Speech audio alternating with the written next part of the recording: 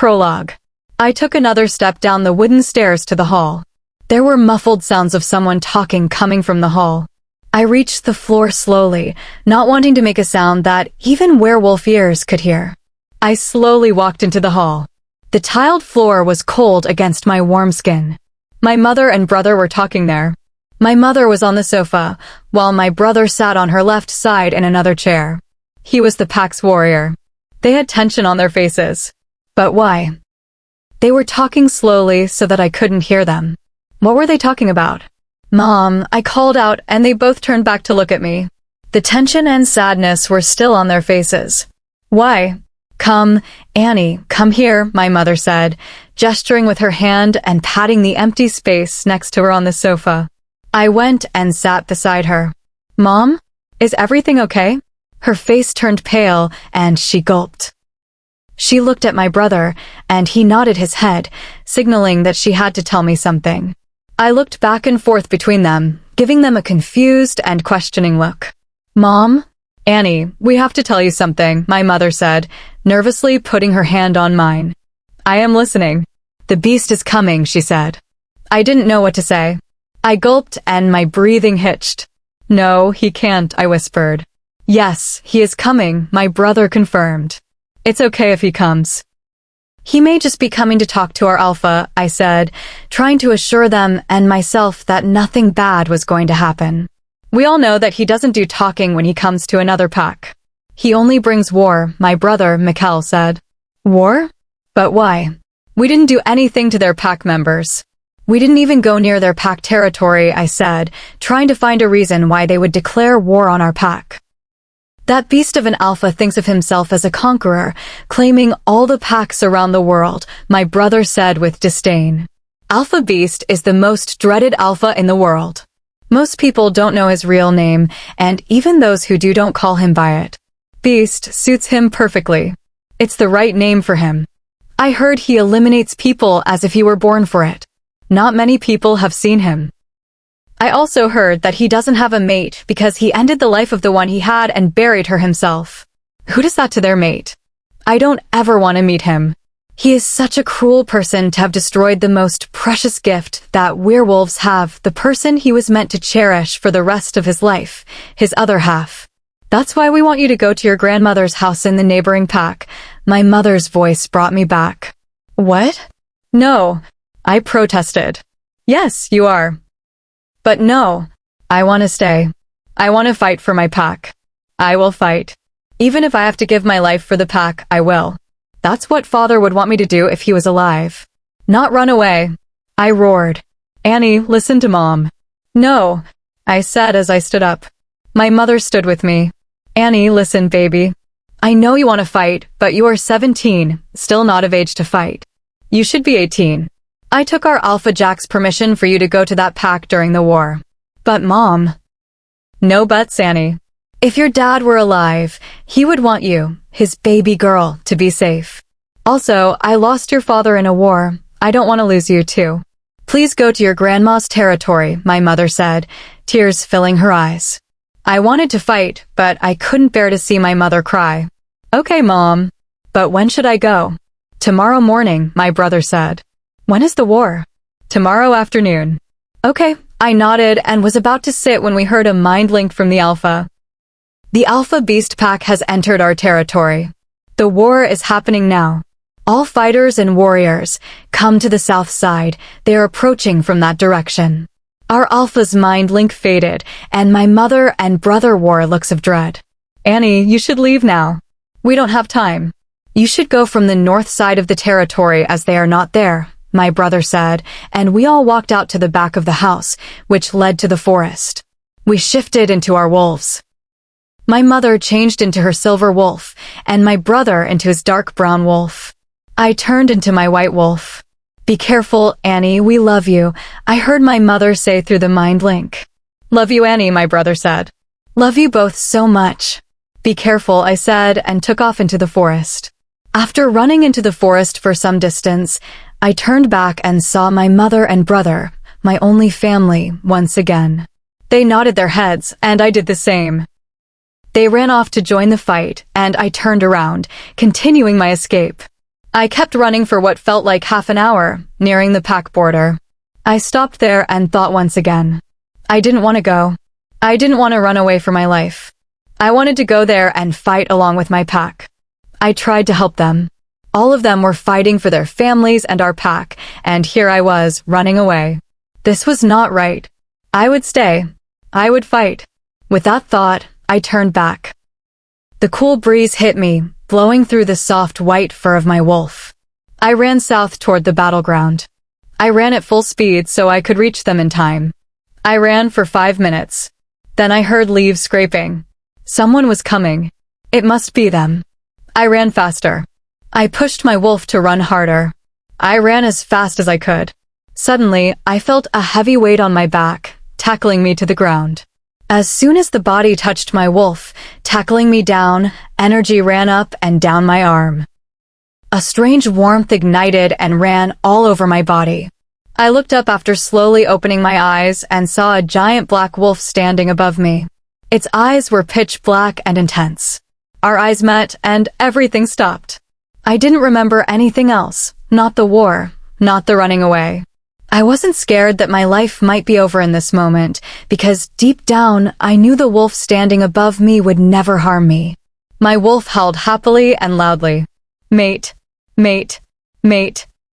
A feeling of recognition spread through me.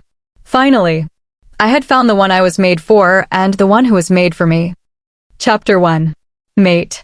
The person I have been waiting for my whole life, since I have known what that means. The person I was born for. The person who is my other half. The person whom I have dreamed about every day is standing in front of me. He stood, lifting the weight off me. I observed him. He was a big wolf. I had never seen such a massive creature. He was huge, his dark black fur shining in the moonlight. He was beautiful. His eyes were dark green, and his presence was intimidating. Power oozed from him. He moved his large head, motioning for me to stand. I stood up on my 4 legs. Without another word, he shook his body and shifted into human form. I took my time to admire his silhouette. I couldn't see his face clearly because it was too dark and the shadows of the tree trunks fell on him. He was tall and muscular. Even with my wolf height, I was an inch or 2 shorter than him. I kept my gaze high, avoiding looking lower than his stomach. I blushed and looked away, realizing I had been caught staring. I was so happy that he couldn't see my red face. I looked up at him again, but I still couldn't see his features clearly. I just wanted a glimpse of his face and his human eyes. Shift, his deep voice commanded, bringing me out of my thoughts. It sent chills all over my wolf's body, and my wolf purred at the sound. I shifted and stood before him. Realizing I was unclothed, I quickly tried to cover myself with my hands. I pulled my long hair forward to cover my chest. I slowly peeked at him through my eyelashes, only to find he wasn't looking at me. Where is he? Did he not like what he saw? Did he think I was disgusting? God, is he going to reject me? No.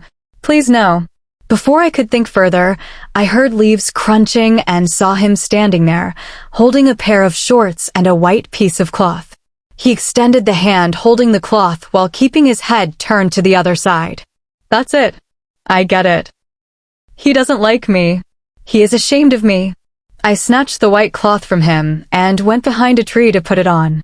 It was a large white t-shirt that ended just below my hips. The sleeves were long, reaching my elbows. I came out after I put it on, wiping away a tear before he could see it. He turned around to see me as I emerged. Now I could see his face clearly. I had never seen such beauty in my life. He had a strong, sharp jaw. His hair was perfectly cut. He had light green eyes that appeared dark in his wolf form. His nose was perfect, as if someone had sculpted it. He took a few steps toward me and stood in front of me. I looked into his eyes and saw him studying my face. He had a look of wonder, as if he had seen a miracle. As if he saw something unbelievable. As if he were seeing a creature that never existed or would never exist again. He slowly raised his hand and brought it to my cheek, but didn't touch it. He got it close again, but looked at me like I might disappear once he made contact. I looked at him with confusion. Finally, he placed his hand on my cheek slowly, testing if I was real. His fingers touched my skin, and that was enough for sparks to ignite all over my body. His full palm rested on my skin, and I closed my eyes, trying to savor the moment and the feeling, placing my hand on his. This was what I had been waiting for all my life. I slowly opened my eyes and saw amazement in his gaze. "Mate," he whispered, his breath fanning my face. Suddenly, he pulled away. He put one hand on his forehead and the other on his waist, turning his back to me.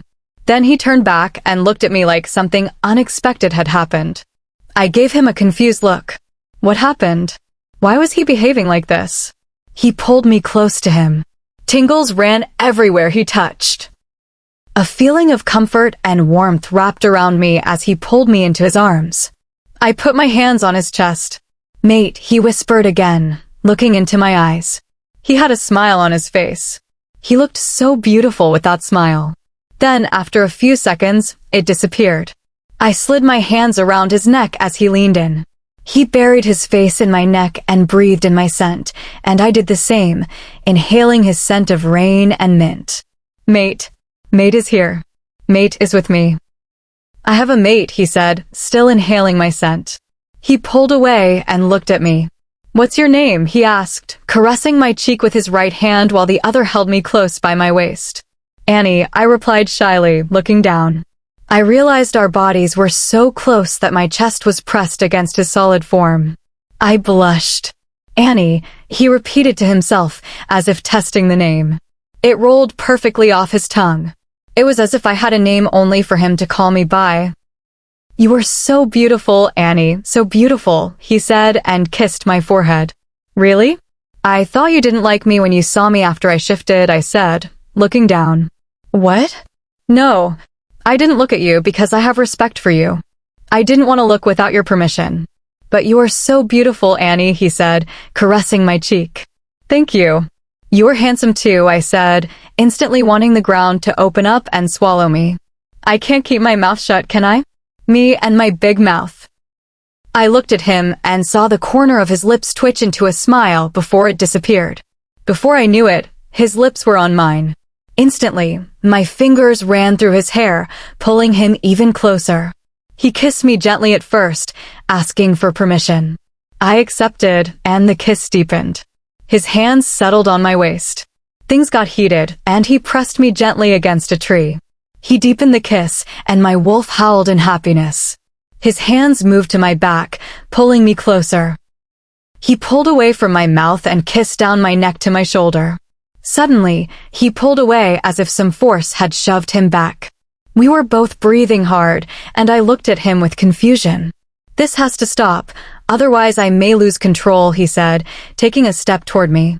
I just nodded my head, blushing furiously. I adjusted my top.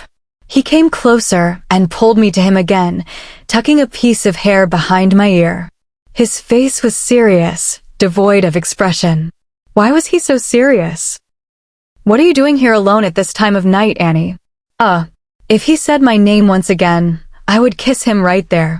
My wolf howled in agreement. She wanted to be with him from the moment she saw him. "Annie." His voice brought me back from my wandering thoughts. That was when I remembered what was happening and why I was running. My pack is under attack, and here I am distracted by my mate. "Great, Annie. Just great." "Oh my God," I said, pulling out of his arms in a panic. "What happened?" My pack is under attack. That monster, Alpha Beast, is attacking us. We thought it was tomorrow, but it is today. I hate him. Now, we have to go. We have to save our pack." "Wait. I never saw you in our pack. Which pack are you from?" He didn't say anything. He just stood there with no expression on his face. I didn't understand what was happening.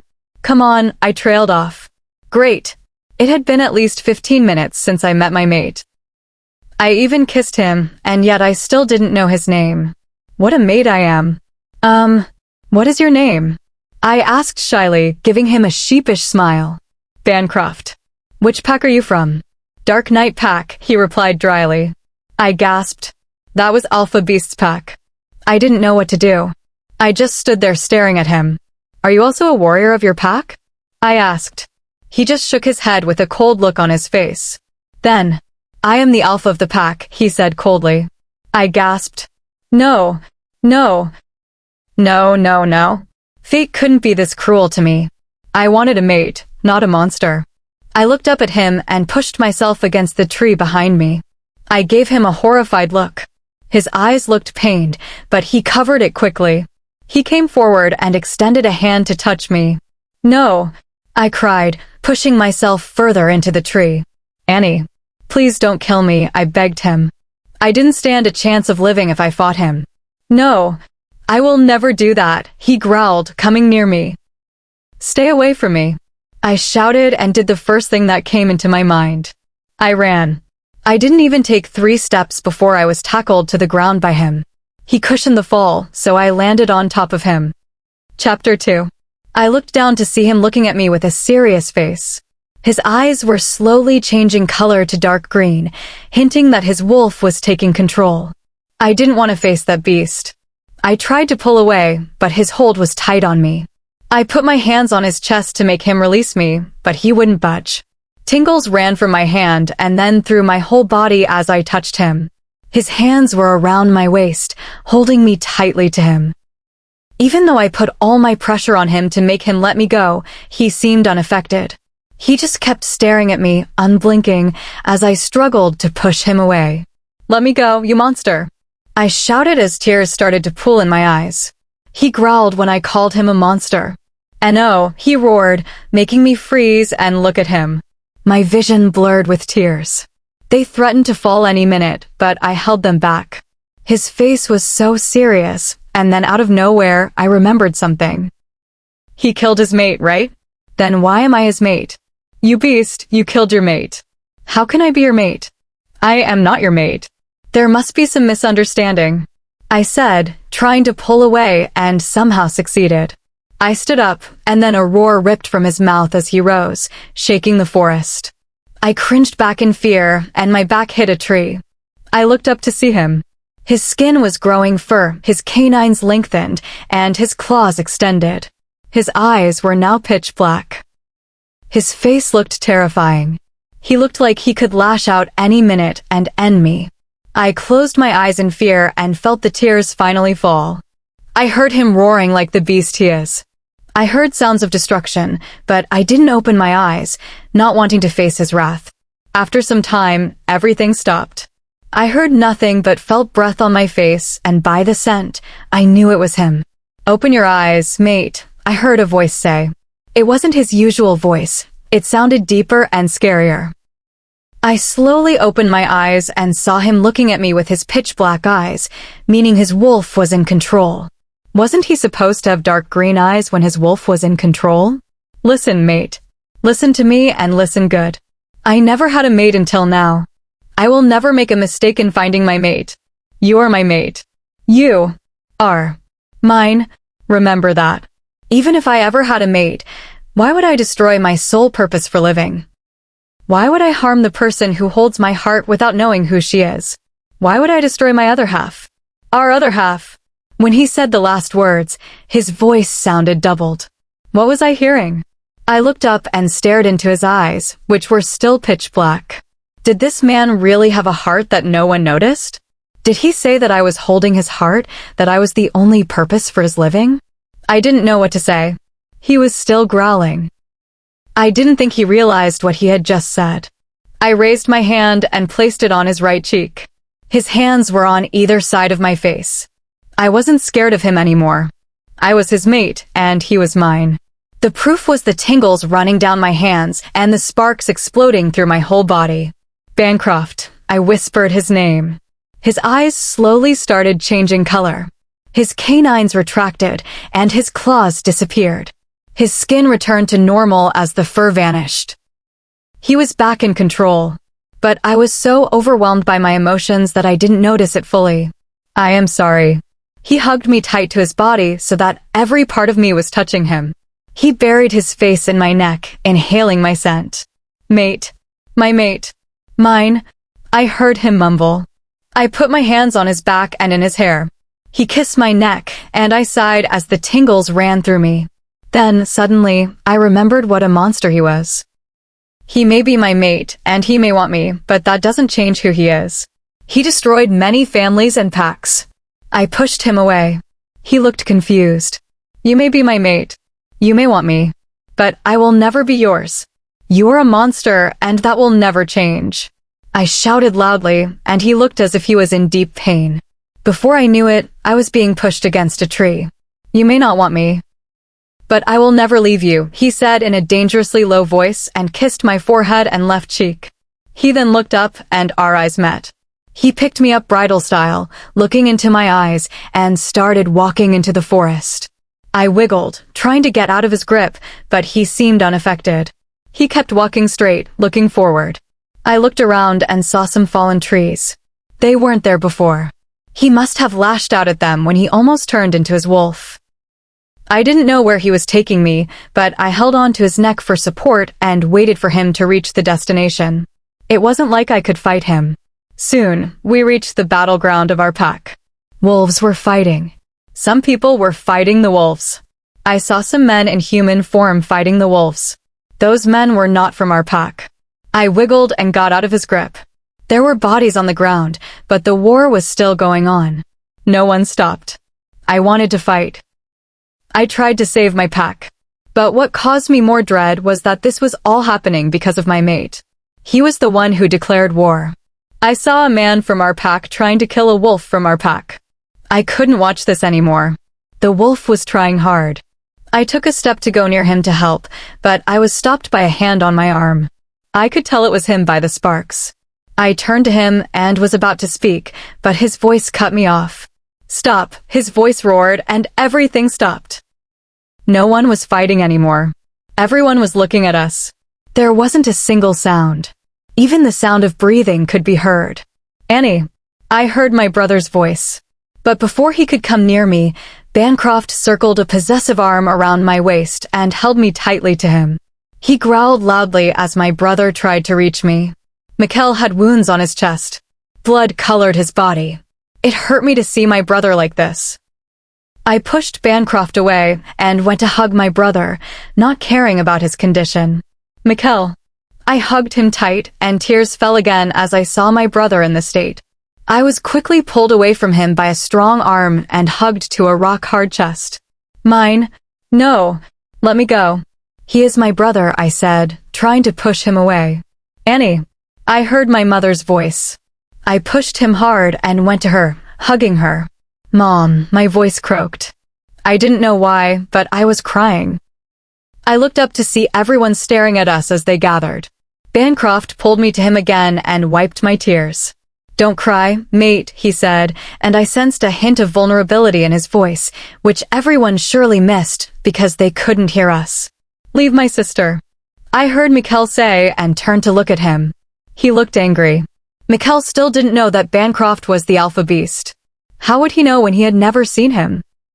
I was sure most of the werewolves here didn't know that he was the alpha beast because no one had seen him. No, Bancroft roared again. Mikkel was about to say something back, but was cut off by my mother. She said something to him that I couldn't hear. She smiled warmly and understandingly at me. She must have told him that I was his mate. Michael's angry face softened.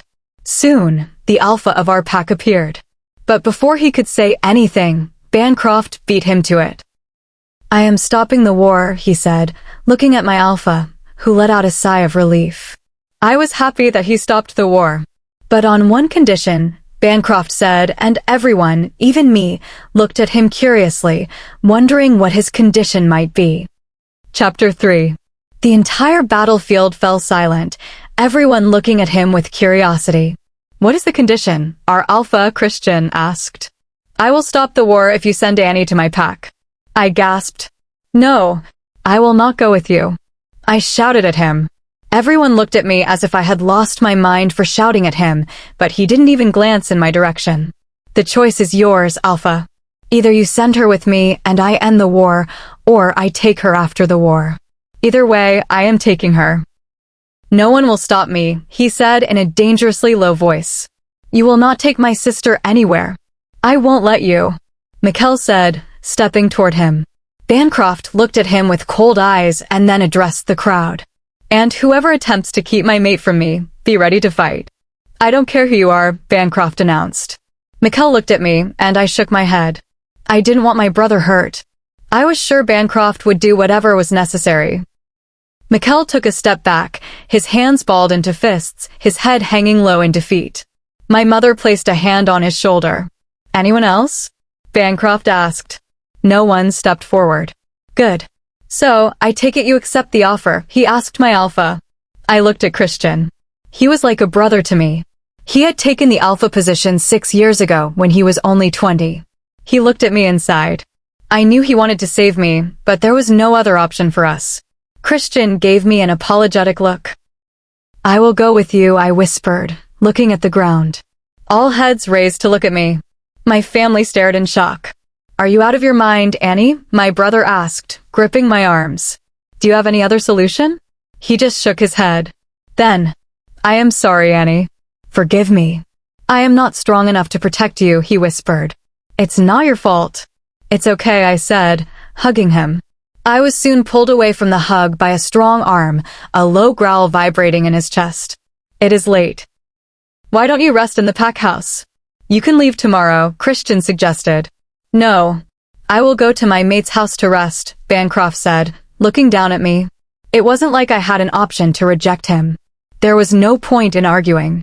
Okay, but I need to speak with you before you rest, Christian said seriously. Okay, go home, mate. I will be there soon, Bancroft said before kissing my forehead. He and Alpha Christian left. Slowly, everyone on the battleground dispersed to their homes, and the injured were taken to the pack hospital. We went home. My brother had fresh wounds on his body, and my mother had some as well. Being warriors, they could take a hit, but I treated and bandaged them carefully. I don't want to go with him, I told my mother softly. We know, dear, she said, hugging me and smoothing my hair. Suddenly, my brother knelt in front of me. Look, Annie. I may not be strong enough to protect you from him right now, but if you have any trouble, just give me a call. I will be there in seconds, okay? Okay, I whispered and hugged him. I was going to miss him so much. Out of every male wolf in the world, why did fate pair him with you? My brother asked, shaking his head. Soon, there was a knock on the door. I could smell his mint scent. I opened it, knowing it was him. He immediately pulled me into a hug and kissed my forehead. Let's go. You should rest, he said, taking my hand and walking inside my house with an air of authority. He acknowledged my mother and brother with a nod, then led me to my room. I gave him a confused look. How did you know it was my room? Your scent is strongest here, he answered as he sat on the bed. I stood there looking at him. My room was neither big nor small. My bed was a single, but it had an extra mattress and was soft, just the way I liked it. He patted the space beside him for me to sit. Your room is nice, he commented, his expression unreadable. Thank you, I said, sitting on the edge of the bed, keeping my distance. Sleep, he said. What? Lie down and sleep. We will start traveling tomorrow morning as soon as we can, he said, gently pushing me onto the bed by my shoulders and covering me with the blanket. Just as I thought he was leaving, he lay down beside me.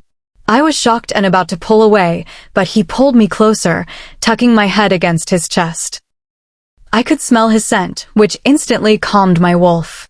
Bancroft, I tried to wiggle free. Don't fight it, mate. I will not let you go. Sleep, he said, his voice calm. He kissed my forehead. I huffed, but soon drifted into a deep sleep. Just before I went under, I heard a whisper. My mate, my love. Chapter 4. I felt like I had the best sleep of my life. I snuggled closer to my pillow, feeling the warmth and comfort it offered. I hummed, feeling pleasant. Two strong, warm hands pressed me closer to the pillow. I placed my hands on the pillow, but it was hard. How could my pillow be hard yet warm and comfortable at the same time? I opened my eyes, only to meet those irresistible green ones. I was lost in them for a few moments, but I quickly pulled away. I sat up and got out of bed, wanting to create some distance between us. Get ready. We will leave in an hour, he said, and left the room to give me privacy. I went to the bathroom and got ready. I wore dark blue jeans and a white tank top with a black shrug. Right now, I wasn't in the mood for fashion. I just combed my hair, tied it into a ponytail, and went downstairs without any makeup. "Hey, Mom," I said and hugged her. "Hi." "Come on, eat breakfast," she said as she sat in one of the dining chairs. I smiled and was about to sit when Bancroft came and kissed my cheek before sitting beside me. My brother looked like he was about to attack Bancroft, while my mother wiggled her eyebrows with a smile. I frowned. Wasn't she supposed to feel bad that I was mated to someone with such a fearsome reputation? Soon after we ate, I went to my room and was about to pack my clothes, but Bancroft came in. "No need to pack your clothes. Come on," he said as he took my hand and started guiding me out. "What? Then what am I going to wear? There are clothes there for you already. So you don't need to wear these," he said, looking at me as he led me downstairs. "But I want my clothes too." "I said you don't need these, and that's the end of the discussion," he said strictly. I huffed and dropped it, not wanting to make him angry. My mom and brother stood there to see me off. I hugged my brother tightly. "Take care and call me if you want anything." "Okay." "Anything," he said and kissed my forehead. I heard a growl from behind, but ignored it. It was just my brother being protective. "I will miss you." "Me too," he said, releasing me. I went to hug Mom, but she took my hand and pulled me into a room with her. She shut the door, and I gave her a confused look. She went to her closet and brought me a chain with a pendant of a new moon. It was beautiful. "This is for you," she said, placing it in my hand. "What?" "Your father, and I wanted to give it to you," she said, kissing my forehead. "It's beautiful, Mom." "I know, just like you. Listen, Annie. I want to tell you something. I know Bancroft is a cold person, or like everyone describes him, a beast. But he is still your mate. If he were truly a monster, he wouldn't have made a condition to take you with him to stop the war. He could have easily destroyed our pack and taken you with or without permission. But he didn't do that. He wasn't born this way. Everyone has their own reasons for becoming who they are, and I am sure he is one. I can see the love in his eyes for you, even though he shows little emotion. Trust me, he cares for you. It's crystal clear. But Mom, just give him one chance, okay? That's all he needs. He looks like he is in need of love, affection, and support." I nodded my head. Okay. Maybe she was right. I should give him a chance. He was my mate, after all. "Oh, and did you know he helped me make breakfast today?" she said, smiling. My eyes widened. "Really? Really? And he even called me mother." I was surprised. I didn't know he was capable of that. Of course, I didn't really know him yet. He has a heart, baby girl.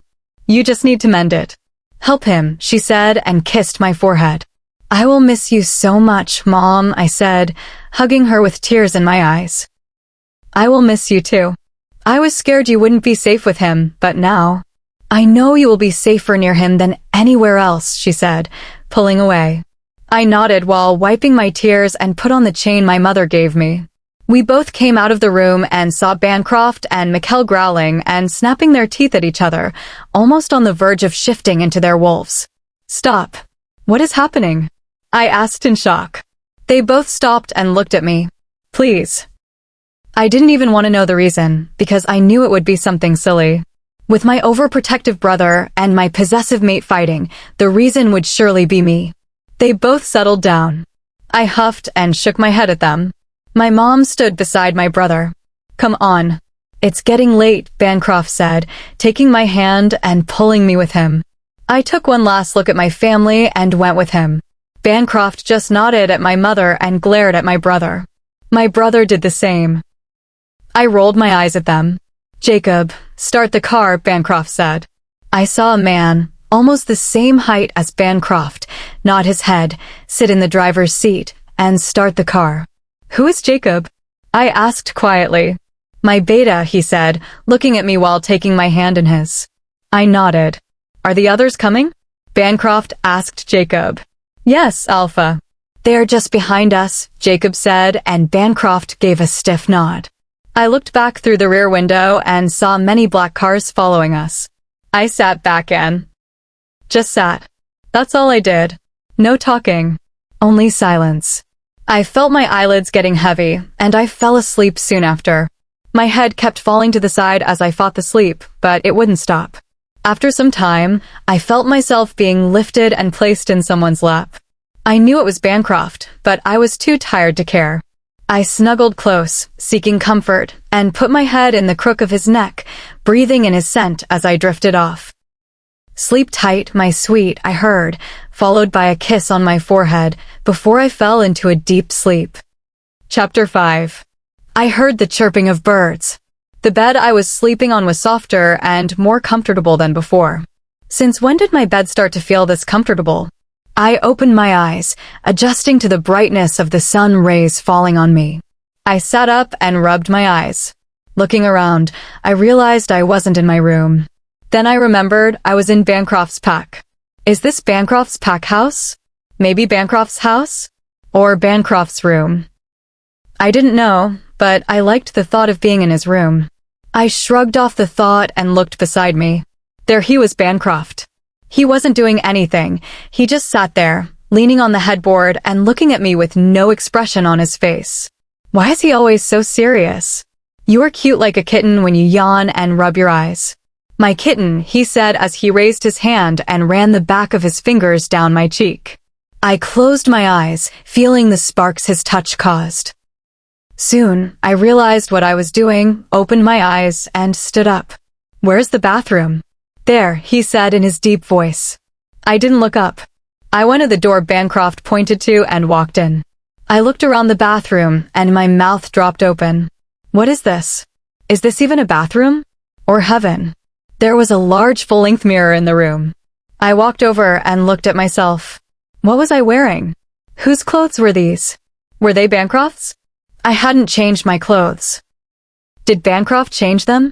After I finished in the bathroom, I washed my hair and bathed. The shampoo and soap were my favorites, the exact brands I used. How did he know what I used? I shrugged and came out.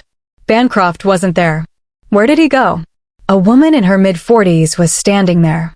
She smiled at me kindly. I smiled back. Good. So, people here do know how to smile. Good morning, Luna, she greeted. Oh, please. Don't call me that. I am Annie. Just call me Annie. And you are? I am Jana. Maid, cook, and everything else. I manage the whole house.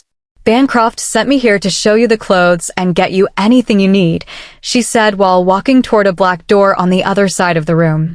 She opened it and looked at me. Clothes? I didn't bring any. No, you don't need to. There are plenty here. Come in, she said, gesturing for me to enter. I went in with her. The room was dark until she flipped a switch and the whole space lit up. This was the second time today my jaw dropped. One side of the room contained Bancroft's clothes. The other half, or rather, more than half, contained women's clothes. Why were there women's clothes here? My wolf growled, thinking someone else had entered the room besides us. Other than that, the room looked like a showroom.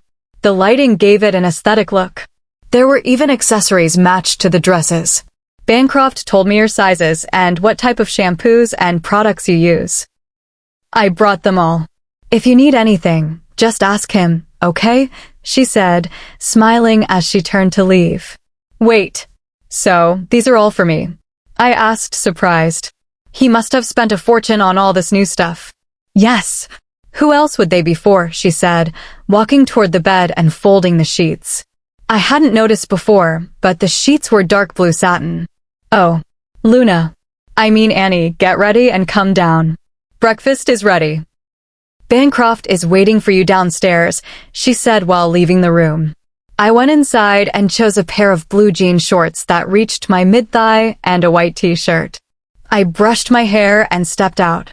I found a long corridor with stairs at the end. I went down and followed the scent of mint.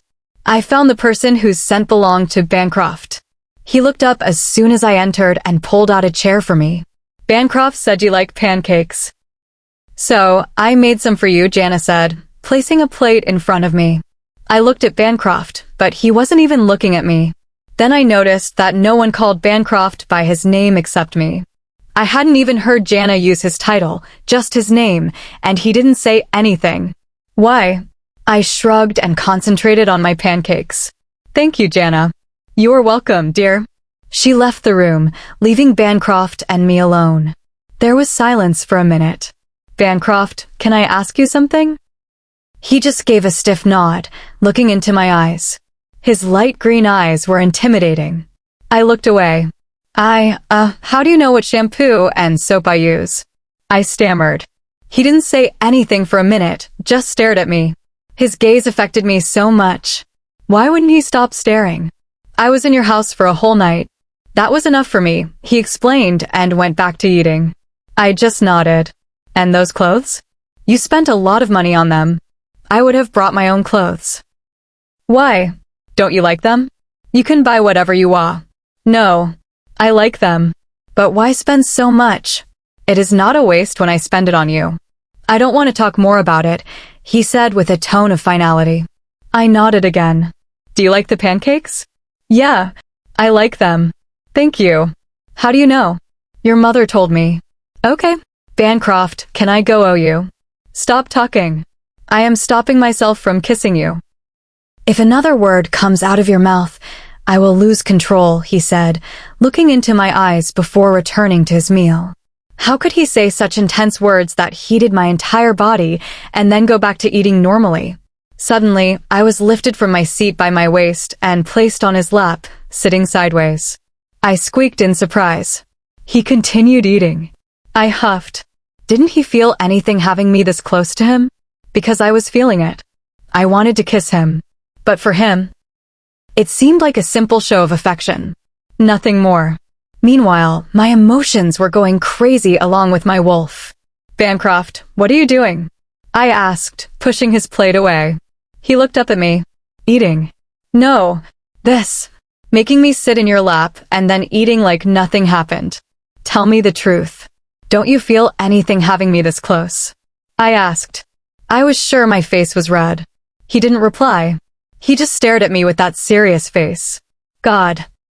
What is it with him and his lack of expression? I couldn't understand what he was thinking. Suddenly, his lips were on mine. I was shocked. He kissed me deeply, claiming my mouth as his territory. I felt myself responding to the kiss. My hands went into his hair. His hands were around my waist, pulling me closer. I tugged on his hair and the kiss deepened. My hands went down and I tucked his shirt, helping him take it off. For a split second, our lips parted and then met again with more passion. I didn't want to stop. I wanted more. I kissed him back with equal intensity. After a few minutes, we pulled away and he kissed along my jaw to my earlobe. Bancroft. He went back to kissing my jaw, then my neck. I angled my head to give him better access. My legs were around his waist, and the only thing holding me to him was his firm grip. I trailed my hands from his chest to his stomach. The connection was overwhelming. The feelings I had now were unexplainable. I held on tighter. Bancroft, I whispered again at the contact. You don't know how I feel when you are near me, Annie. I try to control myself so much. You know I wanted to claim you as mine completely when I made you sit in my lap. Your scent drives me crazy. When you call my name, I want to kiss you senseless. So, don't ever ask me if I don't feel anything when you are near me. He kissed my lips with passion and force, then moved down to my neck. Those words drove me crazy. I had woken the sleeping lion inside him.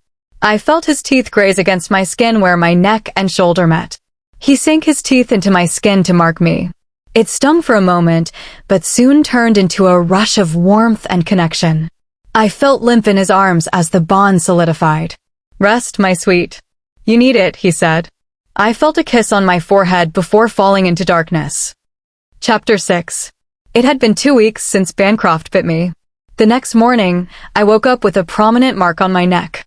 It stung at first, but after an hour or so, the pain faded, leaving only a lingering sense of connection. When I touched the mark, a wave of warmth ran over my body, and the need to be with Bancroft increased. To tell the truth, I wasn't angry with Bancroft. I didn't know why, but maybe this was what I wanted deep in my heart. I didn't know whether I loved him yet, but I definitely didn't hate him. In the 2 weeks I had been here, I hadn't found a single quality in him that made me hate him. Everyone here called him Alpha, except me and Jana. We were the only ones who called him Bancroft. I talked to my mother almost every day. She told me to give him a chance all the time. Just because I didn't hate him didn't mean I had to rush. I knew he was my mate, and I had no way out, but I wanted to take things slow. I tried my best to stay away from Bancroft. Not because I was scared of him. No, I wasn't scared of him. I was certain that he would never hurt me or even think of it. I had come to know at least that much in these 2 weeks. Last Friday, I was so bored that I started wandering around the house. I kept going up and down the stairs until I came near Bancroft's office. There was a nameplate outside the room saying Alpha. I entered without knocking, one of my bad habits. Bancroft was already looking at me, as if he had been expecting me. Then I understood. He must have smelled me. "Good morning, Alpha," I said, and just stood there. I didn't know why I called him Alpha. Maybe it was because of the powerful aura around him. He growled, and his eyes began to change to a dark green. "Don't call me that. You are my mate. My equal. Call me Bancroft. Now come and sit here," he ordered in his deep voice, motioning to his lap. "No need, Bancroft." "I will sit here," I said, taking a seat on the couch. I looked up at Bancroft and found him staring at me. I squirmed and picked up a book beside me. "Annie," his voice called me, and my wolf instantly wanted to be close to him. I gulped down the feeling, seeing that he felt the same. "You better come and sit on my lap before I lose my patience," he warned with his emotionless face. I felt my body heat up at those words. I quickly walked to his side and sat on his lap. I put my head on his chest and leaned against him. We just sat there for a few minutes. I didn't know how much time had passed. He put his hand on my back and ran it up and down. Then he suddenly growled, and his chest rumbled. I gave him a questioning look. He gave me a serious face in answer and pushed my head against his chest again. I huffed and just sat there, feeling his warmth. Then there was a knock on the door. "Don't disturb me. Leave before I lose my temper." "How dare you disturb my time with my mate?" I heard the doubled voice and tensed up before looking at him. His eyes were dark green, his wolf was close to the surface. I heard footsteps running away. That was how it ended, and from then on I avoided going into his office. I just wandered around. At night, we slept in the same bed, snuggling and cuddling.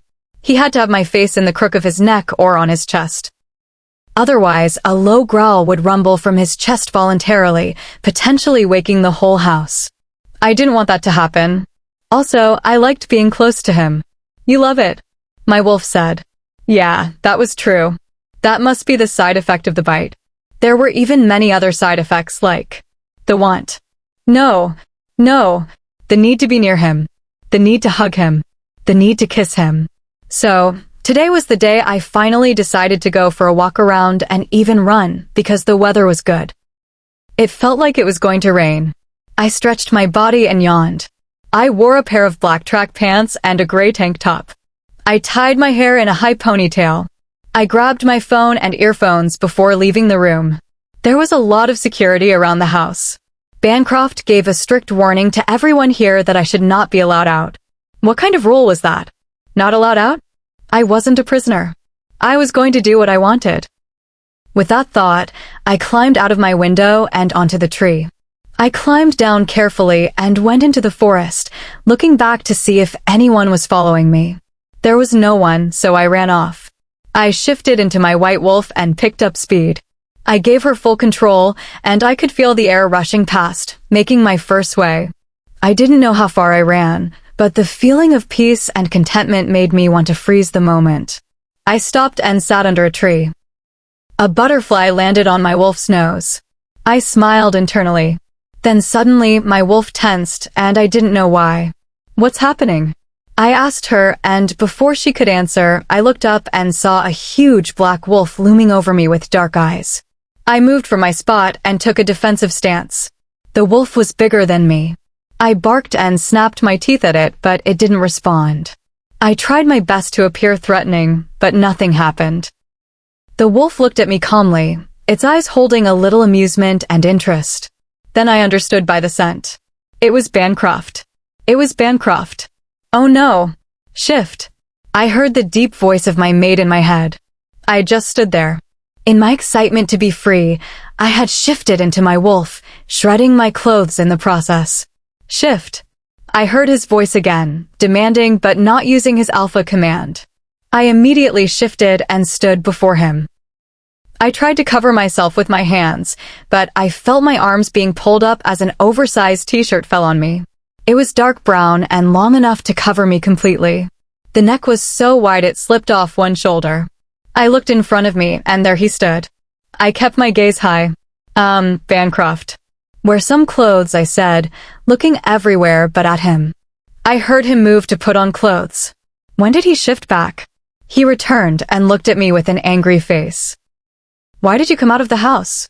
I could hear the anger in his voice, though he was restraining himself. I felt alone in the house. It felt like a jail. I just wanted some fresh air, and it's been 2 weeks since I shifted, I explained nervously. Why did you block your mind link from me? I didn't know it was blocked. I am sorry. He came toward me and lifted me bridal style. I squealed in surprise. Let's go home. But Bancroft. Please. I want to run for some time. There are rogues in our territory. Do you know that you came to the part of the territory where rogues are most active? He seemed angry. So, I did the smart thing. I shut my mouth. I am sorry. Your sorry doesn't change anything. Do you know how worried everyone was? Do you know that my men have been searching for 2 hours? Do you know how worried I was?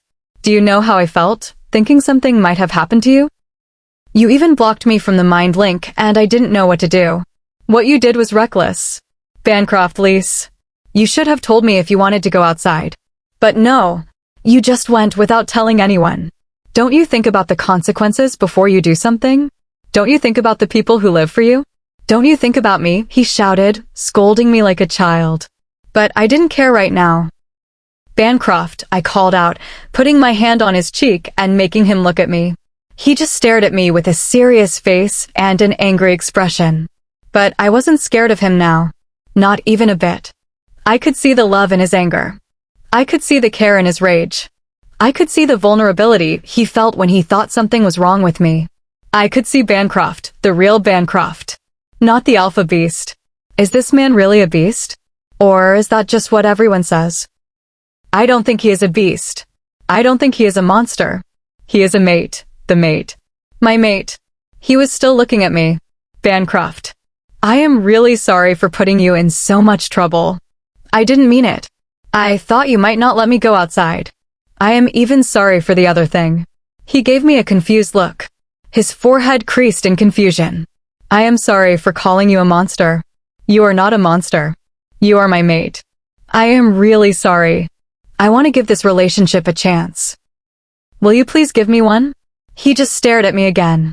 But this time, his eyes reflected many emotions. Happiness was the most prominent one. You always have one, he said, and kissed my forehead before strolling through the forest. Bancroft. You look so cute when you are confused, I said, smiling. I couldn't shake the picture of his confused expression. He frowned a little. I don't look cute, he growled. Oh, believe me. You are so cute, I said, playfully gripping his nose and moving his head side to side. Don't, I heard him say, and I pulled my hand away. I stared at the forest, then looked back at him and found him with an amused expression that could only be seen if one looked closely. You are cute, I said again and saw him biting his inner cheek to stop himself from smiling. Seeing that, I couldn't stop myself from smiling. The moment felt so right. But then we both heard growling in front of us and saw 2 wolves. I could smell their foul scent. I heard Bancroft growl as he hugged me tightly. His face turned vicious. Then I understood who they were. Rogues. Chapter 7. I stared at the 2 rogue wolves in front of me. Bancroft growled at them, but he still looked calm. I wasn't scared of them. I could fight them easily. I was a warrior. As for Bancroft, he could take on 10 wolves at a time in his human form. The wolves growled back at him. Then, suddenly, more than 10 wolves emerged from the bushes. I was shocked at the sight, though still not scared. But I tightened my hold on Bancroft unknowingly. Point 1. Bancroft, I whispered, looking at him too. He looked down at me. Then he started walking to the left, and I gave him a confused look. He went near a big tree and set me down slowly on my feet. I adjusted the shirt I was wearing. Bancroft ran a hand through my hair. What is he doing? There are rogues just behind him, watching us, and he is adjusting my hair? Bancroft, what are you doing? He looked back into my eyes. Just stand here. Don't move, don't try to help, and don't fight. Okay. But Bancroft, I want to fight. No. Listen to me. Not now, sweet. Just stand here and enjoy the show, he said and kissed my forehead before turning around and walking back to them. He stood a few feet away from the wolves, and suddenly one charged at him. Bancroft caught him by the neck and twisted it. Then he threw the wolf as if it weighed nothing. The wolf was gone. How stupid to think he could fight Bancroft, the alpha beast, single-handedly. Then the wolf at the front, who looked like the leader, signaled two others to attack. The wolves came from two sides. I wanted to go there and help him. My wolf was fighting to be released. But Bancroft just stood there, looking bored, as if he wanted to end this already. As both wolves charged, one came fast, trying to attack him. He jumped and punched the wolf in the jaw. As the wolf's head turned to the side, he grabbed its leg, lifted it off the ground, and threw it into the other wolf charging at him.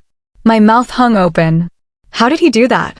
A wolf weighs so much, and Bancroft threw it like a football. This meant when he lifted me, it was like lifting a feather. I looked back at him. His back was facing me. The wolves glared at him with black, angry eyes. I was scared now. Bancroft rolled his shoulders and flexed his muscles. I could see every curve of his back. God, did he look good. My wolf hummed in admiration for her mate. I was sure Bancroft's wolf heard it because he turned back to look at me. I averted my gaze, looking anywhere but at him. The wolves charged, and he took them all on at once. He threw them aside, sending them crashing into the trees. But they didn't stop. Almost 6 wolves were down. Suddenly, I felt someone behind me and turned to look. It wasn't a person, it was a rogue wolf. I got into my fighting stance and was about to attack. He pounced on me. I fought back, hitting him in the chest and twisting his leg. He was about to bite me, but was cut off when I saw Bancroft pounce on him in his human form, shifting into his wolf midair. Bancroft bit his neck, ending him instantly. His wolf growled angrily, and in just a few seconds, he attacked the remaining wolves and finished them off. I just stood there again, my mouth agape. I saw a wolf changing into his human form. He was unclothed, and before I could look at him, Bancroft stood in between, blocking my view. He gave me a stern look that clearly meant, don't look at him. I smiled. Bancroft is cute when he is jealous. Probably, I am the only one who calls an alpha this big and cute. Cute, I mumbled, and Bancroft's head turned toward me. His face was emotionless, his lips in a thin line. I put my head down and tried to hide my smile. That was when I noticed he was unclothed too, his back facing me. I want to see what he looks like from the front, my wolf said. I blushed at the thought. Oh, shush, you horny wolf. I scolded her. I heard footsteps and looked around to see the beta, gamma, and a few other top-ranking wolves arriving. Clear the bodies and take him to the dungeons, he said, pointing to the rogue who had changed into human form and was struggling to sit. Alpha Beast, keep your mate close. The fight is not over. We will end everyone in your pack. We will destroy your pack. Our leader will take revenge for us. He will end your maw. Before he could complete the sentence, his neck was snapped. His eyes were open, and I closed mine, not wanting to see it. Bancroft growled loudly, causing the beta, gamma, and other wolves to take a step back. I heard birds fly from the trees in fear. Suddenly, I was enveloped in a warmth of tingles and sparks. His face was buried in my neck, sniffing my scent. I hugged him back. He licked the mark he had made on my neck. I sighed at the sensation. He kissed the mark. Bancroft, his name came out of my mouth involuntarily. Mate. Mine. My mate. Our mate. I heard his voice double on the last words. Bancroft, I am here. Safe and sound in your arms, I tried to console him, but he wasn't listening. He lifted me off the ground, and I wrapped my legs around his waist. The contact was intense. Every wolf present was watching us. I blushed and hid my face in his neck. He took off into the woods and ran far. I didn't know how far. I just hugged him tight. I thought he was going deeper into the woods, but he took me home and burst open his bedroom door. He sat on the bed and put me in his lap. I tried to adjust myself. How dare he say he will end you? I will destroy every rogue in the world. I will destroy anyone who tries to harm you. He was scaring me now. Bancroft. He was still growling, and I could feel his wolf's anger. Bancroft, nothing is happening to me. Look at me. Look into my eyes, I said, taking his face in my hands and making him look at me. His growls lessened, and I kept stroking his arms up and down. He calmed after a few minutes. His eyes returned to their gorgeous green color. I didn't like the tension between us, so I tried to change the mood. You are still cute there, I teased him. He growled. You are sitting on my lap while I am unclothed, and you still think I am cute. I am sure I am not cute when you are thinking my backside is so sexy and perfect. He smirked, and I blushed. I hid my face in his chest. Chapter 8. I felt tender lips on my neck and a breath of air tickling my skin. I turned around and snuggled into the pillow. The pillow was so comfortable. I threw my legs around it and hugged it tight. I felt lips on my head again. Since when did pillows become hard and large? No, sweet. I am not a pillow. Now wake up, I heard a deep voice say, and my wolf purred. I opened my eyes to find the source of the voice. I looked up to see that it was Bancroft. He wasn't smiling, but at least he wasn't looking serious either. I could adjust to that. I smiled at him. Good morning, Annie, he greeted. Good morning, I said as I sat up and stretched my arms, feeling the fresh air. I looked back at Bancroft and found him staring at me. You look beautiful, he said, and that was enough to make me blush in the morning. I looked beside me and realized that the pillow I thought was so big was actually him and his legs.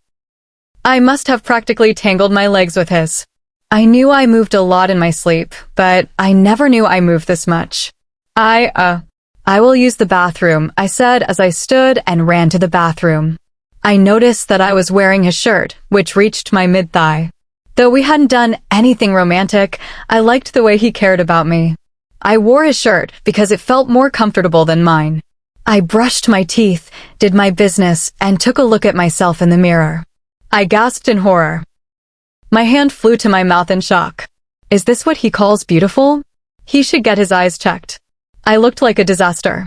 My face wasn't fresh, and my hair was sticking out in angles I didn't expect. I adjusted it and walked out. Bancroft, I can't believe USA. I stopped mid-sentence as I saw what was in front of me. I gasped. Bancroft looked up at me, wearing a white V-neck t-shirt and dark blue jeans. He looked handsome. Bancroft, what is all this? I asked as I approached the table. There were different types of breakfast items laid out, pancakes and various syrups. I thought of having breakfast with you, like a date if you would like. Since I haven't had one in the past week. I have been busy the whole time. So, I made it all. Breakfast date. Wow. That's so sweet of you, I said as I sat on the edge of the bed. He pulled me onto his lap and placed his hands around my waist. He buried his face in my neck and inhaled my scent before looking back at me. I don't know how to be romantic, Annie, but I will try. For you. I will try. I held his face in my hands. No, Bancroft. Don't try. Because without even trying, you're being romantic. I don't want to know how it would be if you actually tried. Now eat, he said, putting syrup on a pancake and feeding it to me. I ate hungrily. I finished almost all of them. They were really good. His hands rested on my legs, watching me as I ate. Do you like them? Yes, Bancroft. They're so yummy. Thank you, I said as I stuffed my mouth with another pancake. I saw the corner of his lips twitch into a smile, but it disappeared as soon as it appeared. You're welcome. I am glad you liked them, I heard him say, his voice doubling at the end. It must be his wolf. I felt happy that his wolf wanted me to. What are you thinking? I will like you, I heard Bancroft say in his doubled voice. His eyes were a dark green color. His wolf. Sorry. It's just a thought. How did you know what I was thinking? Mind link, his wolf said. Oh, The pancakes look delicious, I said as I took one from the plate. No, you do, his wolf replied. I just smiled and kept eating. I didn't notice Bancroft staring at me until I finished licking the syrup off my fingers. The atmosphere suddenly shifted. I stared at Bancroft, and it looked like he was having a hard time maintaining his composure. I stood up, realizing the effect I had on him. I understood why he was tense. I looked back at him and found him smirking. I blushed. God, so embarrassing. I put my face in my hands, feeling shy. He stood up and came near me. He gently moved my hands away from my face and kissed my forehead. I waited for a witty comment, but he did the one thing I didn't expect. He walked away. He stopped at the door. I am going to the office. If you need anything, ask me, he said and turned to leave. Thank you for the date, Bancroft. I loved it, I said, blushing. He turned back to look at me. I expected something more from him. A small smile at least. But no, he just nodded. You are welcome, he said in his deep voice and left. What? That's it? Yeah, he didn't even kiss us. My wolf complained. Yeah. Wait. What am I thinking? You eager wolf. Stop thinking like that always. If you think I am eager, wait till you meet Bancroft's wolf, she said and shut me down. What did she mean by that? Whatever. I shrugged the thought off and sat on my bed. I really should talk to his wolf. Chapter 9. I came out of the bathroom and changed into a pair of tight jeans and a t-shirt. I went downstairs to find Jana making breakfast. I sat on a stool near the dining table, resting my chin on my palm. Good morning, dear, she greeted with her kind smile. Good morning, Jana. What are you making? Bread and Nutella, she said, spreading a generous amount of hazelnut spread on a slice of bread. Oh, where is Bancroft? I didn't see him after I woke up. He is in a pack meeting. Pack meeting? I asked, surprised. Though I had been here for about 3 weeks, he hadn't announced me as the Luna of his pack. It wasn't really about the title, but rather, did he want me to be the Luna? Did he think I was too weak? He never spoke to me about pack business. I didn't know why. Didn't he trust me? Yeah, it is about to end anyway. Where is it being held? It will be held in the pack house. Just a few minutes away from here, she informed me. Oh, can I go there? I don't know. Bancroft didn't say anything. Ask him once before you go. I am sure he will be happy to have you there, she said, smiling. Okay, I will go then. Wait, dear. Eat some breakfast first before you leave. No, I don't feel hungry. I will eat once I come back, I said and stood up. I walked out of the house and was about to descend the steps when one of the bodyguards stopped me. Luna.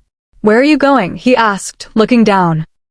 No male in the pack was supposed to meet my eyes or even look at my face while talking to me. That was Bancroft's decision. I want to go to the pack house for the pack meeting. I am sorry to ask this, Luna, but did you ask the Alpha's permission to go there?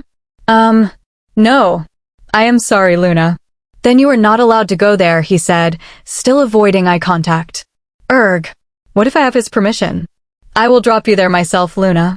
Okay. Wait a minute then, I said and went inside.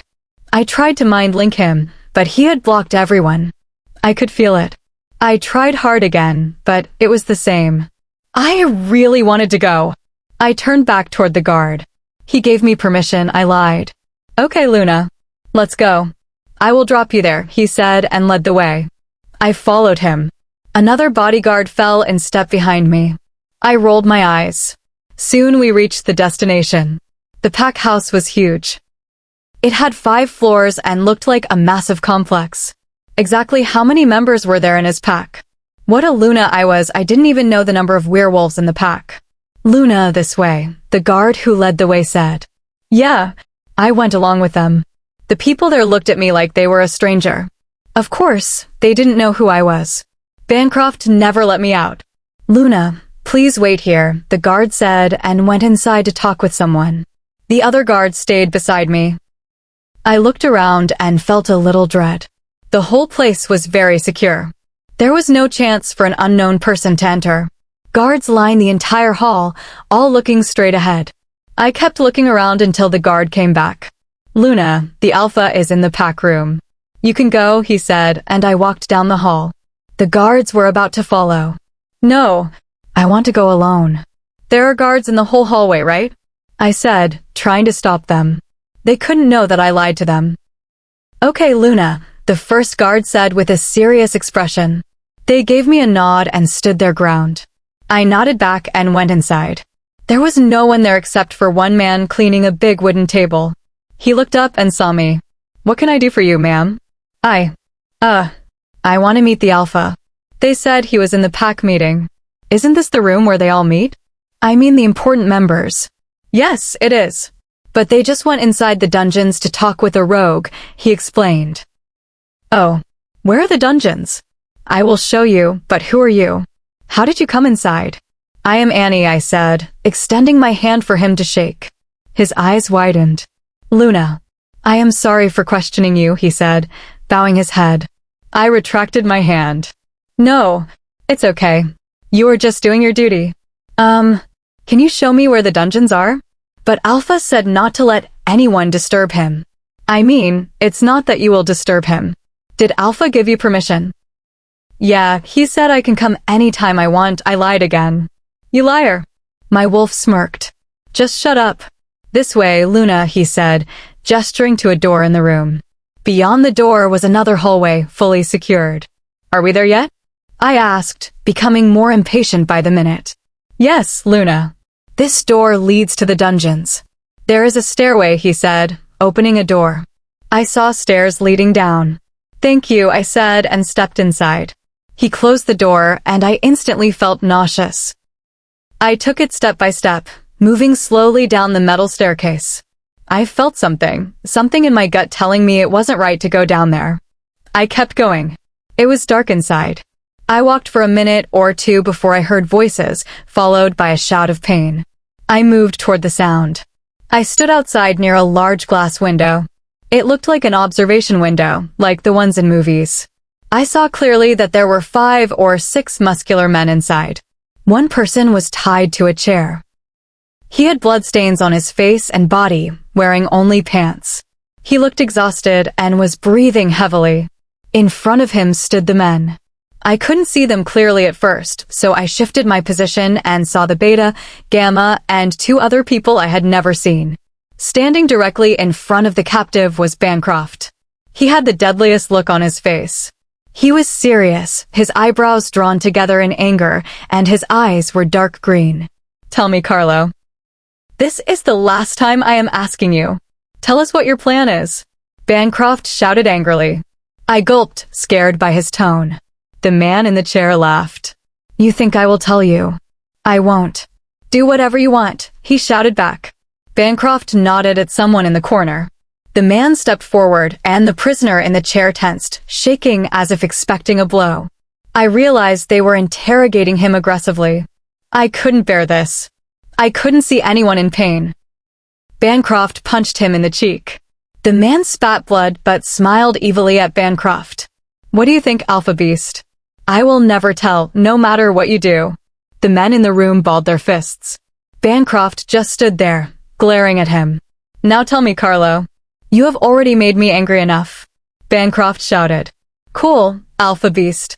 Store some anger. Because when my Alpha comes and takes your mate away, when he harms her, when he destroys your pack, you will need that anger. So, yo. Before he could finish his sentence, a black wolf pounced on him. The wolf didn't stop there. Bancroft, now entirely shifted, ended the rogue's life instantly. I closed my eyes, not wanting to see the aftermath. The black wolf stood over the body, radiating fury. His Beta and Gamma tried to step forward, but Bancroft could not be tamed easily in this state. He looked terrifying. He is a monster. I backed myself against the wall. The wolf was growling loudly in anger. Those growls sent shivers down my spine. I just stood there, frozen. Suddenly, the wolf let out a roar that sounded like a lion, and everyone in the room bowed their heads, hands behind their backs. Then he turned his head to my side, and our eyes met. I was scared because of his anger. He growled low and came out through the door, walking toward me. I pressed myself further into the wall. His gaze was predatory. He stood in front of me. His wolf towered over me. I looked up at him, begging him with my eyes not to harm me. He growled low again and nudged his head into my neck. I turned my head aside to let him do it. I felt the need to calm him down. I slowly came out of my fearful state and buried my hands in his fur. I heard his wolf hum as I stroked him. After a while, he shifted into his human form, but kept hugging me, his face still buried in my neck. He placed a kiss there. The fact that he was unclothed made me blush, especially knowing everyone else was nearby. Soon, the others left, giving us the privacy we needed. He moved away from my neck and looked into my eyes. I looked back, but as always, his expression gave nothing away. "How did you get in here?" he asked, his deep voice sending chills down my spine. Oh no. Chapter 10. I started sweating. What should I say? Should I lie? I don't think so. He would easily know that I was lying. Think, Annie, think. Tell me, sweet. How did you get here? He asked again, looking at my face.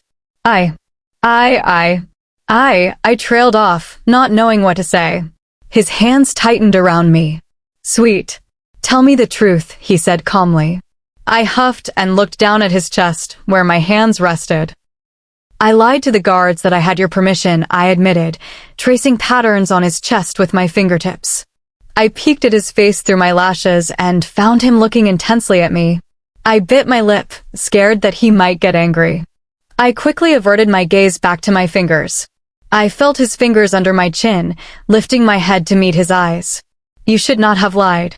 I know, but I was getting bored sitting in the house. I wanted to go outside and explore the pack. I wanted to know about pack affairs. I didn't even know where the pack house was until I came here today. I am sorry that I lied. I bit my lip at the end. His thumb moved to release my lip from my teeth. He ran his finger over it gently. You're right. But what if something happened to you? I don't want anything happening to you. Bancroft, there are guards with me already, I reasoned. I know, but you leaving the house without me knowing is unacceptable. Don't do that again. Also, I am going to change your guards. I need to address your current guards regarding their irresponsibility, he said, the last lines spoken with anger. Bancroft, please don't do anything to them. They didn't do anything wrong. It was my mistake. I may have used my Luna position. I know I am not officially Luna and... He cut me off. I want you to be my Luna. I want you to be the Luna of my pack. You have been the Luna of my pack since I found you. I just didn't announce it officially because I don't want other packs to harm you. I have many enemies, sweet. I don't want them harming you because of me. His eyes held so much emotion. It's okay, Bancroft. I understand. Don't punish the guards, please. I gave him my best puppy dog eyes. He huffed and nodded. Let's go, he said, and was about to lead me out, but I stopped him. You are not wearing anything, Bancroft, I said, pointing down at his body and trying hard not to look, while blushing furiously. Wait a minute, he said. I nodded. He went into a room and came out wearing shorts. His six-pack was fully on display. Droplets of sweat ran down his chest, and I bit my lip in temptation. I looked up at him, and he ran a hand through his hair.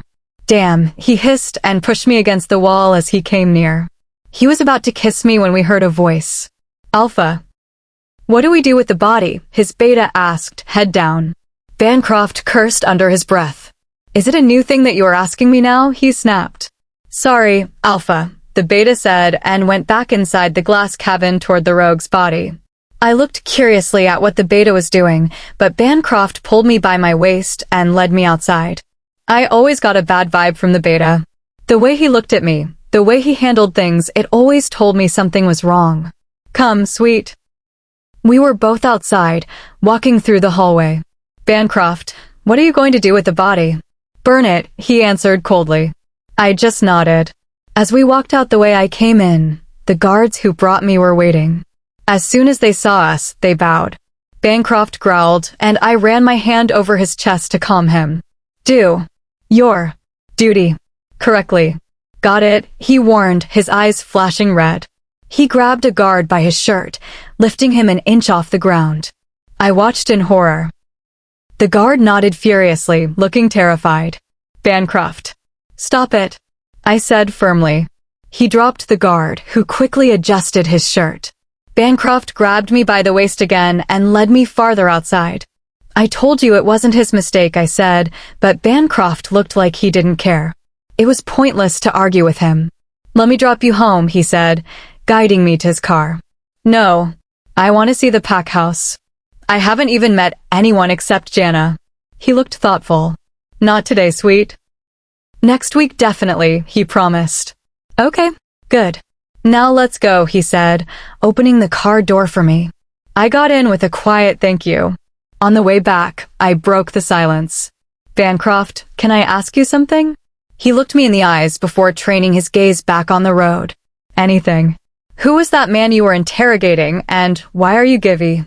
My sweet, ask me anything but that. I want to give you happiness, not burden you with troubles, he said. But Ban. No, Annie. We are not talking about it. His voice wasn't angry, but it signaled the end of the discussion. I huffed in annoyance and folded my arms across my chest. We are here, he announced.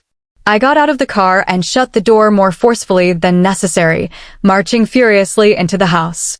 I walked into our room and sat on the bed. Bancroft followed me. I looked at him and found his eyes twinkling with amusement. What was so funny? By the way, from today onwards, your security will be doubled, he said as he walked into the closet. I was shocked. I got up and followed him. What? Are you going to build a wall of security? I asked sarcastically. Yeah, I will if I need to, he said arrogantly, turning to find a shirt. I turned him around to face me. I don't want any security. I am a warrior. I have warrior blood in me. I can fight anyone, I said proudly. Anyone? He asked, looking down at me. Yeah, anyone. I can even fight you and win, I declared, crossing my arms. Oh no. Did I say that? Really? He asked, the corner of his lips twitching.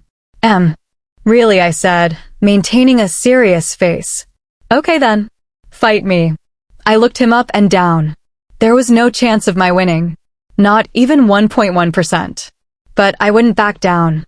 I would fight him. You have surely lost your mind, my wolf said. I rolled my eyes at her. Okay, I will, I said, taking a fighting stance. Not in the closet, sweet, he said, walking out to the bedroom. I knew the closet was big, but not big enough for a fight. You want to fight in the bedroom? I asked, confused. Oh, I am sure I will take you down in less than 3 seconds. I just don't want you getting hurt. If we fight in the closet, you might hit something. Now ready? He asked. My heart swelled at the concern. My wolf was sitting down, chin on her paw, resigned. I retook a fighting stance. He just stood there looking amused. I feinted toward his leg, but quickly struck his stomach with my fist. He looked unaffected. God, his stomach was like a rock. I tried to hit him in the face, but he caught my wrist. I don't know what happened in the next few seconds, but suddenly he was pulling my hair back gently, and I was straddling him. His face was on my neck. What happened? I asked myself. Oh, please. Our sexy mate won and you lost, my wolf said. Oh, you do fight well, my sweet, he said, kissing my neck. I sighed at the sensation. Bancroft, I whispered, closing my eyes. He inhaled my scent. You smell divine, mate, his voice doubled slightly. I opened my eyes to stare back into a pair of dark green ones. Bancroft. We are fighting, I whispered. Oh yeah, and you lost, he whispered back, his minty breath fanning my face. No, I will fight you, I said stubbornly. Really? How? He asked, our faces still close. I will fight you with my wolf, I blurted out. Oh no. I won't, my wolf said. I ignored her. He raised an eyebrow. What? We can fight in our wolf forms. I will win, I challenged confidently. Okay, he said, smirking. I am so stupid. Chapter 11. Okay then, I said, pushing him to create some space. I opened the balcony door and looked back at him. He was staring at me. I stood on the railing and jumped before he could stop me, shifting into my wolf midair. I landed and sprinted toward the woods. Soon, I heard him running behind me on 4 legs. Moments later, his massive black wolf was running beside me, easily overtaking me. Ready to fight, mate? I heard his voice in my head. Yeah, I said, but my wolf started whining in my mind. No, I don't want to fight my mate. Please. Just this once, help me. Erg. Okay, but I am sure we will lose. This is a stupid idea. Your brain is damaged to even think we can fight him, she complained. I rolled my eyes internally. There was no harm in trying. I turned my attention back to him. I raked the soil with my paw and bared my teeth. He looked bored, as if I were telling a joke. It angered me. I circled him, strategizing my attack, and lunged. But within seconds, I was pinned down. My wolf purred, delighted to have our mate on top of us. I saw that his eyes were pitch black now, meaning his wolf was in full control.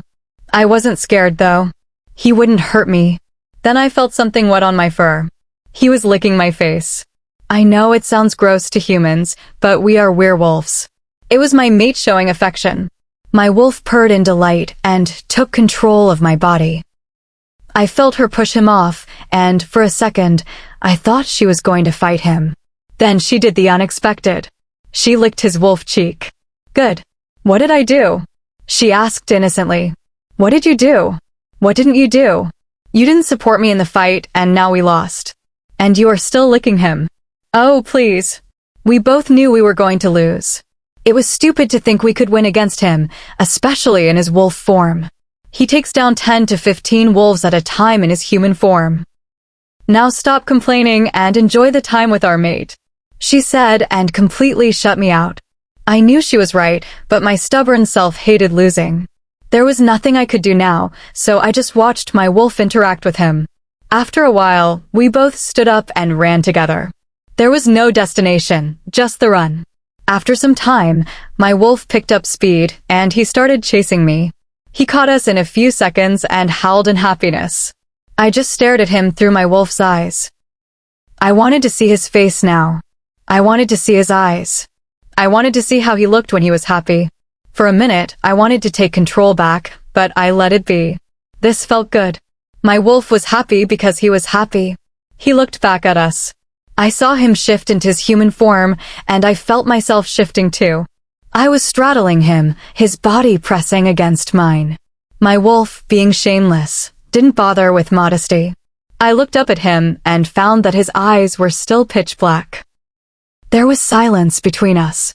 All I heard were birds chirping in the background. I held his face in my hands, and he had mine. I sensed a bit of vulnerability in his gaze. There were many emotions swirling in those dark eyes. He leaned down, and my wolf got excited at the thought of him kissing us. Bancroft, my wolf whispered sensually, looking at his lips. The next second, his lips were on mine, covering them entirely. He deepened the kiss, and my wolf surrendered completely. I felt myself moan. God, this was pure bliss. Somewhere in that bliss, I regained control and took over my body. My wolf receded. I kissed him back fully. He pulled away after a few minutes and went down to kiss my jaw. I was breathing heavily. He kissed my neck, and I threw my head back, running my fingers through his soft hair while he held my back. His hands explored my skin. Wow! If just a kiss could do this, I couldn't imagine what it would be like when we made it. He returned to my mouth and claimed it again. We kissed passionately, angling our heads for better access. My legs tightened around his waist. After a while, we stopped, resting our foreheads together as we panted. He held my face, looking into my eyes. I smiled at him, and for a split second, I saw a small smile dance on his lips before it disappeared. I blushed hard when I caught my breath and realized we were unclothed. He stood up, but I was still clinging to him, my legs around his waist. He walked us over to a tree, reached for something, and pulled it down. He looked back at me and stared deeply into my eyes. He set me down gently. He pulled a shirt over my head and smoothed it down my body, maintaining eye contact the whole time without glancing at my form. He put on a pair of shorts. I blushed. He pulled me to him and kissed my cheek, then draped his arm over my shoulder, and we started walking. Where?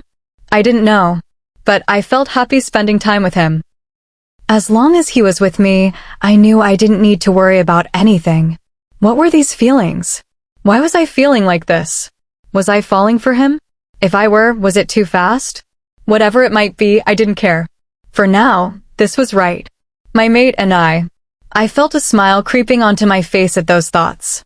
After a while, he stopped and sat down near a tree, leaning his back against it, and pulled me onto his lap. I sat facing him, resting my head on his chest, feeling his arms around me. There was no need for words. Our silence was enough. I could feel the emotions he had for me. He didn't need to express them verbally. Why is this whole day so peaceful? Bancroft, I called him, looking up. Yes, my sweet, he said, looking down at me. Can I ask you something? He just nodded. Tell me about yourself, I said, waiting for his answer. I am Bancroft, and I am the alpha of my pack. I found my mate just a few weeks back. Her name is Annie, and she is so beautiful. I will do anything for her. Eliminate threats or die trying, he said, looking into my eyes. I smiled at him. Thank you. But I already know that. I want to know the real Bancroft. I want to know the Bancroft beneath the cold facade. He just stared at me with no expression. Tell me about your childhood, I prompted. He seemed uncomfortable for a minute. There is nothing to say, he said, and I gaped at him. Come on. Okay, tell me about your family. He sighed before he started. Maybe I shouldn't have asked. I shouldn't pressure him. Bancroft. It's okay. You don't need to say anything if you don't want to, I said, holding his face in my hands. No. I want to, he said, and I nodded in understanding. He took a deep breath. My dad and mom were mates and happy like everyone else. As you know, they are not here anymore. We were the happiest family. But then, one day, everything was taken away from us when I was 11. I was left with only my 8-year-old sister, he said, pausing. You have a sister? I asked in shock. Yes. Her name was Soraya. After my parents died, she was my world, until she died too, he said, looking at the sky. I held his face and made him look at me. Bancroft, I whispered and hugged him. Stupid me. Why did I ruin such a perfect moment? I could feel his sadness and loneliness. Even though he hadn't said much, he had opened up so much to me today. He buried his face in my neck. I hate those filthy rogues. I heard him say angrily. I didn't know exactly what happened, but it had something to do with his parents' death and rogues. He held me tightly. Bancroft, I am here, I said, rubbing his back. I could feel his anger radiating off him in waves. He pulled back after a while. I am sorry. I won't bring this topic up again, I said worriedly. No. You have every right to know. I will try to open up more, he said, tucking a piece of hair behind my ear. I nodded and wrapped my arms around his neck, staring into his eyes. Come on. Let's go. It's late, and the sun is going to set soon, he said, helping me stand. He held my hand, entwining our fingers. I smiled at him, and we started walking in comfortable silence. As we walked, I felt my left leg buckle, and then suddenly, something tore through my left shoulder. An excruciating pain shot through me, and blood began to flow. Bancroft caught me and scanned the area. Annie, he said, holding me close. I gasped in pain and let out a grunt. Bancroft, I whispered. He lifted me up, my legs wrapping around his waist. He howled loudly, calling the other wolves. I saw a pair of dark blue eyes in a bush before they disappeared. Those eyes contained so much anger and a promise that they would return. I am going to destroy whoever it is, he shouted loudly, cursing under his breath. Whose eyes were those? Chapter 12. I slowly tried to open my eyes, but I couldn't. I could only hear things. What was happening? Where was I? Why couldn't I open my eyes? Then I heard a voice. I don't care. I want the person who was on patrol at that time now. Did you get me? I said, did you get me? The voice sent chills down my spine, and my wolf stirred inside me. It's our mate, we both said at the same time. Yes, Alpha, I heard another voice say. Then I didn't hear anything. Soon, I slipped into unconsciousness and returned to darkness. After 2 hours, I gained consciousness again, but I still couldn't open my eyes. I will ask you again, and you better answer me correctly this time, I heard Bancroft say in a very low, dangerous voice. Yes, Alpha, a scared voice answered. Why isn't she waking up? He asked in the same tone. Alpha, she is healing.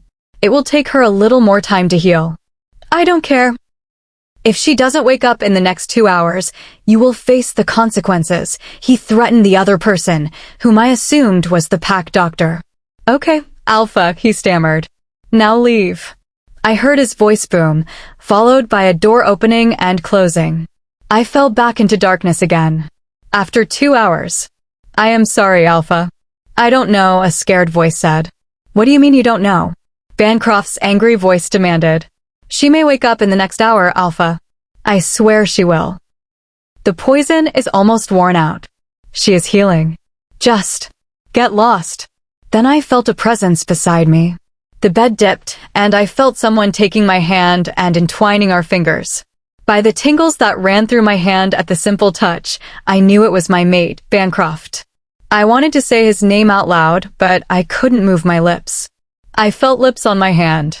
Wake up, my sweet. I heard his voice, filled with tenderness, warmth, comfort, love, and concern. I wanted to wake up and kiss him back. I tried. I had to try. I wanted to see his face. I tried hard. Wake up for me, my sweet, he said, and I felt lips on my forehead, lingering lovingly for a minute before pulling away. I instantly missed the warmth of his body against mine. Now I really wanted to wake up for him. I tried harder and harder. My wolf was helping me. But suddenly, it felt as if I were hit, and I was surrounded by darkness again. NOO. After 30 minutes. Being close to her may help, I heard a voice say, followed by footsteps as someone left the room. I felt someone beside me, lying on the bed. I felt arms going around me and legs tangling with mine. It was Bancroft. My wolf was ecstatic to have him so close. When will you open those beautiful eyes for me, sweet? He whispered in my ear, his warm breath fanning my skin as he nuzzled my neck. I felt his lips touching my skin. He placed a kiss on my chin, then on my cheek. His body was almost covering mine now. Help me, I said to my wolf. I am trying, but I can't, she said. Let's try together at the same time, I advised. Okay. At the same time, she agreed. We both pushed hard, and I felt the darkness receding. I tried to move my eyes, then my fingers. It was difficult. I tried and tried until at last, I felt the little finger of my right hand move. I don't think Bancroft noticed. I tried again and felt my fingers flex. Now I tried to open my eyes. I clenched my fist and pushed harder. Annie, I heard Bancroft's voice. Yes. Wake up, Annie, he said as he held my fist in his hands. I am trying, but I can't move. I wanted to say it, but I couldn't move my mouth. Annie, my sweet, I know you're awake. Open your eyes. Try, I heard him say. Then suddenly I felt him moving away. Where is he going? Wait. Don't leave me. Bancroft. Gregor. Come now. She is waking up. I heard him shout. Who is Gregor? Maybe the pack doctor. Annie, he called again. Come on, come on, come on. I told myself to open my eyes. I felt full consciousness return, and I slowly opened my eyes. The room was bright. I felt Bancroft holding my hand and looked to his side. He was looking at me with pure happiness in his eyes. Oh, you woke up, he said, hugging me tightly. I felt pain in my left shoulder and looked down. There was a bandage wrapped around it. I hissed. I am sorry, he said, gently touching the dressing. I nodded while smiling. The door opened, and a man in his mid-30s came in. How are you feeling, Luna? He asked, smiling slightly. Not bad, I replied, smiling back. He did some checkups on me and soon left, saying he would send the results shortly. Bancroft glared at him, and the doctor gulped before leaving the room. Why are you angry at him? He said you would wake up in 2 hours at first, but you didn't. He said again that you would wake up in 1 hour. If you hadn't woken up, I would have had his head for dinner. That's mean and gross, you know, I said, glaring at him playfully. He just shrugged and pulled me closer. I am just happy that you are fine, he said while tucking a piece of hair behind my ear, looking into my eyes. That gesture made my heart swell. He leaned down and kissed my forehead. After a few minutes of silence, I spoke. Bancroft. What happened? What passed through my shoulder? I asked, looking at him. That's nothing. Forget it, he said. Bancroft, please tell me, I said, laying a hand on his chest. Annie, I said it's not something you should think about in this state, he said in a strict voice. Bancroft, it's about me, and I have every right to know, I argued back. He sighed and looked at me again. It was a bullet filled with wolfsbane poison. It kills instantly. We still don't know who did it. No one saw the person, and whoever did this is very smart. They masked their scent. Once I get my hands on that bastard, I will end him myself, he growled. Bancroft, calm down, I said, rubbing his arm. I can't, Annie. We are lucky that the bullet passed through your shoulder. What if it had passed through your heart, just a few inches below? I am fine. I am here now. In your arms. Calm down, I said in a soothing voice, and he held me tightly, yet carefully. I am so glad you are fine, he murmured into my shoulder. Bancroft, it's okay, I said while rubbing his back. Don't you ever leave me, he said, still hugging me. I will never leave you. Never, I said, closing my eyes, making a silent promise to him. I felt safe and content. Is this how it feels to have a mate? A knock on the door disturbed us. I tried to pull away, but he held me. Bancroft, there is someone at the door. I don't care. Now listen. I don't want you going into the woods anymore. I don't trust even myself with your safety after what happened. I am assigning a personal bodyguard to you. I know there are already guards, but I want to give you our best fighter, he said, looking at me seriously. I nodded. He is right on the other side of the door. I will call him in, he said, and I nodded again. I wanted to see who this person was. Was he like all the other members of the pack? Serious and cold? Maybe. The door opened, and a man in his early 20s walked in. Bancroft, I called, looking at the other man in confusion. Annie, this is... Hi, I am Josiah Patrick. You can call me Josiah, he said, grinning and extending his hand. I smiled back and took his hand. Bancroft clenched his jaw in anger as he was cut off mid-sentence. Hi, I am. I know, Annie. You are beautiful, he said, smiling as he lifted my hand to kiss it, but Bancroft stopped him. Dear Job, don't flirt with her, he warned. Okay, Alpha, Josiah said, stepping back. Bancroft looked at me, his eyes softening. I need to attend to important pack business. I will be back in less than an hour. I nodded, smiling at him, and he placed a small, lingering, possessive kiss on my lips before leaving the room. I heard Josiah let out a breath and collapse onto the couch. So, what do you want to do today, beautiful? He asked. I was happy for the first time that someone called me by my name without being asked. Good. Maybe not everyone in the pack was moody. I could have a friend here. It wasn't that bad to have a personal bodyguard after all. Chapter 13. Oh, when is it? I asked Bancroft as he sat in front of me with his usual emotionless face. It's the day after tomorrow. You know the ritual of announcing a Luna to their pack, right? He asked, looking at me without blinking. Yeah, I said, smiling at him. There was silence between us. I looked at my hands. The silence was awkward. I looked around our room and then at him. He was still staring at me without showing any emotion. He was just staring. So, I started and trailed off. So, he prompted, waiting for me to continue. So, do you know who the person was that tried to attack me that day? I asked with curiosity. It had been 2 weeks since the incident. He hadn't introduced me to the pack because he didn't want his enemies to know he had found his mate. But since everyone knew now, he was officially announcing me as the Luna. His Luna. No, we are trying to find out. We caught a rogue and are trying to get information from him, he explained. As he said that, I remembered the dark blue eyes I had seen deep in the trees that day. Those eyes still haunted me. I remembered them very well. Our beta had the same eyes. I had been debating whether to tell Bancroft. Would he believe me? Also, I wasn't sure. I was just assuming it was him. It wasn't proven. What is it, Annie? Tell me, he demanded gently. Tell me anything, Annie. Trust me, he assured me, putting his hand on mine. I saw a pair of dark blue eyes hidden in the bushes that day, I said, and he instantly went on alert. He moved closer to me. What? Yes. They were a very dark shade, I explained, and he held my hands tightly. Did you see anything else? He asked, desperate with curiosity.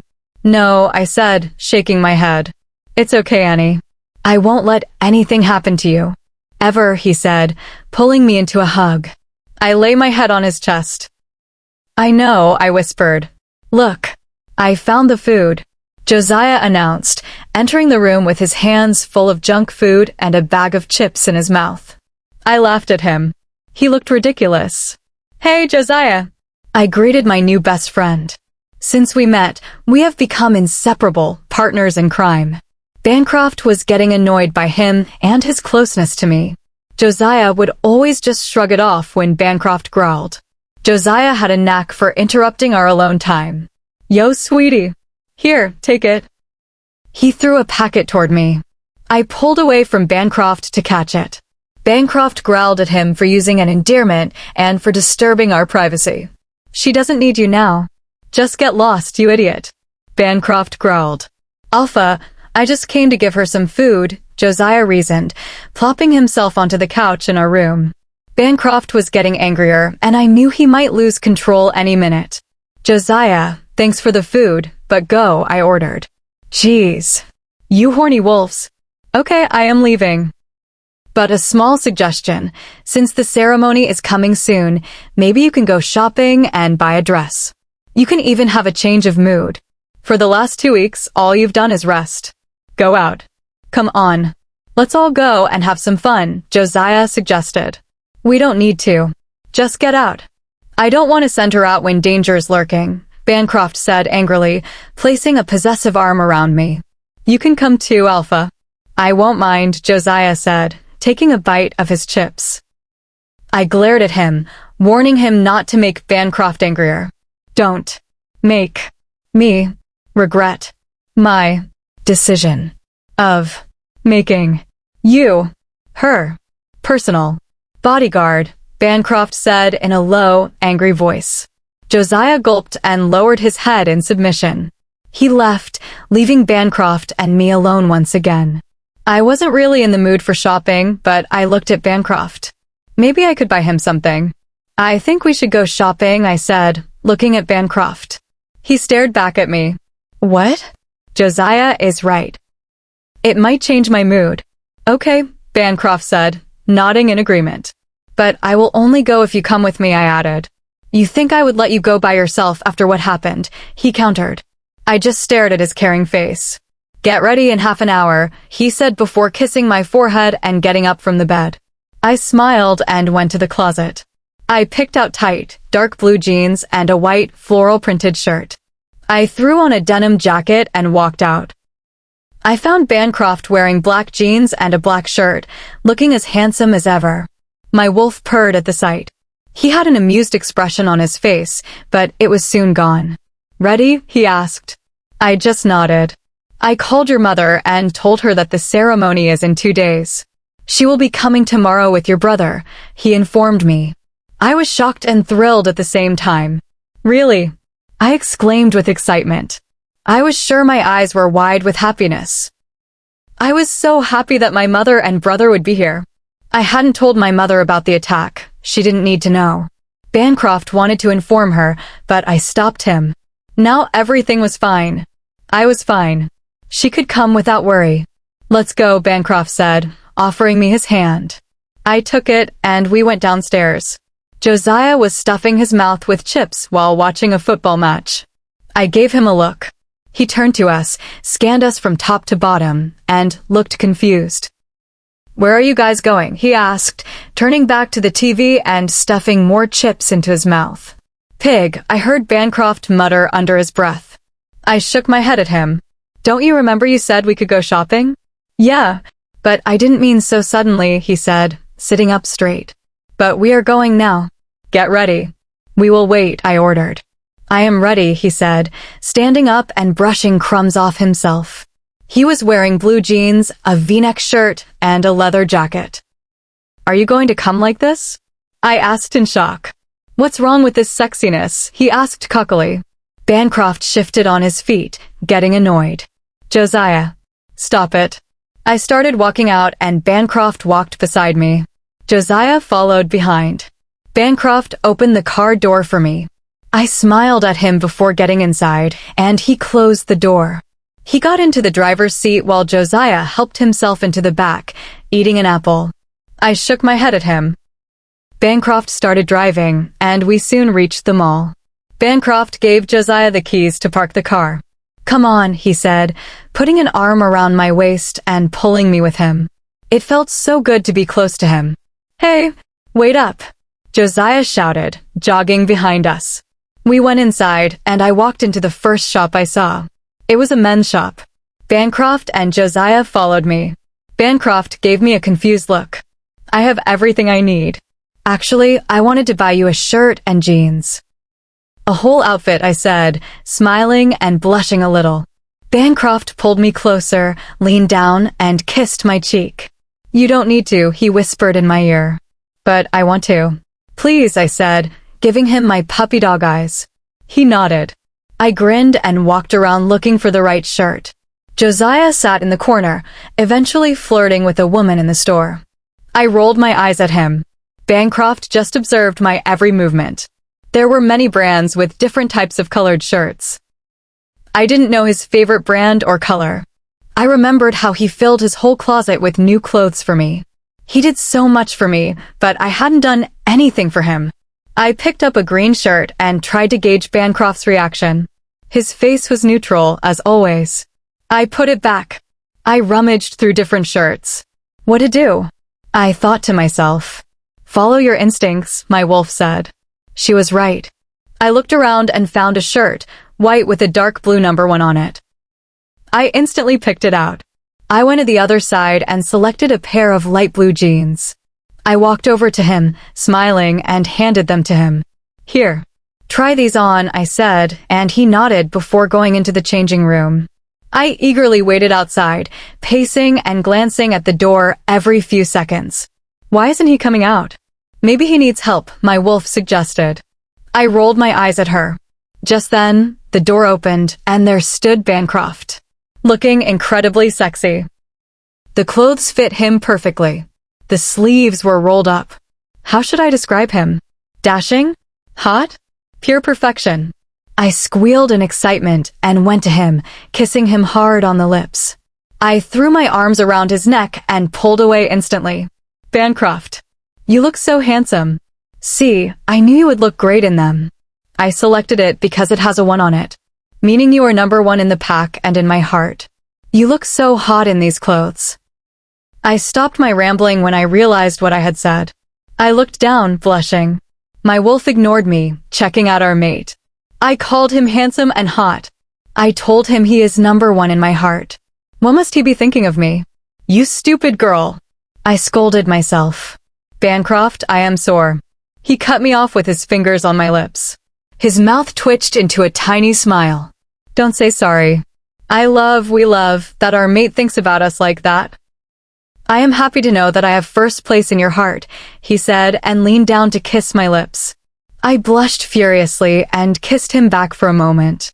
We heard a throat clear and found Josiah with his arm draped over the saleswoman's shoulder. "Sir, do you want me to pack these clothes?" she asked, looking at Bancroft. She squirmed under Josiah's arm. "No, just bill them." "I want to wear them now," he said, looking at me. I blushed and looked down. "Okay, sir," she said, escaping Josiah to process the bill. He turned back to look at her, sighed, and faced us again. "Let's go to the restaurant beside the mall," Bancroft said, still holding me. "Who is she?" I asked Josiah. "No one. I just flirted with her and thought she fell for it. But she didn't. She had a nice ass, though." I looked at him with disgust. We paid for the clothes and walked out. Bancroft kissed my cheek while Josiah wasn't looking. As we left the mall, some girls turned their heads to look at Bancroft. Jealousy coursed through my veins. I glared at them. "Now do you understand how I feel when other males look at you?" "I feel it 10 times more," Bancroft whispered in my ear, and I blushed again. I couldn't blame them, though. He looked incredible. We were walking to the restaurant when I accidentally bumped into a girl. Her bags fell. I apologized and bent down to help her. She smiled at me and said it was okay. Just as I bent down, I heard glass shatter behind me. Bancroft was instantly alert and pulled me aside. Another bullet whizzed past right in front of my eyes, missing me by an inch. Bancroft covered my body with his. I scanned the area and found those dark blue eyes again, staring at us. Who is that person? Chapter 14. I heard things breaking and crashing from Bancroft's office. I quickly stood up from the bed and ran toward the noise. My feet made a padding sound against the wood as I reached him. His office door was half open. I pushed it fully open and found him throwing a chair, which hit the wall and shattered. He had been this angry since the attack this morning. I gasped at his fury. The only things that hadn't been destroyed were his chair and table. Papers littered the floor along with broken pieces of wood and glass. He let out a frustrated groan and stood straight, suddenly sensing my presence. He looked up at me and took two long, fast strides before encasing me tightly in his arms. I was shocked, but I hugged him back, knowing he needed me right now to calm himself and his wolf. My wolf needed him, too. She was worried about him. He was breathing fast, a physical sign of the rage he was feeling. "Jump," he said in a low, husky voice. I jumped lightly and wrapped both legs around his waist, hugging him closer while resting my head on his chest. I inhaled his minty scent and felt him move. He walked to his chair and sat down with me still in his arms. I tried to pull away to look at him, but he held me tightly against his chest. He ducked his head to inhale my scent from my hair, which seemed to calm his wolf. We just sat there like that for a few minutes. I rubbed his back soothingly. "Mate. Need to keep her safe," I heard him whisper. I couldn't help but feel his pain and fear. I pulled away to look at him, cupping his face with both hands. I looked into his dark green eyes, seeing that his wolf was present alongside him. I wet my lips before speaking. "Bancroft, look into my eyes. I am right here, in front of you. Safe and sound in your arms.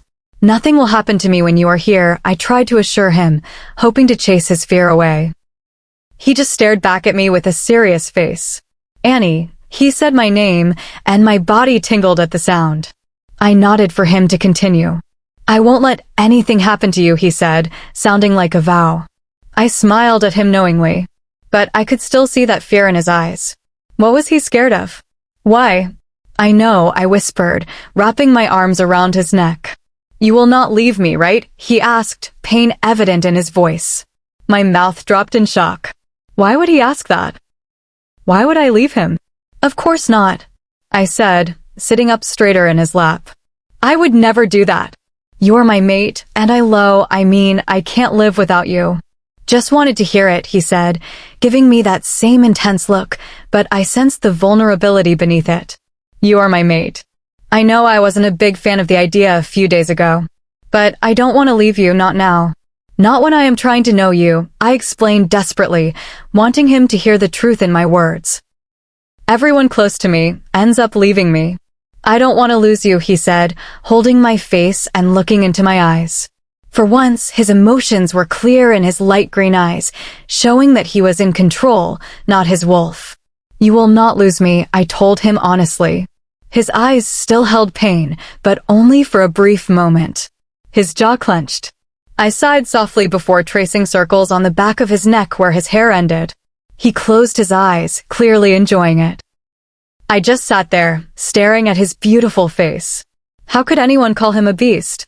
"We like it," he murmured, and I smiled, watching him relax. I understood that both he and his wolf were calming down. "Then it's good," I commented softly. We were surrounded by complete silence. Since it was midnight, the only sounds were the insects outside. I stared at his sharp nose, his closed eyes, and moved one hand from his neck to trace his lips and jaw with my fingertip. He opened his eyes to look at me. My fingers still rested on his lips. He blinked slowly. "Stop doing that if you don't want to complete the mating right now," he warned in his low voice. I quickly pulled my hand back and blushed. "How can you say those things without any emotion in your voice or expression on your face?" I asked him the question that always nagged me. You want me to show emotion? He questioned. I shook my head. No, it's not that, I answered, still looking at him. Good. Because I can't force it. But like I said before, if you want me to, I will try, he said, pulling me closer than I already was. You don't need to. I think the way you say it is a turn-on in itself, I said, smiling, before realizing what I had just admitted. I just can't keep my mouth shut, can I? Well, there's no doubt that you are stupid, my wolf commented. I pushed her thought away. Really? That's better, he said with an almost amused expression. I just stared at him, wanting to see what he would look like if he smiled. I want to see what you look like when you smile, I told him honestly. His expression turned serious again. I want to see that too, he said, and my heart tugged. Will I ever be able to make him feel happy? Will I ever be able to make all his pain go away? But since you are here now, I am sure one day I will. I don't know when, but I know I will, he assured me, and his words brought happy tears to my eyes. Bancroft, I whispered his name, not knowing what else to say. You have no idea how important you are to me, he said, looking into my eyes. My heart fluttered at his words and the depth of emotion in his gaze. I hugged him, burying my face in his neck and kissing him there. I am lucky that you are my mate, I whispered truthfully. He pulled away a little and kissed my forehead. I feel the same way about you, he replied, and I closed my eyes. Again, there was silence between us for a few minutes. We listened to each other's heartbeats. Then a thought passed through my head, and I pulled away to look at him. He gave me a small questioning look. I wanted to talk to you about something. Since this morning, when we came back from shopping. His face turned serious. What is it, sweet? He asked, holding me steady. I know I probably already told you this, but you didn't agree with me. I just wanted to tell you about it again. What is it? This morning when the attack happened. I saw those dark blue eyes again. The same ones I saw that day in the woods, I told him, waiting for his reaction. What? He asked, sitting up straight, giving me his full attention. Yes. I also think. I trailed off, not knowing how to say it. I was scared he might get angry. But he wouldn't hurt me. What? He asked desperately. I felt nervous. I hoped this wouldn't make him angry. I also think that. It is your beta, I blurted out. He looked at me for a second. No, he is not, he rejected immediately. But I tried to argue, but he cut me off. No, Annie, he is not. Trust me. I would know if he was involved, he tried to explain. I shook my head. How could I make him understand? But it is him, I insisted. He just sat silently, looking at me for a minute.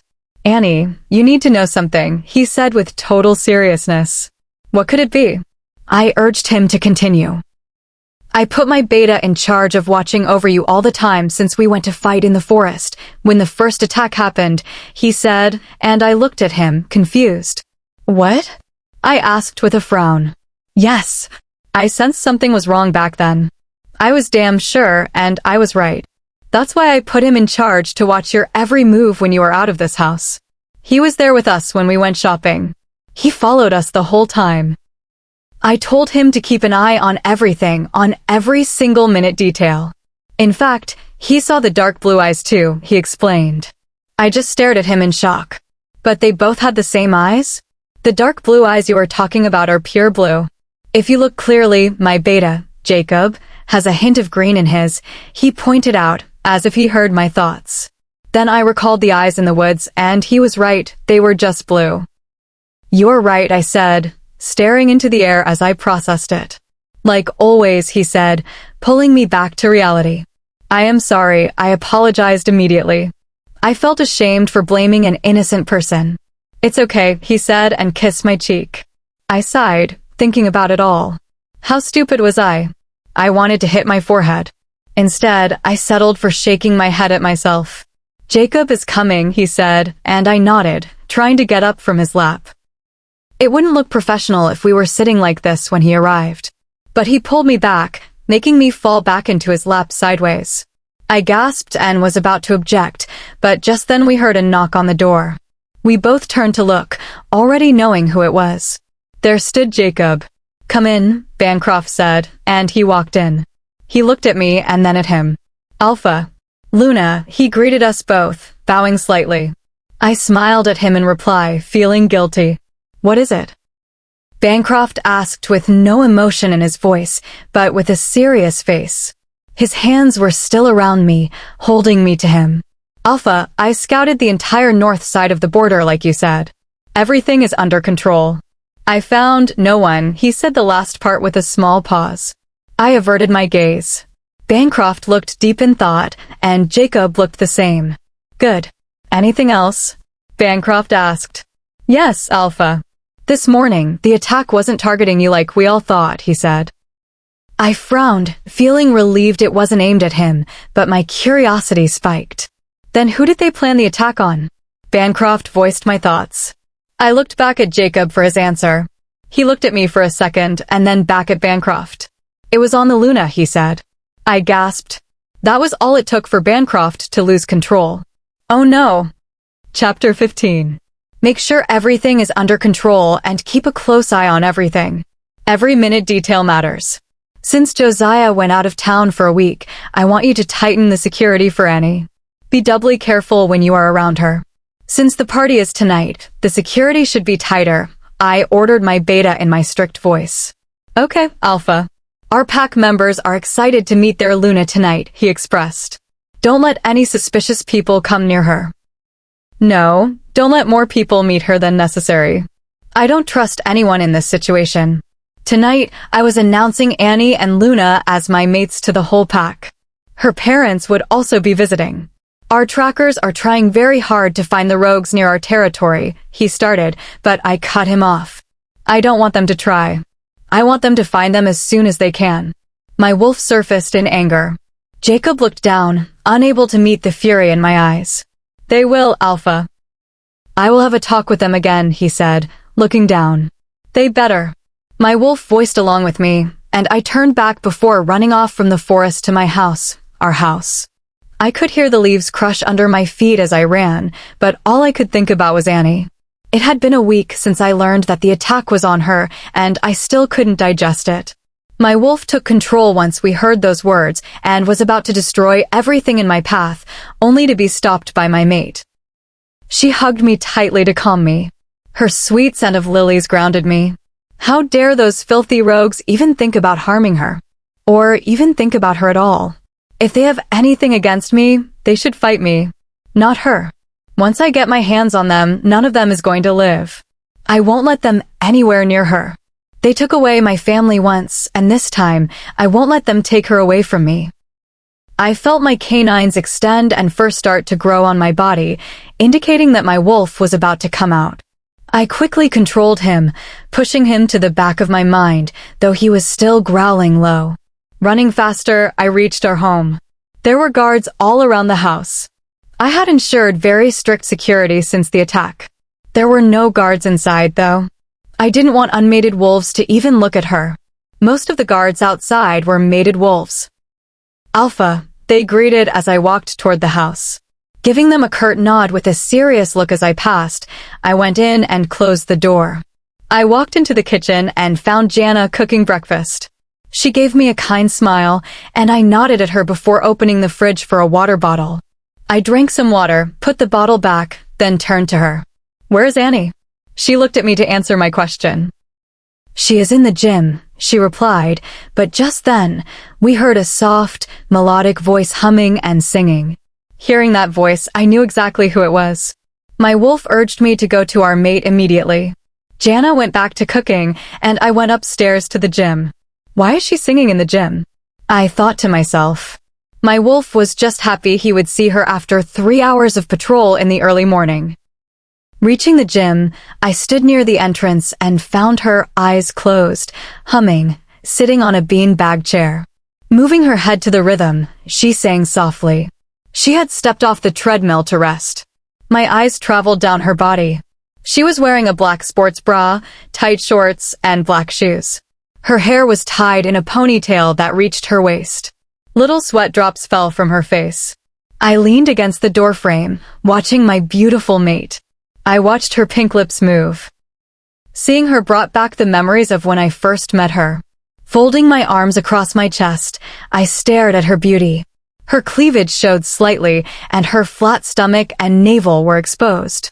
Her long, toned legs stoked my imagination. I wanted to kiss every inch of her body. Her lips, her cheek, her nose, her neck.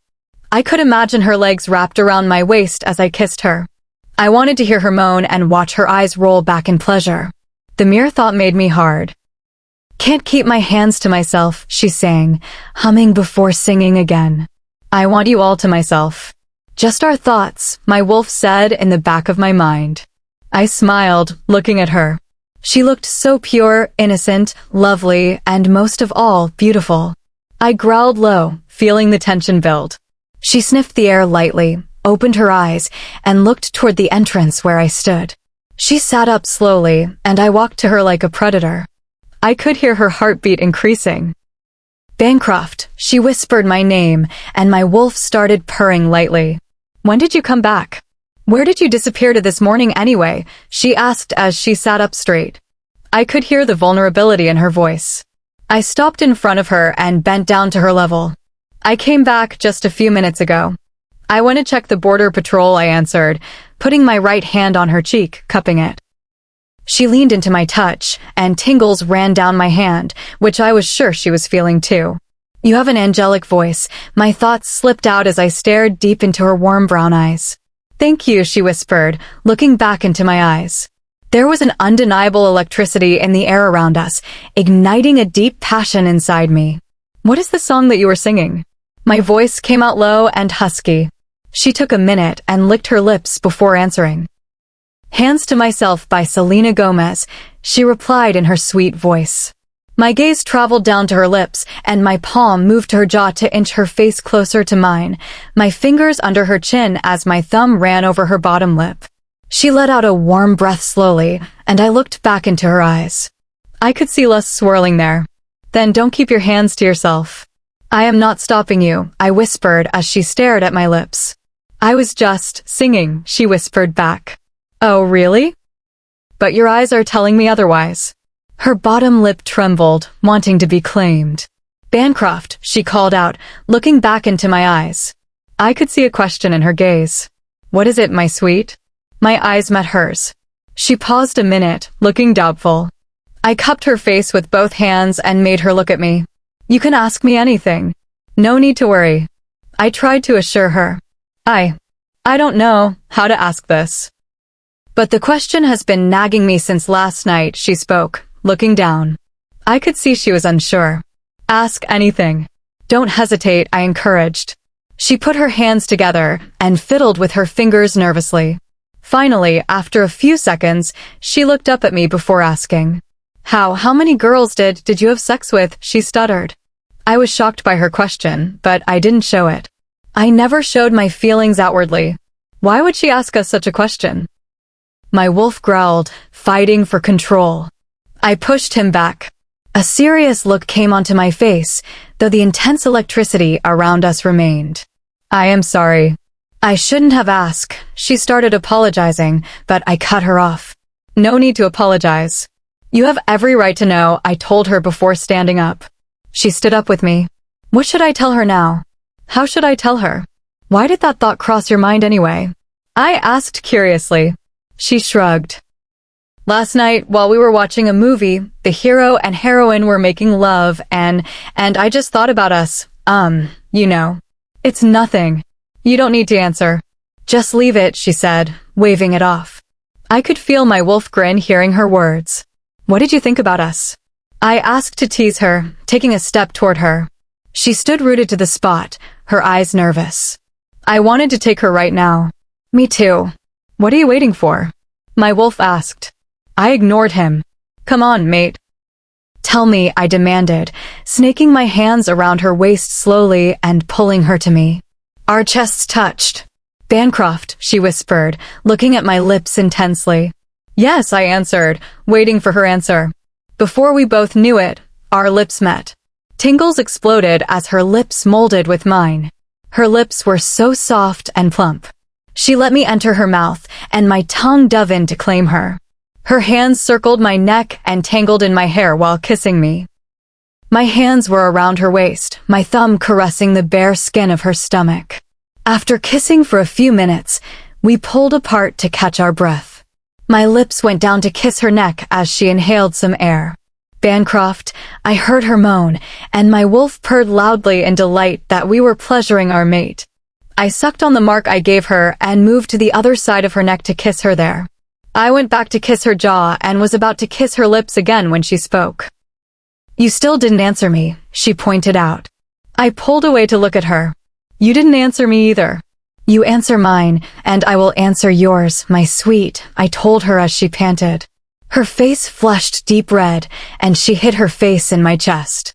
"I was thinking about us, making love," she mumbled into my neck and looked up at me. I smiled lightly at her. Her face turned a scarlet red. "Now answer mine," she demanded as I still held her in my arms. I stared at her before answering. "None," I replied. Her mouth dropped open as she stared at me. I gave her a confused look. "What?" she exclaimed loudly. "Why is she staring at me with wide eyes?" Chapter 16. My mouth was wide open, and I was sure my eyes were too. I stared at him in utter shock as I heard his answer. "None. I mean, really none." "Why are you looking shocked?" he asked in his normal, emotionless voice. He tilted my chin up, but my eyes remained wide. "Why am I shocked?" "Maybe because you're an alpha and still celibate," I thought. "Why wouldn't I be shocked?" "I mean, you really never had sex?" I asked, needing to be absolutely clear. "No," was his simple answer. "But..." I thought. I trailed off, not knowing what to say. This was really a surprise to me. He was 25 years old and still hadn't been with anyone. "You thought what?" he asked. I looked up at him, closed my eyes, and took a deep breath. Then suddenly, I heard a low growl from him. "You don't want me?" Because I cut him off before he could complete the sentence. "No, it's not that. I mean, I am happy to know that you are totally mine. I just thought that, since you are an alpha, you might have had many flings before I came along," I admitted, looking down in shame. He put his fingers under my chin and made me look into his eyes. Tingles spread all over my face from his touch. I bit my lip under his intense gaze. "Yes, I am an alpha. I know most of them have flings, but I am not them." "You want to know why I didn't?" he asked, his lips mere inches away from mine. "Why?" I whispered against his lips. "Because I respect my mate. I respect the other half of my soul. My wolf and I would never do that to our mate, knowing she is out there for me, knowing it might hurt her when she found out. I don't intend on hurting her, and my mother would not feel proud if I behaved like that," he replied. For some unknown reason, my eyes filled with happy tears. I hugged him instantly, feeling happy and blessed to have such a mate. I really was blessed. "I love him," my wolf purred in happiness. He hugged me back. I was so lucky to have him. I couldn't explain the happiness I was feeling. It wasn't just because he was celibate, but because of the respect and the position he gave me in his heart and life. "Thank you so much, Bancroft. Thank you. Your mother will be so proud of you." He held my thighs and wrapped them around his waist. "No need to say thank you, my sweet. I just did what a mate should do." His words warmed my heart. In this moment, I knew I could trust him with my body and soul in every way possible. After a while, I pulled away and looked at him. "So, am I your first kiss?" I asked, smiling. "Of course," he replied with the same emotionless voice, yet it still sounded sexy. "I want to hear him speak cockily and dirty," my wolf said in my head, and I blushed, trying to ignore her. But it didn't go unnoticed by him. "I will," he said to me, putting a hand on the back of my head and pulling me closer as he whispered in my ear. "One day," he completed. My eyes widened in shock as he answered exactly what my wolf had said. "Oh no." I left my mind link open. I quickly closed it. "Open it. I want to ask him what other dirty things he can do to us," my wolf said, and I blushed harder. Why did I have to get the horniest wolf of all? He noticed the blush on my cheeks. "You should leave your mind link open. I can hear all the things your wolf is saying to you. I want to know what she is saying that is making you blush so hard," he said, and I buried my face in his neck, blushing furiously. "Stop it," I muttered, feeling shy. I lifted my head slightly and saw him smile. It soon disappeared, but it was the biggest smile of his I had seen, which was only a usual smile for other people. God, he looked beautiful when he smiled. He looked back at me with a small, confused expression as I stared at him with a smile on my face. "What?" he asked. "You should smile more often." "You look beautiful when you smile," I said, admiring his face. He was the epitome of hot and sexy. If men could be beautiful, then he would top the list. He didn't say anything, just stared at me. I put my hand on his left cheek and ran my thumb over his lips. His face was so close to mine. My legs were still around his waist, and I could feel the tension between us. He leaned down, our lips grazing each other's. I could feel his warm breath. Just as our lips were about to meet, I heard a familiar female voice. "Annie, dear." I looked up and found my mother. She had a huge smile on her face, but it disappeared when she saw the position we were in. "Oh, I am sorry. I will just wait downstairs for you both," she said quickly before walking away. I slid down Bancroft's body slowly and put my hands on his shoulders. I stared at him as he sighed and took my hand, turning us both toward the door. Just as we were about to walk out, I stopped and turned to him. I looked into his eyes, stood on my tiptoes, and pulled him down by putting my hands around his neck. "Just so you know, you are my first kiss too," I whispered before smiling and pushing him away lightly to run downstairs, shy but grinning. Just before I could enter the living room, I felt sparks explode on my wrist as I was spun around to look into warm sea-green eyes. "That's good. Because if anyone dared touch you, I would have ended him myself," he said, and his lips met mine in passion. I moaned as he deepened the kiss. Just as it intensified, I heard my brother's voice. "Where's my pretty sister?" His happy voice broke us apart, and I heard Bancroft curse. "Oh shit," I heard my brother say as he saw us, and I rolled my eyes. "Hey, brother," I said happily before running to him and hugging him. "Okay, that's enough," I heard my mate's sexy voice as he pulled me back to him, placing his arm around my waist. "Happy birthday, baby girl," my mother shouted, and I grinned at her before hugging her as I released myself from Bancroft. "Thank you so much, mother. I am so happy to have you here. I missed you so much, and yes. Before you get angry, I am sorry for not calling this whole week," I said all in one breath. "It's okay. But don't do it again," she warned. My brother was about to hug me again when suddenly Bancroft stood between us. "Bancroft, please, that's my brother," I said through the mind link, and he sighed before moving away. Mikkel came and hugged me again. "Happy 18th birthday, sister," he said, grinning, and I grinned back. "Thank you." We pulled away, and Jana entered the room. "Breakfast is ready. Come on, guys," she said before heading to the dining table. My brother put an arm around my shoulder and was about to pull me along with my mother on my other side, but a hand stopped me. "You guys go. I want to have a small word with her," Bancroft said. My mother smiled at him before going to the dining room with my brother, who nodded at Bancroft. Once they disappeared, I turned back to him. "What is it?" I asked him curiously. "Today is your birthday?" he asked. "Yes," I replied. He just stood there, thinking about something. I put my hand on his shoulder and tried to shake him. He came out of his trance and looked at me. His eyes turned dark green. "Happy birthday, my sweet," his voice doubled, showing that both he and his wolf were in control. He pulled me to him by my waist before leaning down and kissing my forehead. I lifted my head and found him looking at me. Soon, he put on his emotionless facade. "Let's go." "They must be waiting for us," he said, keeping his hand around my waist as he led me to the dining room. We entered the dining room and found my mother and Mikkel sitting near the table. Bancroft pulled out a chair for me before sitting beside me. Jana served the food. "So, at what time will the ceremony start?" my mother asked Bancroft. He looked up at her from his plate. "It will start at 7 in the evening. Then there will be a party," he replied before turning back to his food. Mikkel just glared at Bancroft, and I gave him a don't glare look, which he ignored. "The food is so delicious, Jana," Mom complimented. I smiled at them. "Thank you," Jana said, smiling before going back into the kitchen. I looked back at Bancroft and found him not eating. He just stared ahead like he was thinking about something. He was mind-linking. I put my hand on his under the table. He looked at me with a serious expression. Is everything okay? I asked worriedly. He gave a slight nod before answering. Everything is okay. Don't worry. I have some pack business to attend to. Don't go out. Excuse me, he said, getting up and kissing my cheek before leaving. I stared at his shirtless back. I could easily tell that everything was not okay. Annie dear, do you want to see the presents that your brother and I brought for you? My mom asked excitedly.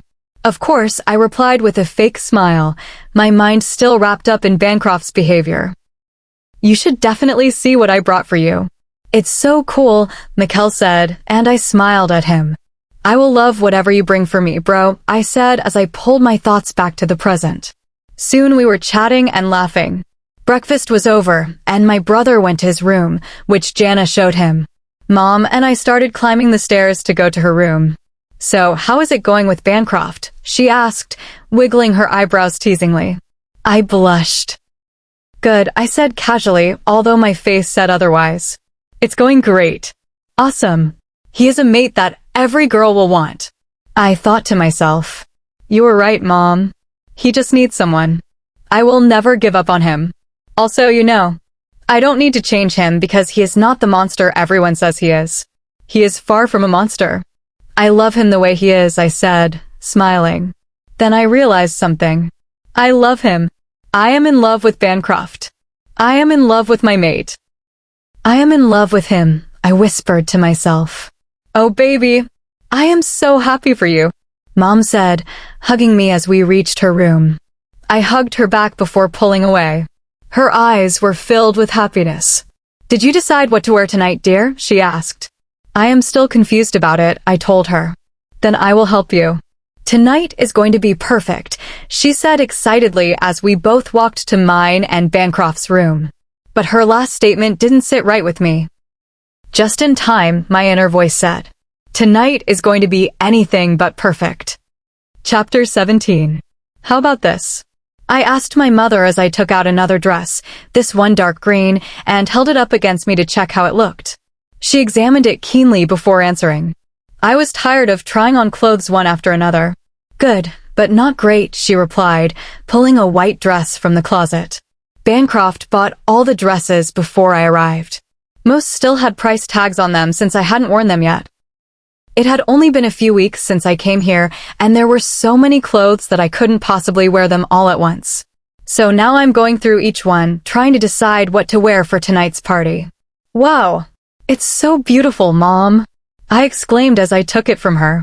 She smiled. Now get ready. It's already 6. The ceremony starts at 7:30, right? She said, pushing me toward the bathroom. I smiled and went inside. I closed the door, and soon my mind drifted to Bancroft. He had left in the morning and still hadn't come home. He didn't even return for lunch. I couldn't stop thinking about him. I was worried. I tried to mind-link him, but the connection was closed because he was busy. Try again now, my wolf suggested. Okay, I agreed and concentrated on mind-linking him. It was still closed. Why was he so busy? Was he okay? Why wasn't he responding? Questions raced through my mind as I tried to reach him. I pushed harder against his mental barrier, and finally, it worked. Bancroft. I shouted mentally. Annie. Annie. Sweet, are you okay? His worried voice asked. It was rare to hear such emotion in his voice. Yes, I am fine. But where are you? You didn't come home for lunch.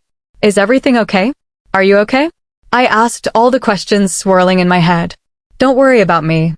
I am good. I was busy with packing business. I will be home soon. Don't worry. Get ready and don't go out until I come home. Take care, he said before closing the link. I frowned. Why did he close the link?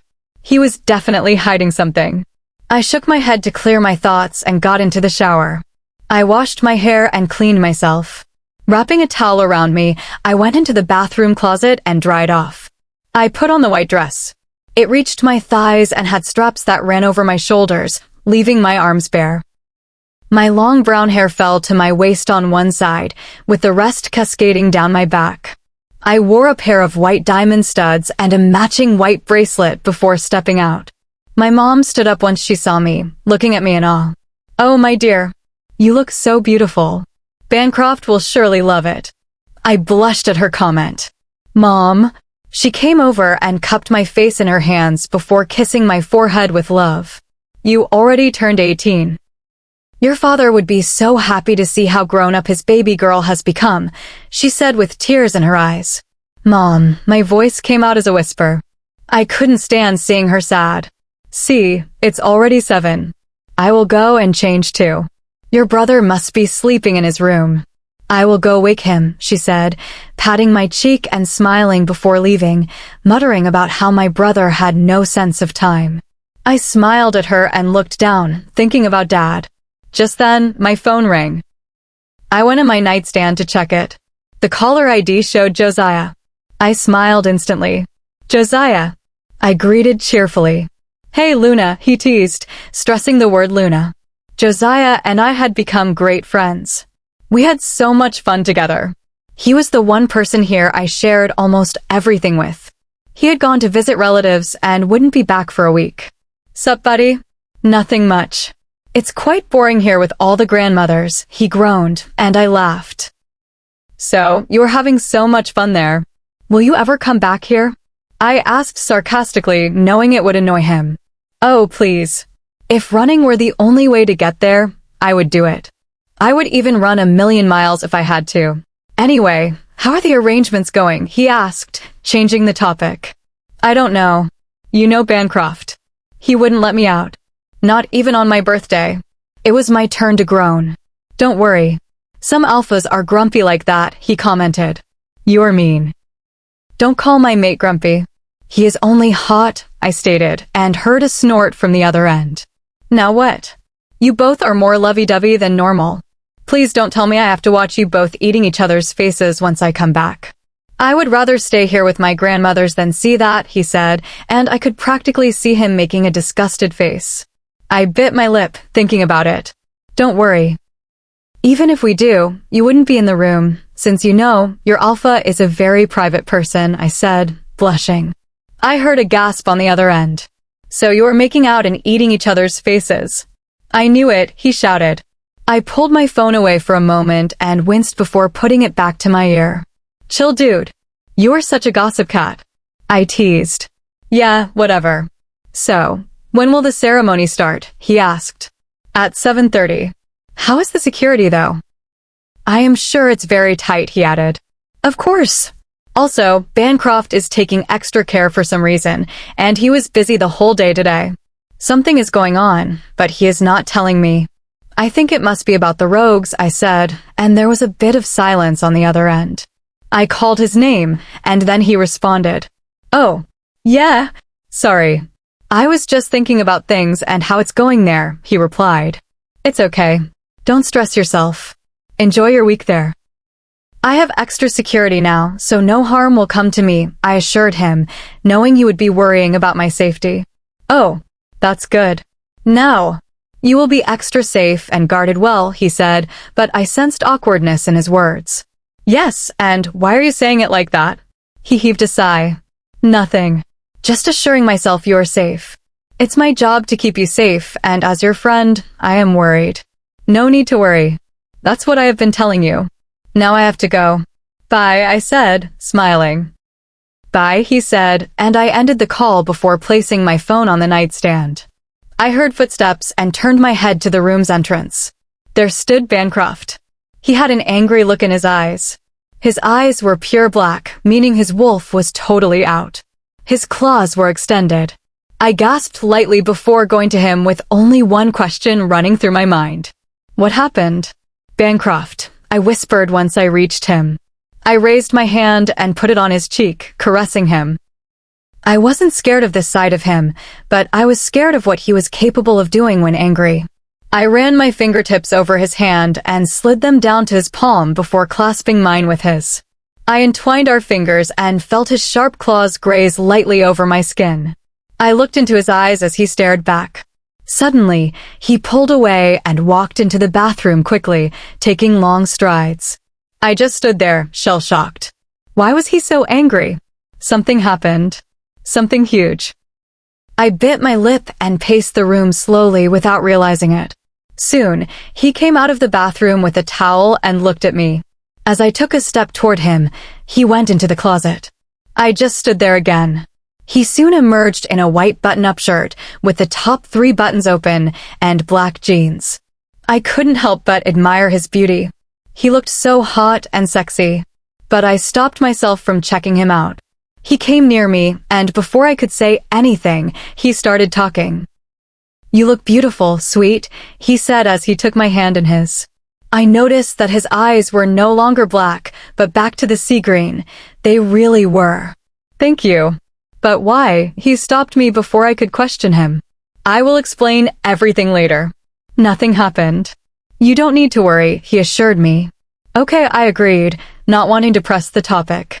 He brought the hand he was holding to his lips and placed a kiss on my knuckles before pulling me into a hug. I hugged him back. "I won't let anything happen to you," he said while kissing my head, and I smiled. I pulled away and took his face in my hands. "I can clearly see that something is bothering you. What is it?" I asked desperately. "Nothing," he said. I gave him a look. "Later. Now let's go. Everyone will be waiting," he said while taking my hand and pulling me with him gently. "God, he is so hot when he orders us. Just kiss him," my horny wolf said. I rolled my eyes at her. "Thank you, and yes, once we start, there may not be any stopping point," he said, his voice emotionless, tinged with huskiness, and his smile slight. I blushed, knowing he heard my wolf in my mind, and closed the mind link. We walked downstairs, hand in hand. My mother and brother were waiting for us in the living room. They both stood up when we arrived, and Mikkel came to hug me, grinning. "You are looking so beautiful, little sis." "Can't believe you are 18 already," he said while pulling away. I smiled at him. Bancroft took hold of my elbow and pulled me to him. I rolled my eyes at him. "Let's go," he said thoughtfully, and we all went out. Soon, the security detail followed us. "Where's the ceremony?" I asked while sitting in the car. "It's just beside the pack house," he said while closing the car door for me and going to sit in the driver's seat. Mother and Mikkel sat behind us, and I saw 3 other cars following us. Soon, we were at the pack house. There were many people, or should I say werewolves. His pack had more than 1,000 members. Once the car stopped, Bancroft came to my side to open the door, and I stepped out, taking the hand he offered. He closed the door, and my parents got out too. Everyone started whispering. What might they be thinking? Maybe they think I am mean since I haven't met them until now? Will they like me? Can I stand beside Bancroft and be a good Luna to his good Alpha? Many questions ran through my mind. "Don't be scared, sweet. I am right here." "Yes, you will be a good Luna. They will all love you since you are their Luna, and they are whispering about how beautiful you are," he said through the pack link, and I relaxed a little bit. We went to the big stage, which had a podium on it. Everyone stood straight and attentive in the field. Mom and Mikkel stood beside me, and Mom held my hand. "Everything will be fine. Don't be nervous," she assured me. But something in my mind didn't sit right. My heart constantly told me that something was going to go wrong. "Wait here. I will call you up on stage," he said, cupping my cheek before going up to the podium. After the ceremony, I stood beside him on the stage as he announced me as Luna, and everyone cheered loudly. "Does it still hurt?" he asked as he took my hand and noticed the palm that he cut to link our blood during the ceremony. Since we were werewolves, it was already healing. "No, it's fine. How's yours?" I asked, taking his hand. He had a surprised look on his face. "It's healed," he said as I looked at his palm. He put his fingers under my chin and raised my head lightly to make me look at him. We stared at each other for a moment. He caressed my cheek, and the next minute, his lips were on mine. His tongue plunged into my mouth like he owned it, and I smiled before kissing him back as I put my arms around his neck. Then I heard the whole pack cheering and pulled away, blushing as I hid my face in his neck. "That's for all the unmated males in my pack to know that you are mine and only mine," he whispered in my ear and kissed my head. I heard ahs and oohs. I looked at my mother, who was standing below the stage, giving me a thumbs up. After that, we went down and Bancroft introduced me to many of the pack members, the Delta, pack doctors, warriors, trackers, and even Omegas. I thought most alphas didn't respect Omegas, but Bancroft was definitely not one of them. He treated everyone equally. There was pure respect for him in everyone's eyes. I was proud to have a mate like that. Let's meet the children. They have been asking me about meeting their Luna for a few days now, ever since they found out I found my mate, he said, taking me to them. They were all playing, and once they saw us coming, they all ran to us. I knelt to reach their level. Luna, they cheered as a cute girl, maybe 4 years old, came and hugged me. It caught me off guard. Hey guys, I said awkwardly. Bancroft stood beside me. You know, we have been waiting to meet you for so many days now, a small boy who stood in front of me said cutely. He looked about 8 years old. Will you play with us? Another kid asked, and I grinned at all of them. Of course. We can play all you want. We can spend a lot of time together. I would like to know all of your names, I said, grinning as I looked at each one of them and smiled at the girl who hugged me. Really? She asked with hope. Really? Wah. Before I could complete my sentence, Bancroft cut me off and took my hand. Afterward, kids. Luna has to meet other people, he said and gave them all a curt nod, like they were his business delegates. I shook my head at him and gave them all a wave. Bye, Luna, they all cheered. Bye, I said and turned back to Bancroft. He took me to introduce me to the pack women. There were married women, some studying and some still in school like me. Everyone was nice. All the teen girls dressed well. Although some dressed provocatively, they didn't show any disrespect or even flirt with Bancroft. Maybe that was just their style. I never expected the Dark Knight pack to be this kind. I thought they only knew how to eliminate people. Boy, was I wrong. Then my father's words rang in my mind. Never judge a book by its cover. I even misjudged Bancroft. I called him many names and almost rejected him. I was such a bad mate. He was anything but a monster. In fact, he was sweet and cute like a teddy bear when we were alone. No, I am not. I have abs, I heard Bancroft say as we walked back to my parents. I gasped. You shouldn't do that. I warned him. Why shouldn't I, when I can? He asked teasingly with a smirk on his face.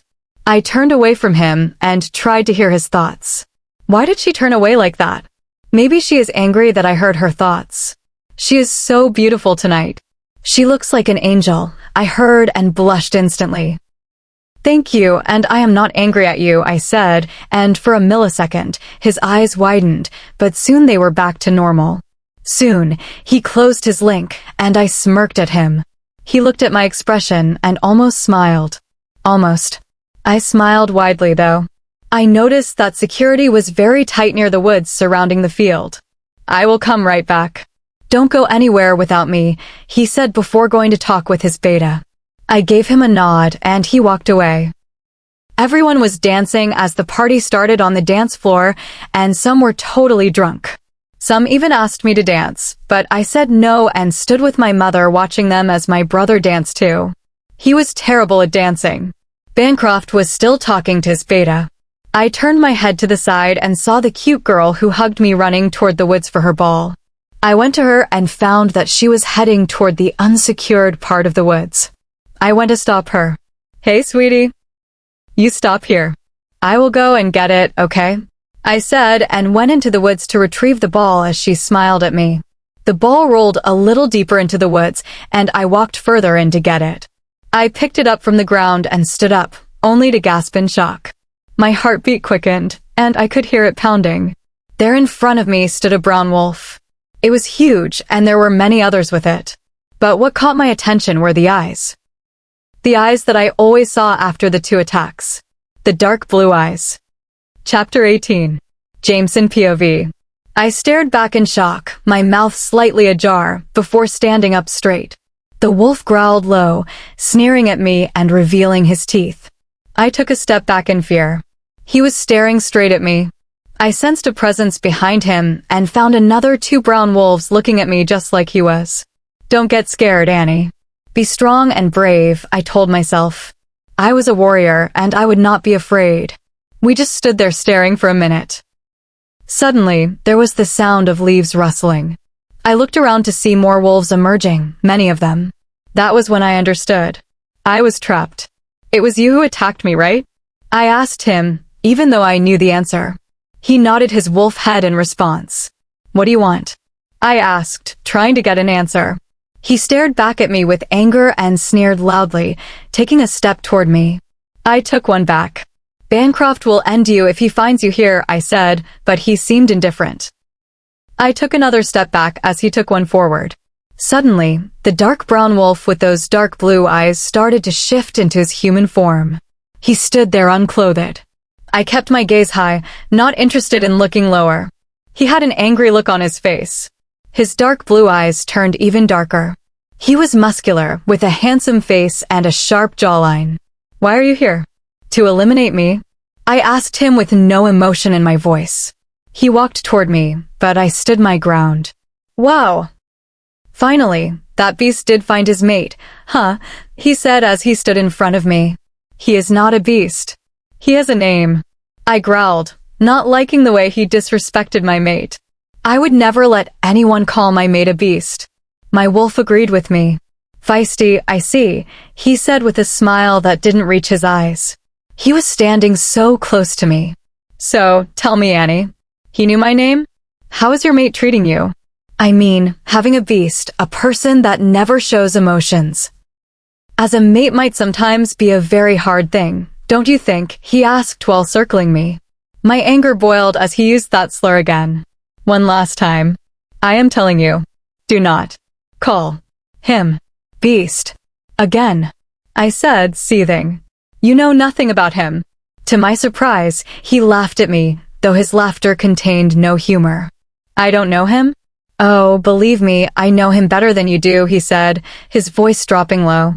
I frowned at what he said. What did he mean by that? You still didn't answer my question, he pointed out. Like any mate would treat his partner. With care. If you really knew that much about him, you would know this too. What do you mean by you know him better? I asked. Oh yeah, that. Only your best friend can know you better, right? He said. I frowned before my eyes widened as the meaning behind his words sank in. What? I stood there in shock as he circled me again. Oh, shocking, isn't it? He mocked. Many questions ran through my mind, but none had answers. Suddenly, he grabbed my hair and looked into my eyes with anger. He may have found you, but I won't let him have the happiness of having a mate when he took away mine, he sneered.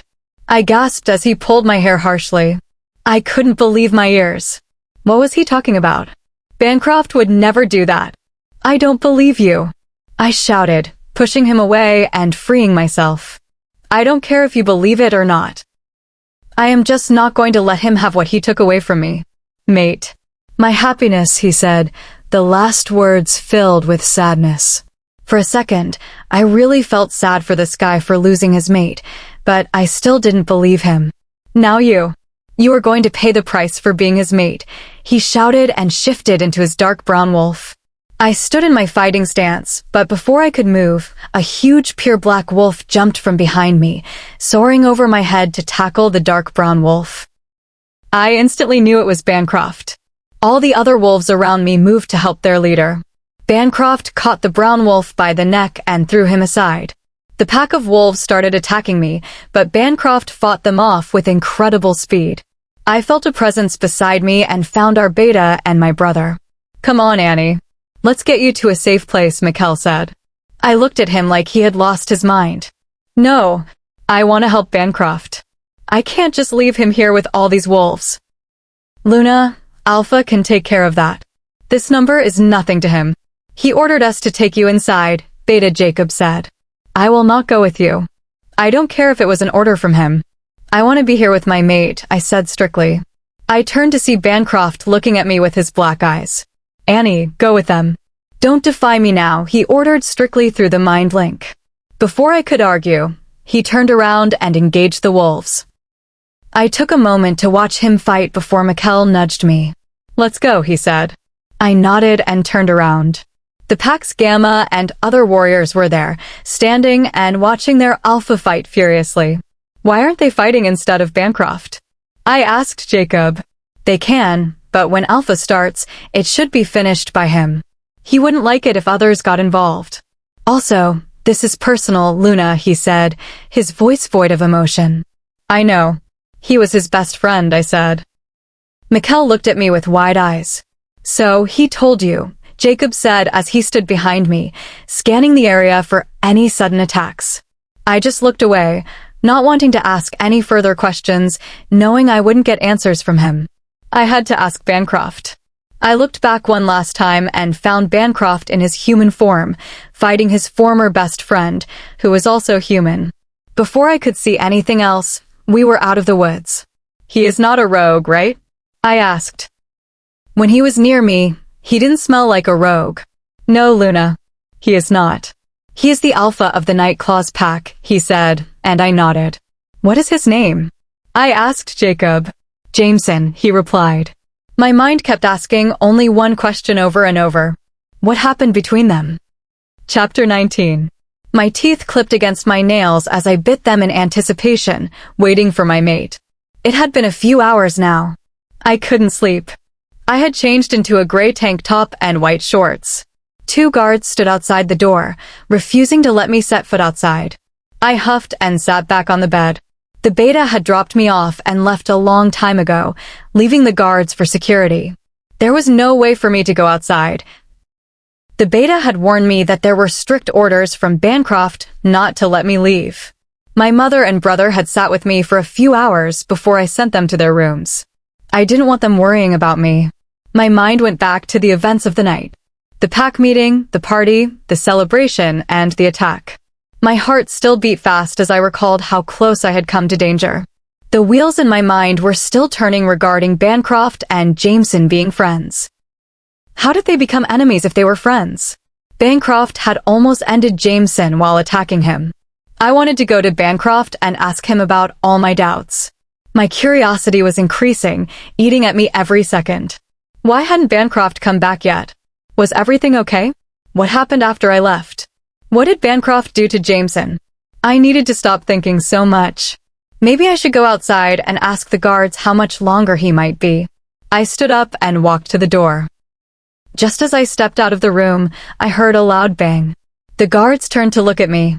Luna, please go inside, one of the guards said. Bang, bang, bang. The sounds were coming from downstairs. My curiosity spiked. Luna, we will go down and see what it is. Please go inside. It is not safe for you to leave the room, and there were strict orders from the Alpha, one guard insisted. No, I want to know what it is. I started walking down as the guards tried to stop me. Just as I was about to descend the stairs, the Beta ran up. I looked at him confused. Luna, you need to come to the Alpha's office. He is in there. He didn't need to finish. I started running toward the office. Luna, be careful. I heard him shout from behind. As I neared his office, the bangs got louder and louder. The sounds were definitely coming from inside. My heart rate picked up and my wolf urged me to go in. I felt frustrated, angry, and guilty. I could tell that these feelings weren't mine, but his. Why was he feeling guilty? Did he end Jameson? No, surely not. I was just letting my imagination run wild. I stood in front of the door, hesitating to open it. It was slightly ajar. I tried to peek in to see what was happening. Maybe I could get a clue. All I saw was broken glass and a ruined table. I didn't see Bancroft anywhere, but I was sure he was there. I could smell his scent, mint and rain. I could feel his presence. I could hear his heart beating and his rough breathing. Bang! I jumped at the sudden sound as I saw something hit the wall and shatter into pieces. I wondered for a minute if it was safe for me to go in there. He is my mate. He needs me. His loud shout sent chills down my spine.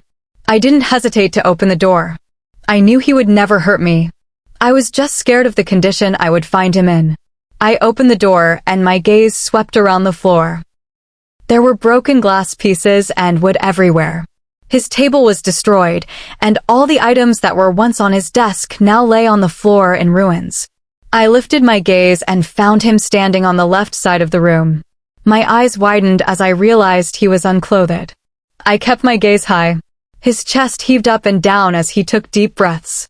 His hands hung by his sides as he stared at the ground. His face was marred with anger and frustration. I could feel it all. He lifted his gaze and met my eyes. They were bloodshot, and his warm light green orbs were now consumed by black. My heart clenched at the sight. For the first time, I saw pain and guilt in his eyes. Sadness was hiding between the two. Oh my. What happened to my mate? My wolf whimpered along with me. I wanted to reach out and comfort him. I couldn't bear to see him like this. I felt anger surface as I wondered who had caused this. Leave, his voice came out rough. I didn't make any attempt to move. How could I leave him when he was like this? Leave, he shouted loudly. His voice frightened me, but I tried not to show it. I took a step toward him, which caused him to turn his back to me. I walked toward him slowly and lifted my arm to place it on his back. There was a claw mark on his back. It hadn't been there before. Was it caused by Jameson? I wanted to make him pay. I couldn't help but feel protective of him. Something inside me revolted at the thought of him being hurt. I could see the injury was already healing. My fingertips smoothly touched the warm skin of his shoulder. He stilled. I told you to leave, Annie. Warning rang in his voice. My heart was still beating loudly, but I didn't want to leave him alone. My palm gently pressed against his skin. I am not leaving. My voice sounded soft yet determined. Annie. I cut him off by hugging him from behind. My face pressed against his back, my hands wrapping around his waist. My cheeks felt warm against his skin. I breathed in his scent, which calmed me down. I am not leaving you, Bancroft. Not now. Not ever. I made sure my promise reached him. No, Annie. You should. I am a monster. I am nothing but a monster. I will end up hurting you like I did with all the others. You should leave me. He sounded so frustrated with himself. He pulled away and turned to face me. I met his eyes as he looked down at me. I gasped in shock as I saw his eyes were wet. Bancroft. I raised my hand to reach for him, but he turned his face away. His jaw was clenched, and my own eyes filled with tears. I am a monster. I am a monster, he chanted before lifting the remains of the wooden desk and throwing it at the wall. I watched it fall, creating a loud crash. I closed my eyes for a second at the sound before opening them. I saw Bancroft sitting on the floor. My heart dropped at the sight. I couldn't stand seeing him broken like this. Something very bad must have happened. He wouldn't fall apart like this without reason. Not him. I am a monster, he chanted again, causing my heart to skip another beat. I quickly reached him and knelt in front of him. My hands cupped his face. Bancroft, no. You are not a monster. Stop saying that. Stop it. My voice came out like an order. I didn't want him to view himself that way. His gaze shot up as he looked at me seriously. His eyes held anger. What do you know about me? Huh? Aren't you the one who called me that when we first met? Don't forget that, Annie. I gasped at his words. Bancroft, that was before I knew you. There is not much difference between then and now. I am still the same. I am a monster. You should leave me. I am not going to. You may be a monster, but you are my monster. I am not going to leave you. I couldn't take this. I didn't want him to think I would leave him just because he ordered it. That's not how mates work. Annie. His voice sounded deep with helplessness, as if he were asking me to save him. My vision clouded with tears. My heart ached for him. I looked down at him. His eyes were pleading, pools of emptiness behind them. He looked like a person who had lost everything. Like he was the reason for his own loss. My chest contracted in pain for him. He suddenly tugged my hand, sitting cross-legged, and pulled me into his lap. Mate, he whispered. I could hear the voice coming from both him and his wolf. I gasped as I settled in his lap. He buried his face in my neck as he whispered those words. My hands wrapped around his neck, my fingers running through his thick black hair. His lips grazed the skin near my ear, his breath warm against me. Bancroft. My whisper came out barely audible, but loud enough for him to hear. It was a whisper of tender care, telling him that I was here to face anything alongside him. His hold got tighter as he held me closer, and I didn't object. I wanted to know what happened to the strong man I knew. I wanted to know what happened after I came back. If this was what happened when he sent me away, then I wasn't going to leave him alone again. I didn't like seeing him like this. This might have been the first time he showed this kind of emotion, but I wanted to see him smile. I rocked him slowly. I could feel him close his eyes after a while. I cradled his face in my neck. His unclothed state didn't bother me now. My eyes widened in surprise as I felt wetness on my neck. Tears. His tears. I stilled for a second before continuing to rock him. I wanted him to understand that he could let his emotions out near me. I wanted him to feel free. Whether tears or laughter, he could show it to me. My own tear fell as I saw my mate break down. In one night, everything had changed. My strong mate was crying in my arms. This was all because of Jameson. I wanted to make him pay if I saw him. My wolf agreed. Not once did a muffled sound or whimper escape his mouth as I held him close. There were only a few tears. He didn't let any more fall. I curled a lock of his hair around my forefinger and rubbed circles on his head, trying to calm him through my touch. My lips pressed against the crown of his head. After a while, he pulled away slowly, and I looked down at him as he looked up at me. There was no trace of tears on his cheeks, but his eyes were still glistening. He groaned in frustration as he ran a hand through his hair and rubbed his eyes, wiping away any evidence of his breakdown. He opened his eyes and looked at me with wonder, as if checking if I was really still sitting there. He closed his eyes for a few seconds before opening them again. I gave him a weak smile, assuring him that I was still there. He looked down for a moment. "I am sure you have many questions." His voice came out rough and low. I smiled at him. "Which you don't have to answer now." He looked surprised for a second, and then the look passed. No emotion ever stayed more than a millisecond in his eyes. "Thank you for being here." "Don't. I am your mate, and I am concerned for you. Don't thank me for things like this." I pressed my lips against his forehead, letting him know that I cared for him. I may not have told him yet, but I knew deep down. I kissed his nose, making sure my lips grazed wherever they traveled. I wanted to change his mood. I was ready to try anything. My lips went down and pressed against his. I nibbled on his lower lip before he responded. His hand came behind my head, pushing me gently into the kiss. I opened my mouth as he deepened the kiss. I kissed him back fervently. His other hand wrapped around my waist, holding me in place. Our kiss was fierce. I wanted him to forget all the misery. We fought for dominance, and he won, staking his claim on my mouth. It was so intense and deep. I lost myself in it. His grip tightened possessively. Just as I needed to breathe, he pulled away. We were both panting, breathing hard for air. I threw my head back for a minute and then looked down at him. He was calming himself while breathing. "You should leave. I might end up hurting you." He was still looking down as he said those words. I cupped his face in my hands and rested my forehead against his. What happened that made him so sure he would hurt me? "I am not leaving you." My voice came out determined and confident as I repeated what I had said just a few minutes ago. I kissed his nose tenderly, his breath fanning my face as we stayed like that. A comfortable silence cocooned us. Our heartbeats became steady as we listened to each other to calm ourselves. His hands rested on my waist. "Alia is alive." He finally spoke, cutting the silence. I looked up at him, pulling away slightly, my hands still around his neck. "Alia? Who is she?" "Who?" My voice came out like a whisper. "My sister." He sounded so low and guilty. Those words caused me utter shock as I stared at him with wide eyes and slightly parted lips. His gaze was downcast, guilt evident in his eyes. He looked like he had lost something very precious. "His sister is alive?" Chapter 20. Bancroft's POV. My fist hit the concrete wall hard, leaving a hole. My groan of frustration echoed loudly. I couldn't seem to control my wolf. He was as angry as I was. He didn't like that our mate had been attacked, even if it was by a close friend. "Alpha, he is ready to be interrogated," my beta announced. After sending Annie away, Jameson and his men were brought to the dungeons.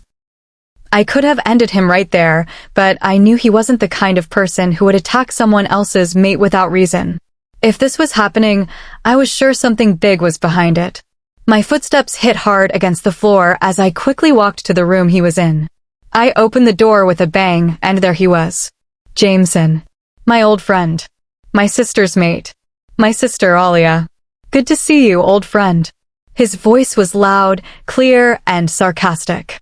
An evil smile played on his face. Anger tore through me. I wanted to peel his skin off. But I controlled myself. We needed information from him. Why did you attack Annie? My voice was low with anger.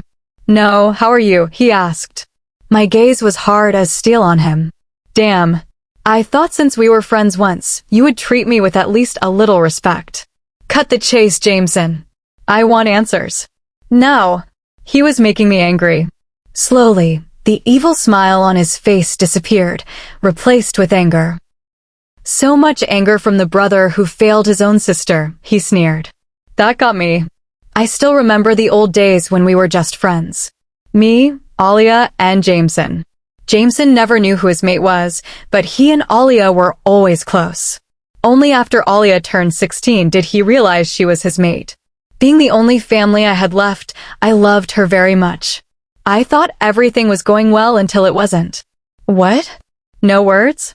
Of course. What can I expect from a man who failed his owl? I am not the one who failed my sister.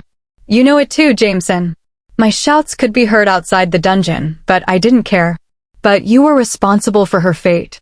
His teeth gritted together as he sneered at me again. Do you really think I would allow myself to be responsible for her fate? I don't know who fed those lies to you, but you need to snap out of it. Well, you didn't save her. Only you think so. You know deep down I tried and did everything. My voice dropped low again. Why are you after Annie? I needed answers. He wasn't getting out of here without giving them to me. I want to take revenge on you by ending her. I want to take away what you took away from me. I just stared at him. He was lying. I knew he was lying. I want the truth, Jameson, not some cock and bull story. It's the truth. I am going to ask you one last time. I know you are not the kind of person who takes revenge by ending another's mate. Even if you pretend you don't believe in me, I believe in you. Now tell me, why did you attack Annie? I want the truth this time. He didn't answer, just kept looking down. You know you are not getting out without giving me answers. He looked around and then down. A sigh left his lips as he looked up at me with determined and apologetic eyes. For a minute, my emotions almost surfaced before I pushed them back down. If it were any other situation, I would have saved him instead of tying him to a chair. But I couldn't be soft now. It was a matter concerning Annie. If anything happened to Annie, there would be no reason for me to live anymore. There would be no one left for me. She was my ray of light, the only hope left for me in the darkness. Alia is alive. His words came out almost as a whisper. My fist landed on his cheek, his head snapping to the right from the force. Blood oozed from his mouth. This time, I couldn't control myself. How dare he tell me a lie like that? How dare he? He had gone too far. I said I want the truth, Jameson. This is the truth, he shouted right back. If you don't have the guts to face it, then fuck off. His voice was very serious. I knew he wasn't lying. I could see the sincerity in his eyes. My heart stopped. Is she alive? Is my sister alive? Alia. I still couldn't believe it. You're lying. If she were alive, she would have contacted me. Well, she can't because she is being held in the dungeons of the rogues. A loud groan escaped my lips. Don't beat around the bush. Just tell me what it is. His face turned hard, his gaze piercing. A few weeks ago, I got a message from rogues that Alia was alive. But I didn't believe them. How could I, when we both saw her gone? He paused, looking at me. I took a breath, remembering it. I could never forget it. It was the day I wanted to end my own life. But I knew deep down inside that she was alive. I just thought she was gone. Come to the point. I didn't feel the bond break. Yes, I felt enormous pain when we thought she died, but the bond remained. I put a spy among the rogues. He reached the dungeons and saw her. She is alive, barely. His eyes became glassy. I felt shocked as though someone had hit me from behind or pulled out my heart to let it bleed.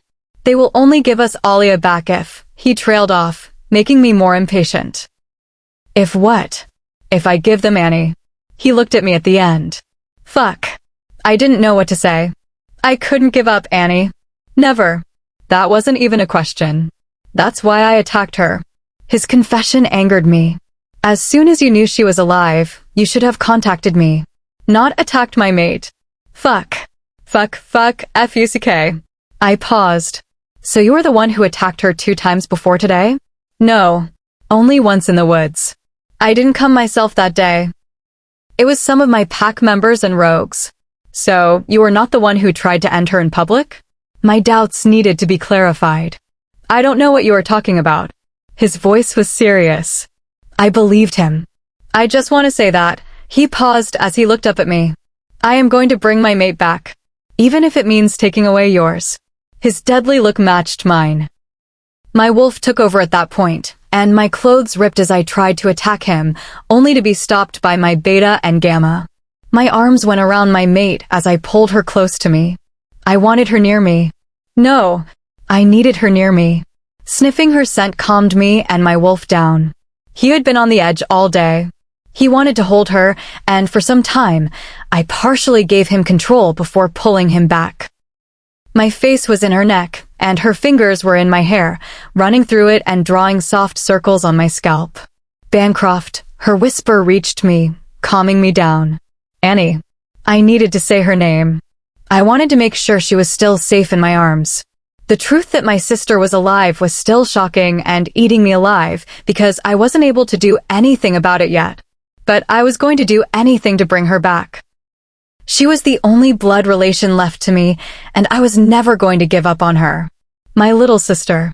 But I was not going to make Annie pray for that. I was not going to put her life on the line.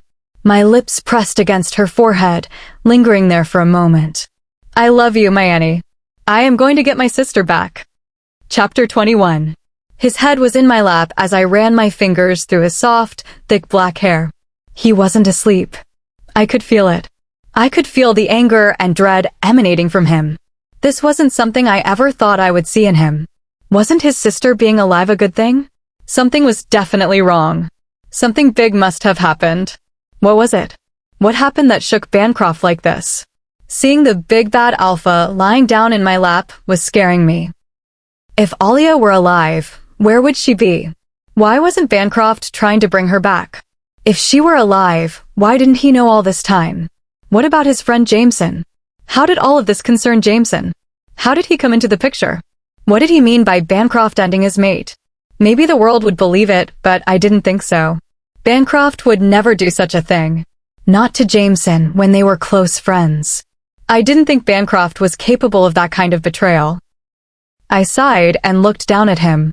He was looking at me now, staring at me with those sea green eyes. They weren't dark like they usually were. I couldn't predict the emotions in his eyes. He seemed lost. Completely lost. Now, this was scaring me. Never did I think I would see him like this vulnerable and this sensitive. My right hand moved down to his jaw and slowly lay on his cheek. His beard had grown out like a 5 o'clock shadow. My thumb caressed his lips. For a minute, my eyes lingered on them, then went back to his eyes. He was still staring at me, now into my eyes. So deep, as though he was searching for something. For his relief, for his soul, in my eyes. And we just stared, I don't know for how long. I pressed my lips against his as I bent down, giving him a soft kiss. I looked up, and he was still staring at me. I moved my lips to his forehead to press a kiss there. I held his face as I did so. I moved back and whispered, "Everything will be fine. Everything will work out." I ran my hand through his hair. "I trust you. I don't know what it is, but we will work it out." I kissed his lips again. "Remember, we are a team." I stopped talking. There was silence again. A long silence. The crickets in the field were roaring louder than usual, or maybe it was just the silence making it sound louder. The moon in the dark sky will be full in 2 days. My fingers were still in his hair, and I felt sad. It wasn't mine. This sadness wasn't mine. It was his. I felt as though my heart was heavy. These feelings were his, rushing through my body. Looking down at him, I could only think of what might have happened that caused him so much pain. It didn't sit well with me or my wolf seeing him like this. I wanted his sadness to disappear. I couldn't ask him when he was in such a state. Although a whole lot of scenarios and questions ran through my mind as I thought of the fight and the words Jameson spoke. Did Bancroft end him? Or was Jameson still alive? What did he mean by Bancroft ending his mate? I didn't think it could have happened. From what I had come to understand over the past few days spent with Bancroft, I knew for sure he hadn't done it. What did Jameson tell him that had Bancroft so worried? Something was happening, and I had to know. Bancroft, please. I want to know what happened. I followed him around the room as he put on his clothes. He wouldn't tell me anything. No. His simple response. I will deal with it. But I want to know. This matter obviously concerns me, and it nowhere seems like a small issue that can be solved easily, I said as I followed him in front of the mirror as he combed his hair. However, he seemed less interested in doing it. I stood beside the mirror. I moved forward and put my hand on his, stopping him in his tracks and making him look at me. Whatever it is, I want to fight with you. He threw the comb down as he looked at me. His hands found my waist. I am pleased to hear that. But I don't want you involved in this matter. He held my face and made me look into his eyes. Do you trust me? Of course, I do. I replied with all sincerity. Then trust me when I say this, I got it covered. Whatever it is, I don't want you fighting with me, I want you safe. He planted a light kiss on my forehead, and before I knew it, he left my arms. He went to the door and turned around. Stay home. I don't want you leaving the house and wandering the woods. They are not safe anymore, he said and left. My heart felt heavy. He wasn't giving anything away. His eyes, his light sea green eyes, were full of restlessness. I couldn't bear to see him like this. I sighed and walked to the bed before dumping myself on it. I put my face in my hands. Everything that happened in the past 24 hours came back to me. The ceremony, the dance, the attack, then Bancroft. God, I didn't like seeing him like this. All I knew was that his sister was alive and Jameson, his once friend, was trying to end me because he thought Bancroft ended his mate. What if Alia was his mate? No, Bancroft wouldn't harm his own sister. Jameson was wrong. Maybe I was wrong. Maybe Alia wasn't Jameson's mate, but somehow related to this whole situation. I gulped and licked my lips, thinking about everything. I thought of ways I could find out what happened. The beta wouldn't give away anything. He wouldn't betray his alpha. But it was worth a try. Maybe I could ask him. I knew that by now, Bancroft must have ordered everyone not to tell me anything. He would keep me in the dark as long as possible. But he was the only option available to me unless I could sneak into the dungeons to know what was happening. Okay, I could do this. I knew that if Bancroft found me there. Oh, I could only imagine. You have to do this, my wolf said. Oh, there she was. Always up for an adventure, ready to get me in trouble. We will. I got up from the bed and opened the door. Going down to the hall, I didn't find Jana, our cook, which meant the coast was clear. I reached for the front door but was stopped by a voice. Luna. I cursed and turned around, only to gasp once I saw who was standing near the entrance of the kitchen. It was Josiah. I instantly smiled at him. Oh God. You gave me a heart attack, I said, walking to him. He smiled, coming to me. Hugging him, I pulled away to look at him. How are you? How's your grandma? I asked. Oh, she is fine. I am just my handsome self as you can see. I laughed at his reply. So, I heard that the ceremony thing didn't go well last night, he said, plopping on the couch. I sat in the chair opposite him. The first half went well, I should say. Lot of drama in the second half? Lots of it. I shook my head, answering his question, thinking about it. I didn't get complete information about it though. Alpha called me last night and told me to come here as soon as possible. I sighed. I can only imagine. Even I don't know what is happening. All I know is that the one who attacked me last night is Bancroft's friend from the past, Jameson, and that his mate was ended by Bancroft. I don't believe it though. I don't think Bancroft would ever do such a thing. It was impossible. That's it. He asked curiously. I thought about whether I should tell him about Alia. This was a sensitive matter. I couldn't put out information like that. As a Luna and his mate, I had to think logically. That's it. He pursed his lips and looked down for a second before looking at me. Anyway, what's more important is that you're safe. I smiled back at him. Now, can I ask where were you sneaking off to when I saw you earlier? He asked, and I gave him a sheepish smile. Nowhere, I whispered. Oh, come on. You know you can tell me. I was trying to go to the pack house area to the dungeons. Dungeons? I nodded my head. For more input, I guess. I smiled, nodding again. Well, I am your bodyguard, so I have to follow you. But first I think you should have breakfast. Okay, I said, getting up from the chair and following him into the kitchen. We started talking about everyday things. I flipped the pancake on the pan, talking about how stressful the next few days were going to be. Then I started wondering why Jana did not come today. She was typically here early in the morning. I took the pancake out of the pan and put it on the plate, then stopped what I was doing when I saw the beta coming in and tackling Josiah to the floor. What the hell? I let out a gasp at his sudden action. Jacob, what are you doing? Luna, stand back please, he said, punching Josiah in his face again. I was in complete shock, unable to even react to what was happening. I moved forward, not listening to Jacob's words, to try to stop them, but before I knew it, I felt Bancroft's hand on my waist pulling me back. Bancroft? When did he come here? What is happening? Bancroft. I looked at him, not understanding why he wasn't stopping what was happening in front of us. He moved away from me to go to Josiah. He bent down and picked up something from Josiah's hand, who was now bleeding and coughing. He looked like he was about to pass out. Bancroft held up what he'd taken from Josiah's hand, and I saw it was a syringe filled with fluid. Check his pockets. Bancroft ordered Jacob. Jacob did as ordered and pulled out another too. What is it? What's happening? I couldn't help but ask. Bancroft came to me and kissed my forehead. He has tried to kidnap you. I gasped at his answer, completely shocked. No. No. Why would he do that? Bancroft rubbed my arm, trying to calm me down. He is working for rogues.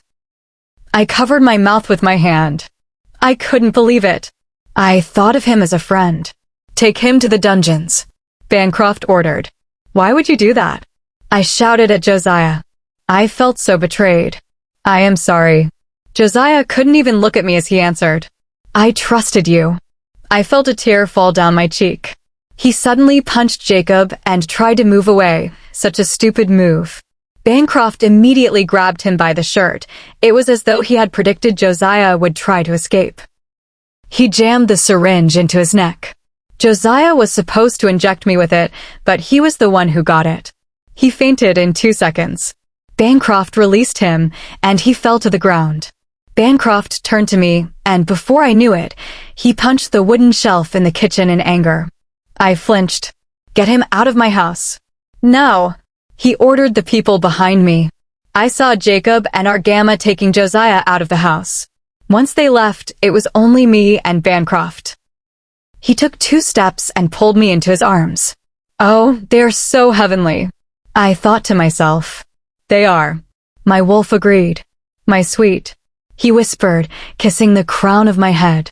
For a minute, I forgot everything. But then it all came back again. This was just the beginning. All our friends might turn out to be enemies. There was only one person whom I could trust now. It was Bancroft. I promised to be with him every step. The battle had just begun. Chapter 22. Once everyone was out, Bancroft and I walked to the living room to sit on the couch. I was still in shock. With everything going on and now this, my head was starting to spin. Are you okay? I looked at him when he asked the question. I should have been the one asking him that. All of this drama put him in a terrible position. His friend Jameson was trying to end me, finding out that his sister was alive, and the very next day, finding his mate in danger. All of this must have been driving him crazy. Yet, here he was, worrying about me. I am fine. His hand was over my shoulder, and he started drawing smooth circles with his thumb. It was soothing, and I couldn't help but smile at him. Soon, The momentary peace left my body once I saw the worry on his face. Bancroft. I called his name softly, even though he was looking at me. He nodded for me to go on. I want to know what is happening. He became uncomfortable and sat up straighter. He took a second before looking at me and sighing deeply. For a minute, I thought he wasn't going to give out even a grain of information. What do you want to know about? He asked, meeting my eyes. I almost lost myself in those deep sea green orbs. I know that Jameson was your friend. He said that you ended his mate. Once I said that, he took a deep breath, looking at me. Before you say anything, I don't believe it to be true. I don't think you did that. But how does Alia fit into this whole thing? If she is alive, where is she? Alia is Jameson's mate. I didn't seem surprised by this piece of information. I had suspected it, but thought it might not be true. The rogues have her. I took a deep breath after listening. I certainly hadn't expected that. I tried to calm myself and process my thoughts before asking the next question. If she is your sister, then why would he think you would end her? He fell silent, looking into space as though remembering the past. His forehead was creased. I moved to sit much closer than we already were. I held his hand between my palms, giving him my full attention. Jameson and Jameson have been friends since childhood. Alia was always our little girl. After our parents passed, Jameson convinced his parents to let him stay with us. Jameson always had a soft spot for her. Like he knew she was his mate, although he didn't consciously know. It must have been his wolf that felt the pull. Although Alia never harbored such feelings for him initially, she just cared about him in a friendly way. Once she turned 18, we celebrated their union. They were mates. It was like a fairy tale and a dream come true. All was going well until the attack on Jameson's pack. Bancroft's POV. Where are they now? I asked Jameson's beta. They are near the border. They might reach here in half an hour. How many? Jameson asked. Maybe 100. Fuck. 100 is huge. Our warriors. There are 75 of them, Jameson said. He thought for a minute. Get the women and children to the secret basement in the Omega's house. I will call my pack for backup. But we have to strategize. Even though it might take them an hour to reach us, it might still help. Jameson. Bancroft. Alia came in, going into Jameson's arms. Al, you should not be here, he said, pulling her to arm's length but still holding her. How can I sit back and wait while you guys fight here? I want to fight this war with you. Alia, you are not going onto the battlefield, I said, looking at her. If it were anyone else, they might back down, but this was my sister. If only I could control her. Bancroft, listened to him. I want you safe. I want you in the basement with all the remaining pack members. I want you to give them courage if they lose it. She thought for a second before nodding her head. I thanked the moon goddess that, for once, she wasn't stubborn. She was the only family left, and putting her in danger wasn't a risk I was willing to take. Okay, I will go down, but only after the war starts, she said, and Jameson looked at me in shock. Al, no, Jameson was cut off by her. It's either that or I will come along with you guys to the war, she announced, and we had no option left. We agreed. Good. Now, let's discuss the strategy. After discussing it, all the warriors were sent out to divert most of the rogues away from the pack instead of fighting them head-on. We were outnumbered and had to be careful. Jameson convinced Alia to go to the basement, where all the women and children of the pack were. Annie's POV. Everything was going according to plan. Against all odds, our strategy worked, and we were winning, he continued. We had sent Alia to the basement, but when I was fighting, I saw her on the battlefield. The rogue leader, Dorico, had her in his grip. He knew he was losing and was trying to use her to shield himself. That coward. I vaguely remember him speaking to her. I couldn't see her face. I can tell whatever he told her wasn't, of course, anything pleasant. I tried to get to her to release her from him. That bastard! I remember Jameson got severely hurt.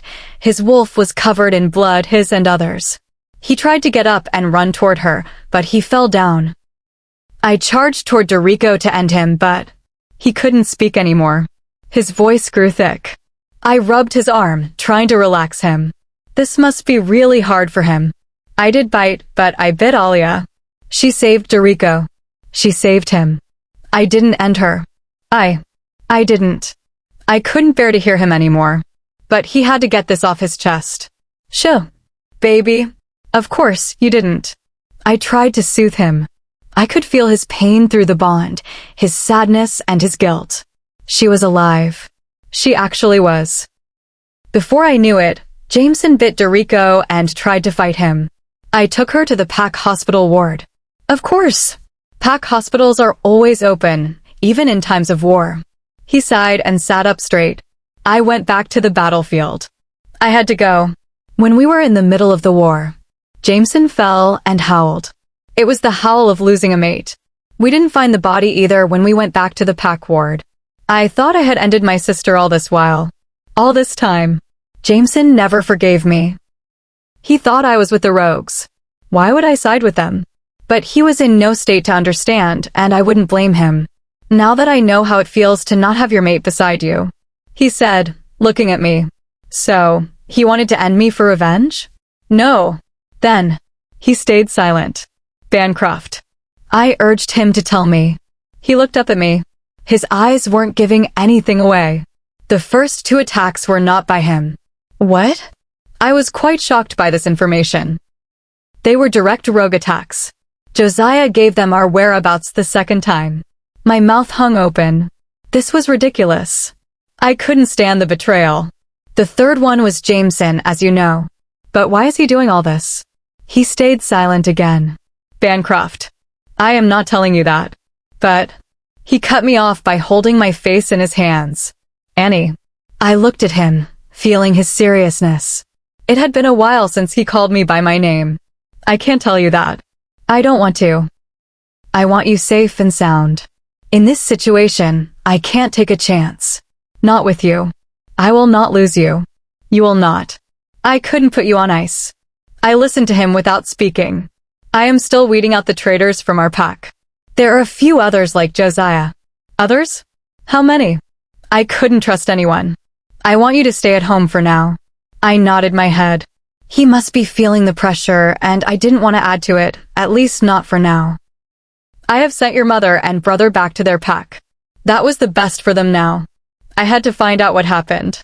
I wanted to know what Bancroft was hiding from me. Not just because I was curious, but because if whatever was happening made Bancroft vulnerable, it wasn't something small, and I couldn't take a chance with Bancroft's safety. My wolf agreed in my head. We wanted Bancroft safe too. I would fight for him. I had to find a way to know what was happening. Chapter 23. Walking in, I close the door. My stomach churns. My gut tells me this is not a good idea. My wolf is the only reason I feel strong right now. I can do this. Jameson looks up at me, and he does not seem the least bit surprised. Took you long enough to come here. I think it must have been hard crossing all the security on the way. I don't say anything. Let me guess, Bancroft doesn't know that you are here. Well, if you know that much, then you must also know what I am here for. What can it be? He plays around, and it only irritates me. Jameson. Wait. Let me think. Is it maybe a butterfly? His sarcasm gets on my nerves. Jameson, you know why I am here. Maybe I do. But I don't care what you want. Bancroft is your free. He is not my friend, he shouts loudly. His eyes do not change color, though. That traitor is not my friend. He ended my Ollie. He destroyed my mate. Who is his sister as well? I pause as I say that. How could you even blame him for that? Because he is the reason she is not with me right now. She is not with him either. You know too that he didn't actually plan to harm her. You know he tried to save her. That doesn't change the fact that she is trapped by rogues. Or the fact that we thought she was gone. I don't say anything for a second. You know he is not to be blamed. But I think it's you who feels guilty for not saving her. Shut up. He says angrily, trying to stand up, only to be stopped by the chains tying him to the chair. I take a step back in caution. Don't like the truth, huh? He growls loudly. His wolf is trying to take control. The door opens and a guard comes in. He must have heard the growls. Don't come in, I tell him, and he hesitates before going out and closing the door. I turn back to Jameson. If you really think what Bancroft did is wrong, why are you doing what you think he did? Why are you trying to end me, his mate? I don't think it's just vengeance. He looks at me as I take a step forward to stand in front of him. I want answers. I want to know everything. If you really wanted to end me, you would have done that a long time ago. It's been 4 months since Bancroft and I met. The attack started 1 month after that. But only one of those attacks was by you. You attacked me only last week. This is not revenge. From what I understand, you only found out about Alia being with the rogues maybe 2 weeks ago. Filthy cowards. Where do I fit in all this? Why did you try to eliminate me? There is a long silence for a few seconds before he speaks. I wait for him. I didn't try to eliminate you. I am shocked by this information. What? The plan was not to end you. What do you mean? Then why did you attack me? To get my mate back. You have to make a lot more sense than that. The rogues want one of our mates. This hits me hard. I try to connect all the pieces. If Jameson gives them to me, then they will send Alia back to him. It is the only way to get Alia back, he says quietly. I don't care if I have to surrender you to rogues. I don't say anything. Any werewolf would do the same thing for their mate. In this case, Jameson had thought his mate had been gone, and suddenly knowing that she was alive must have really driven him over the edge. I can't bear to think of such things happening between me and Bancroft. But for some reason, my heart is telling me this is not all. There is more to it than it seems. Why would they want me or even Alia? Is it because they think that if Jameson gives me to the rogues, then Bancroft and Jameson will be ultimate enemies? Is that what they want? Why do they want me? Because they want to have control over this pack. They want to take over it. I think that is what it is. That can be part of it, but no, there is something much bigger that we are missing. Maybe they not only want to take over Bancroft's pack, but Jameson's pack as well. Both packs are powerful. Taking over them will give them immense power. That means if I surrender to them, they wouldn't give Alia back as promised. They won't give Alia back even if you surrender me to them, I say, realizing the truth. What? I don't think this is just to get power over Bancroft's pack.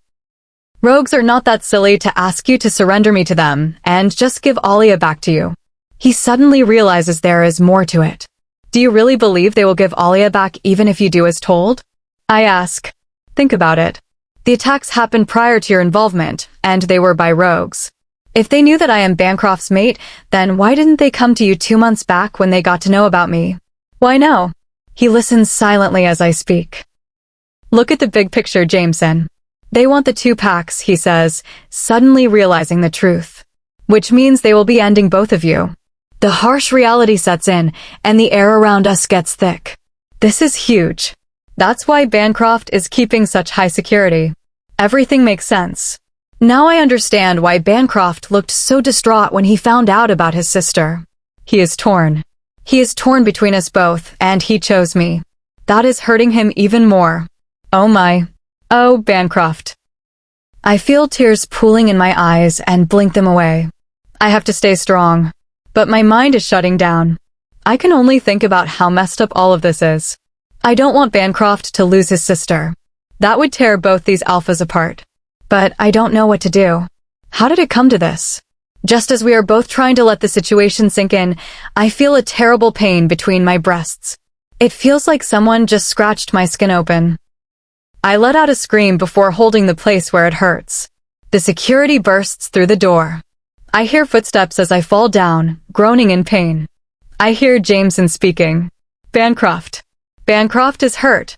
I can hear the emotion in his voice.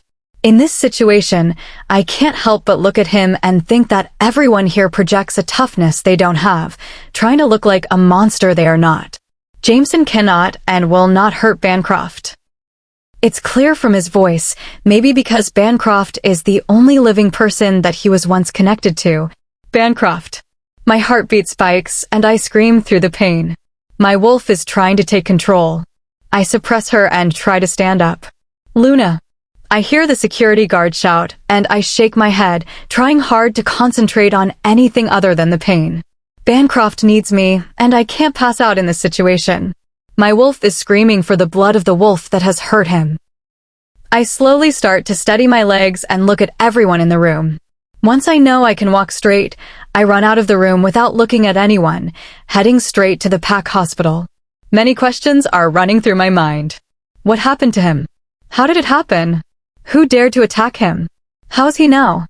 Once I am near the hospital, I see Christian standing at the entrance. He must be waiting for me. Luna, are you all right?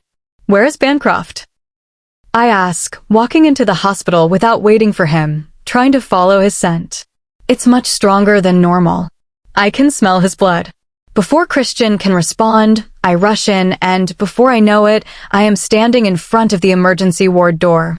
I can see through the glass. My heart leaps into my throat for a second. There is blood everywhere. I see the doctors cleaning his wound. There is a gash on his chest exactly where it hurt me just a few minutes ago. Tears blur my vision. I can't bear to see this. Is this how Bancroft felt when I was in a hospital bed? I never thought I would love someone so much. It's scary seeing him like this. I open the door and go in. I need to touch him. The pack doctor and others are quickly cleaning all the blood from his body. There are a few other small injuries. I want to hit something hard. I don't like this. Not being able to take it anymore, I go out. Christian stands outside the room. What happened? There are a few other trackers as well, but no one speaks or answers my question. I asked you what happened? I shout loudly. Alpha was attacked by one of the rogues, Luna, one of them says. How many were there? 20, Luna. It's a big number, but not for Bancroft. He could take them down in a few seconds. Who hurt him? Alpha ended the wolf that hurt him. Christian. Luna. He stands attentively in front of me, waiting for my command. I want all the details of the attack in half an hour. Call Mikkel too, and meet me here in 30. Make it quick. My orders are swift. The Luna in me is pushing out. My wolf might break free any minute now. I dismiss them all, and the doctor comes out. How is he, doctor? No need to worry, Luna. He is good. The gash seems pretty deep, but it's nothing that can't be cured. He will be back to normal soon. Maybe in a day. His alpha blood is doing a lot of the work, and he is healing faster. You need to be with him right now. He whispered yours and his sister's name several times. I nod my head at him. He whispered his sister's name as well. Of course. He must be really worried about her. But I have to report something to you. I become attentive as he speaks. Come in with me. I follow him inside. Bancroft looks clean now. No traces of any blood. His injury is wholly covered with gauze. I quickly go to his side and hold his hand. He is sleeping. Look at this, the doctor says as he stands on the other side of the bed, pointing to his shoulder and arm. There are dark blue marks there. What is it? My concern grows. It's not something that will cause bodily harm, but it's something that is given to a wolf to knock them out. This is not good. I have given an antidote for it. He will wake up soon, but I thought you needed to know this. I nod my head at him. Something is terribly off. After 30 minutes, both Mikkel and Christian arrived at the hospital as ordered. Going out, I sit in one of the chairs outside the room and take the file Mikkel gave me. Flipping through it, I find the details of the attack's time and place. But it does not contain any information on the injection given to Bancroft. Bancroft was injected with something that knocks him out for a few days, but the pack doctor gave him an antidote. I don't want this detail getting out. Sure, Luna, they agree. So, none of the rogues are alive? No, Luna. Alpha eliminated all of them. We were supposed to bring one of them back, but after the attack, none of them were alive. If none of them were alive, who gave him that injection and why? What if it's one of the pack members? Mikkel says. More and more spies. I sigh. It can be, but what if it's one of the rogues? Alpha must have felt dizzy, and he knew he might be knocked out. That's why he ended everyone, Christian suggests. It can be true too. Luna, Mikkel says, and I look at him. Whoever did this, they are clearly waiting for the time that Alpha is weak, which means the pack becomes weak so that they can attack the pack. I nod my head. That is precisely what it is. But Bancroft is not weak, and neither is his pack. My rage toward the rogues increases every passing second. We knew that a war will be coming, but not this soon. War? Bancroft is in no position to go to war. I am not going to allow him to go to the battlefield in this condition. I feel his consciousness suddenly. Bancroft must have woken up. Opening the door, I go in, not even bothering to dismiss Mikkel and Christian. His sea-green eyes are looking at me. There is complete seriousness in his face, but his eyes are giving away the warmth they always do when he is with me. I feel alive again. Bancroft, I whisper, going to him and hugging him tightly. I hear his sigh and move back. I forgot about his gash. It must have hurt him when I hugged him suddenly. He pulls me back to him, and I make sure that I do not touch the wound. I am okay. There was no need for you to worry, he tries to assure me. You are not, I whimper. I don't even know why I am crying. I am the one that got hurt. Why are you crying? I don't even know that I am crying until he wipes away my tears with his thumb. He is right. Why am I crying? Is this love? Is this how it feels? I have to go. He starts to get up. I put my hand on his shoulder and stop him. You are not going anywhere. Not like this. I need to go, my sweet. I can't put the pack at risk.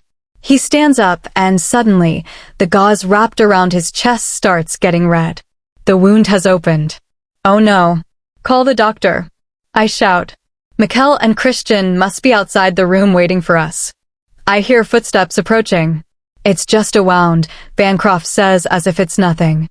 Oh, please sit down. Please. My pleading gets me nowhere. No. I have to go. He tries to walk past me and leave. Bancroft. My sister is still with rogues even after 2 days. I know my pack might be attacked any minute, and my mate, you are in danger. I can't sit and watch all of this play out while I try to get better here, love, he says suddenly, and I can feel his fear. But I care less about all of that now. You have to understand. But now the pack doctor is here and waiting for us to stop fighting. And you have to understand that I am not letting you out like this. I love you, okay? So, please, get on this bed and just take a few hours rest. I shout. I don't know where I got all this sudden courage, but what I just said hits me hard. I said that I love him. I told him that, and everyone in the room is looking stunned. Me? I am in shock at what I just said. The doctors are in shock that I spoke back to the alpha. Bancroft. Well, I hope I didn't scare him by saying that. Now that I have said it, I am not taking it back. I see the doctors leaving the room, understanding that we need privacy. What did you just say? Bancroft whispers, coming near me. I stand silently, looking at the floor, suddenly. I can't believe I just said that out loud. He is standing in front of me now. His hands are holding my face, making me look at him. His deep sea-green eyes look so exuberant. Say it again. I can't hold it in any longer. I love you. I love you. God. I hug him, no longer caring about his injury.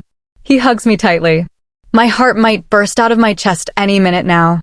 I love him. Oh my God, I love him. I even told him that. I love you too. That is all it took for me to let the tears fall. Tears are flowing down my face. I don't care about anything anymore. I don't want anything other than this, other than him. This is all I ever wanted, and I didn't even know it myself.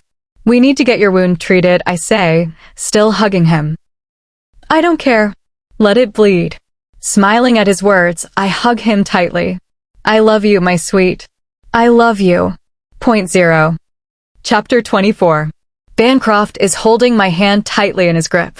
The skin on my hand tingles from the kiss he placed there a few seconds ago. There is no smile on his face. Not even close. But the way he is looking at me, with such devotion, my heart is still flipping. My wolf? Well, I think she fainted from all the love. She is too dramatic. I look at him as the doctor changes the dressing on his wound and gives him a small injection to prevent infection. He doesn't even hiss. He can really take a lot of pain without showing it. I have to note this. I don't want to cause him pain in any way. My heart and soul feel warm and fulfilled. I sense part of those feelings are his as well. I am sure he can sense mine too. How is the wound now? I ask the doctor, sitting on the bed beside Bancroft, still holding his hand. It's better. But he trails off, looking at Bancroft. Don't be afraid of him. I want to know everything, I say, looking back at the doctor. Please continue. The wound is much deeper than we thought, and the substance injected into him is slowing down his capacity to recover. I don't like this at all. He needs to rest at least for the next 2 days. Thank you, Doc. Bancroft cuts me off. You can leave, he orders, and the doctor bows before leaving. That was rude, I comment. He ignores it and tries to sit up. Grunting, he clutches his wound. You don't have to move. Do you need something? He sits up anyway and looks at me. I meet his eyes. He looks like he wants to say something, but doesn't know how. His hold on my hand tightens, and I can guess what he is about to say. No, you are not going anywhere. You need to rest. Sweet, you have to understand. The pack needs me. My sister needs me. Right now, at this very moment, she is in the dungeons of the rogues, and Jameson is in mine. I can't sit and wait to get well. I have to go. But I trail off, knowing it's true. I will be fine. You don't need to worry about me. Okay. I will not stop you from going, but tell me why you left for the pack borders. I know it's not just about the rogues trying to break in. They injected you with something to put you to sleep. A war almost broke out. So, please, tell me. I plead with him. I have to know everything. He stays silent for a minute, thinking about whether he should tell me, then speaks. There is no war for now. I wait for him to continue. But they won't release Alia. He is still not telling me that if he gives me to them, they will return Alia to him. My sister. He sighs. My little sister. She must have gone through a lot in that nightmare and still is. My heart clenches as I hear the emotion in his voice. Damn it. He shouts loudly, punching the bed with his fist. I am going to destroy them. I will end all of them. His face turns red, and I can see the veins in his neck. His wolf is angry that his sister is hurt. A wolf cannot bear any harm coming to its loved ones. I don't want them hurting you. My pack needs an alpha, my sister needs her brother, and I never took a step back from my responsibility. Of course, he hasn't. But if the rogues want a war, they will get a war. He pauses for a minute. I love my sister, Annie. I have to go. He kisses my forehead. I love you. Go home and stay there. Don't come out unless needed. The situation is volatile. He leaves as he says that, and I look at him go. I don't respond. He called me Annie. It's been a while since he called me that. That is how serious he is. But my heart is not at ease. Bancroft will go to any lengths to bring his sister back and keep me safe throughout this process. What if he gets hurt? He is not even telling me that he is trading me for his sister. Oh, Bancroft. This is all messed up. If you are a mate, a brother, and an alpha, then I am a mate too. Your mate and Luna. There is only one thing that I can do at this point. A very irrational, dangerous thing. I have to trade myself for Alia. As stupid as it seems, it's the only way out. It's the only way to get Alia back and ensure Bancroft and the pack members don't get hurt. I have to find a way to get to the rogues, and the only person who can help me do that is Jameson. I need to get to Jameson again. I will bring your sister back, Bancroft. Chapter 25. I can't believe I am doing this. Either I was out of my mind when I came up with this plan, or I am just insane. But this is the only way. No other plan would work, not with 2 security guards on my heels all the time. Bancroft must be expecting me back by now. I told him I was going to the washroom, but here I am. What happened to this key? Why isn't it opening? I quickly turn the key the other way, and it opens. The chains holding his hands fall, and he is now free. The man who tried to end me is free now, and if anyone hears that I just released the man who put me in the hospital, they would think I am stupid, too. Let's go. We don't have much time, I tell Jameson, who is struggling to stand up. He is beaten up and trying to stretch his muscles. We have to go to the west border. The patrol there at the moment is minimal. 1 minute. That means the patrol at the east border is minimal, he says, and I look at him, not understanding what he is saying. But I saw it in the plan and schedule today. You still have a lot to learn about your pack codes and secrets. Let's go to the east border. I look at him unwillingly. I might be naive, but not naive enough to trust him blindly. Trust me on this one. I think about it for a second. I know he is not going to harm me after I told him about my plan to bring back his mate. Maybe he is right. Bancroft is cautious with plans and very confidential. I heard there are codes in our pack, but I never knew much about them. After a few seconds, I nodded him. There is no time for me to argue. We have to get out of here first. Opening the door, we quickly pass through the hallway, checking if anyone is there. I have sent the guards away for another task. Everyone is on the training ground planning for the coming war. Just when we are at the end of the pack office, I hear Bancroft's voice in my head. Where are you? Once I hear his voice, I stop. I have to lie to him. I don't like it, but I have to. It's been more than 10 minutes, sweet. Your guards are not with you either. I am coming. Just a minute. I don't hear a response from him after that. I look at Jameson, and he knows Bancroft has contacted me. We need to get out right now, he says, and I look at him confused. He starts running. I run after him. We are out of the pack house now. Why? What happened? The cameras. He saw us. Oh no. The cameras in the pack house. I hear howls from the pack ground. Jameson shifts into his wolf, and I quickly follow him. We are running as fast as we can. The ground below us is almost shaking. I can tell all the pack members training on the ground are now behind us.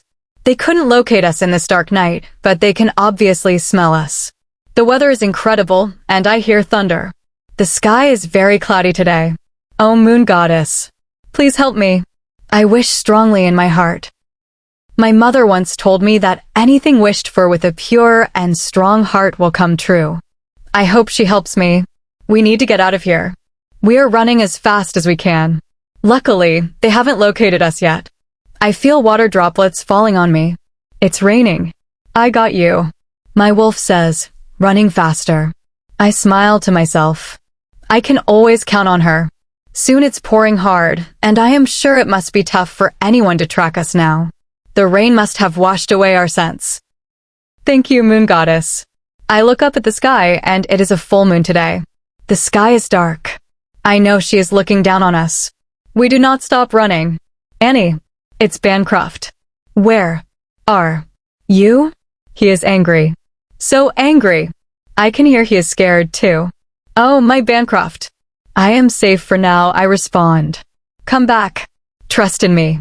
I will bring your sister back. I love you. I close the link quickly once I say that. I know telling him about it is not part of the plan, but it is needed. I have to hint to him. It's the only way and the only help we can get. Jameson looks at me as my pace slows down. We pick up speed and run faster. Our wolves are covered in mud. We reach the east border. The place is flooded because of the heavy rain. We hear wolves running. They must be behind us. We look at each other and nod, going through the water-filled path. Once we cross it, we are out of the pack border. Not that it will stop Bancroft from looking for me. Once we are outside the border, I look back. The heaviness of the situation hits me. I am doing something against my mate's wishes. I might not see him again if all of this doesn't go well, and I haven't even gotten the chance to tell him goodbye. Tears pool in my eyes, and my wolf whimpers at the thought of never seeing Bancroft again. But I am doing all of this for you, Bancroft, and I hope one day you will forgive me. Jameson nudges me. I nod at him, turning away from the border. I can't believe we got out of there without getting caught. If it weren't for the rain, we would have definitely been caught. We have been running for an hour now. My wolf is getting tired. We stop to drink some water near a lake. We are both in our wolf forms. Jameson washes himself in the water to get rid of the mud, and now he is pacing back and forth. He suddenly stops and looks around. I stand up and look around for any threats. I hear paws thudding on the ground. I am instantly on alert. Is it Bancroft? Or our pack members? Suddenly, we are surrounded by more than 10 wolves. I have never seen them before, and they do not smell like my pack members. They bow down to Jameson. He nods at them to rise. They must be his pack members. A man comes out and hands over a shirt and shorts to everyone. He places one set near my paws and goes back to stand with the crowd. All of us take the clothes and go behind the bushes and trees to change into our human forms. We come back and meet again at the pond. Are the others there? Jameson asks them. I stand a few feet away from him. Yes, Alpha. They are waiting outside the rogue territory. We have brought the weapons as you ordered. One of them responds. Some of them look at me curiously. Not in a creepy way, but in a who is she way. Jameson must have observed this as well. This is Alpha Bancroft's mate. He introduces me, but I don't know what to say or do at the moment. I just give them a nod, which they reciprocate. Everything should go as per plan. No one attacks without my command. Yes, Alpha. We can run in our human forms from here. It takes half an hour. Let's go. We run fast. The adrenaline in my body is kicking. My heart is racing not because of how fast I am running, but because of the thought of what will happen. Will it all go as planned? What if something goes wrong? What if I never see Bancroft again? The thought of not seeing him again tears through me like a bullet. I can't fight it. It's hurting already. But I will do what I am about to do to bring his sister back. I want him to have his family. I can feel him inside my head trying to break into my thoughts to connect with me, but I have been blocking him. It's getting hard to keep stopping him now. What? Jameson's sudden voice cuts me off from my thoughts as we all stop. He looks at me, and so do the others. I have no clue what is happening. It seems like he is mind-linking with someone. We need to move faster. What happened? I ask him. I have to know. Bancroft is in my territory. I am shocked. He is angry, and he might hurt someone for sure. If he doesn't find us there, it is only a matter of time before he knows we are here. Oh, Moon Goddess. Is everyone ready? Jameson asks as his pack members take their positions. Some of them are behind the bushes. Jameson is planning to take only a few of them with us. Are you ready? He asks me, and I am freaking out. I nod my head. You are a courageous woman, Annie. Don't forget that. I just smiled at him. I don't know if I am a courageous woman, but I sure know that I am a woman deeply in love. We are now standing in front of the rogue's hell house. It literally looks like one. It looks dark and scary. I want to hear Bancroft's voice once. He is still trying to connect with me in my mind. The door opens, and a few men come out along with a woman. They are holding her by the hair and dragging her. She is covered in injuries. Her legs look so limp, and she seems lifeless. Her hands are tied behind her back.